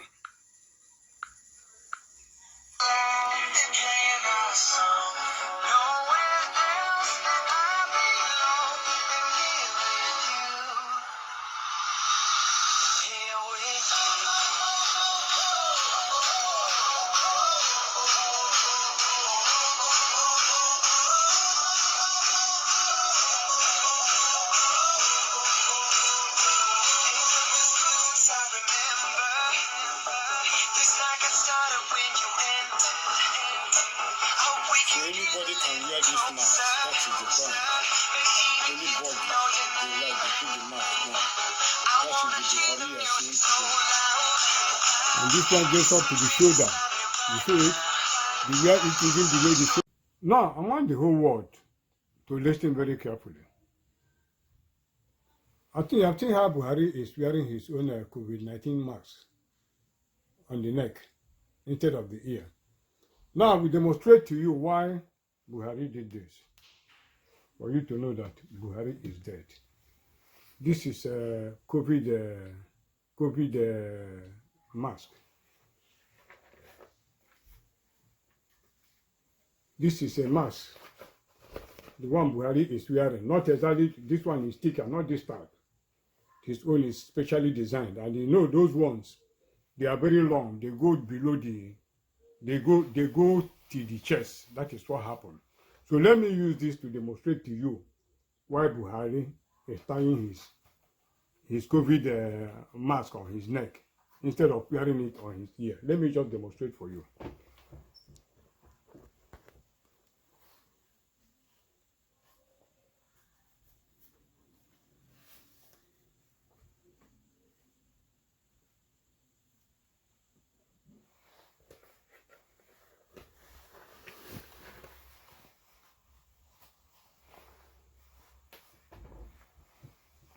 You see me wearing this mask?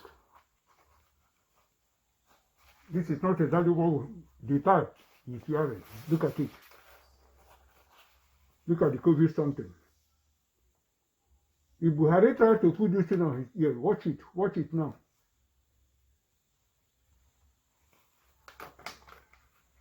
You see it? It cannot hold. Because it does not have the natural strength of the ear to be able to do what? To be able to carry this. You see it? You see it? Try as much as I can. This thing cannot hold on this ear. Look at it. That is why Buhari, instead of wearing his COVID mask like Bakare was wearing, he have to do what? He have to tie it on his neck like this. He have to go to the doctor and tie it on his neck. You see it? Because he cannot wear it like this. That is what happened. They are the one who brought this picture, not me. So this is exactly why Buhari has to. The man they call Buhari has to tie his own at the back. And they have somebody who had the same voice with him that wear the mask and impersonate him. That is exactly what they are doing now. That's exactly what is going on that people don't know. Let me remove the mask, and wear back my cap so that we can understand what is happening. So I want to put the word on notice that what is actually happening today is that the world leaders, United Nations, Antonio Guterres, the Secretary General of the UN, with a gang of international criminals led by the United States of America, are behind what is happening in Nigeria today. The killings that you are seeing today in Nigeria. They are the people who authored it. They are the bandit commanders who are operating in Nigeria. That is exactly what is happening. The picture of Bakare and Buhari, this was, it was from Punch of October 15, 2021. That is where you can see it. That's exactly what is happening. That is where I want to place the word on notice, and it is very, very important. The whole world to take cognizance of what is happening. The whole United Nations, formed with noble objective, have been hijacked by a gang of international reprobates, eugenics, eccentric degenerates, immorals, who pose as world leaders and presidents. The most decayed sort of human beings that you can find in this world. Look at them, who believe that blacks are subhuman. Men with immoral tastes. That is what you get. Look at them, how they admitted a dead man in the assembly, in the 76th emergency section, that was convened to deliberate the issues of Nigeria. That is against the backdrop that they have succeeded in killing him in Imo State, which they feared that they have to allow him. Now look at it. Look at one of the men leaders, men gangsters, men terrorist commander that poses as president. Look at him. Let me play the tape for you. When Buhari visited, the so-called Buhari visited Trump last 3 years, the whole America welcomed a dead man as a president just because they want to still wipe out the natives of our place and steal our resources. Look at it. Let me play the tape for you so that you can see it. Buhari visit. Yeah, there, as you know, probably especially on terrorism and terrorism-related. We also have a very big trade deal that we're working on for military equipment, helicopters, and the like. We have met before. We've developed a great relationship, and we look forward to our discussion today. Very important, but again, especially as it relates to terrorism.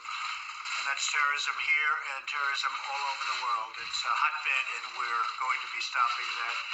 Also, we've had very serious problems with Christians who who have been murdered, killed in Nigeria. We're going to be working on that problem and working on that problem very, very hard because we can't allow that to happen. Mr. President, thank you very much for being here. Thank you. Thank you. I thank Mr. President very much for inviting me. It is a great honor. I'm very grateful for it. Certainly, security is the main issue. We are very grateful to the United States for agreeing to give us the aircraft we asked for, the spare parts. We are even more grateful for the physical presence of the United States military ships that go to our institutions in Nigeria and train them and go to the front in the northeast to see how they are performing as a result of the training given to them. So the commitment of the United States in getting rid of terrorism across the world, we are first-hand experience of that, and we are very grateful for it. The problem about the cattle rearers and herders in Nigeria is a very long historical thing, but the state most concerned, they knew that the Nigerian herders never carried anything more than a stick and occasionally a machete to cut down foliage and give it to their animals. These ones are carrying AK-47. So I don't think people should underrate what happened in Libya. 43 years of Gaddafi, people were recruited from the Sahel. They were taught nothing other than shoot and kill. With the demise of Gaddafi, they moved to their countries and to their regions, and they carried away with them the only experience they have, training, using weapons. And that's what is aggravating the situation. We are doing our best to make sure we have stopped the cross-border and so on, and to get the weapons from the Russian small arms weapons in the region checked. But it's going to take time, and the action by the United States in trying to see the end of ISIS has helped us a lot, because the Boko Haram in Nigeria at one time made a statement that they were loyal to ISIS. Now that ISIS have virtually gone with the help of the United States, we are very grateful for that. And we are sure that we are stabilizing the situation of security in Nigeria. We have very much decimated ISIS. Much has taken place over the last 12 months, but Boko Haram has been terrible. And how did you do with the young women? One was before we came, 2000. We had only a number of them. We recovered about 30 of them. But the Dempsey ones, there are 106 that were kidnapped. We got 100 back. 4 died. 1 is still held in captivity. And we are very grateful to the United Nations organization that is acting as an in-between between us and the kidnappers. And we haven't given up. We are trying to get everybody back to join their families and their schools. A terrible problem. Acting as an in-between between us and the kidnappers. And we haven't given up. We are trying to get everybody back to join their families and their schools. A terrible problem. Mr. President, thank you very much. Thank you very much. Thank you very much. Okay, you see it? Do you see it? Look at it. You see? How happy Trump is. Even Buhari contract to eliminate the Biafrans in the continuation of the plot of Western powers to do what? to take over Africa by doing what? Eliminating the Biafrans first. Look at him smiling. Look at how happy Trump is. You know, supplying the helicopter in exchange for our total elimination. Look at it. You see it? They're talking about Chibo's gates and the helicopters. Do you see it? That's what happened. Signing the final contract for extermination. And they're talking about Trump religious bill and all that. All those things are blah, blah, blah, blah, blah. Look at it. He went and signed an agreement with Afghanistan government in continuation of American policy, because America have a standard policy. No matter who is the president, you have to follow that policy. I told this in the last publication. They signed a contract with Afghanistan. Trump signed it with Afghanistan terrorists, so that they will quickly overrun the government and do what? And take over Africa and take over Biafra land. The same way the Taliban took over Nigeria, took over Afghanistan, is the same way they are going to take Nigeria, Biafrans. Biafran territory will be all these Boko Harams, you know, all of them will build their caliphate in different places. That is exactly what they are planning for us. That is what is happening. Let me quickly read one news report before we enter into another election. It says, Nigeria not expected to deploy Super Tucano to Southeast. This is U.S. warned Buhari's government. Sahara Reporters, New York, October 23, 2021. Now, the news report. It said the United States has said that the Nigerian government is expected to deploy the Super Tucano aircraft only in the northern part where Boko Haram terrorists have engaged in a decade-long insurgency, killing thousands and displacing millions. I know why I'm repeating this. I know I've said it before, I have to repeat it. According to Point, the United States Principal Deputy National Security Advisor Jonathan Fina, at an event attended by the United States Ambassador to Nigeria, Mary Beth Leonard, said the terms of the agreement during the sale of the 12 Tucanos aircraft were explicit. Reacting to a question on whether the Tucano fighter planes might be deployed against secessionists in the Southeast, Fina said the planes were an important platform for security, particularly in the North, expressing pleasure over the conclusion of the day. Fina said, and I'm quoting, "We are pleased to deepen our security cooperation with Nigerian government. I think we made it very clear our expectation about this platform, where it will be used and in the right way. And we are always raising concerns when we have them, and that is true with all our security partners around the world. This is an important platform for security. This is an important platform for security, particularly in the North, and we are pleased the transaction is fully concluded." End of quote. The federal government had proscribed the indigenous people of Biafra in the Southeast, and despite public outcry, designated the agitation group as a terrorist, fueling fears that the Super Tucano might be deployed to harass the residents.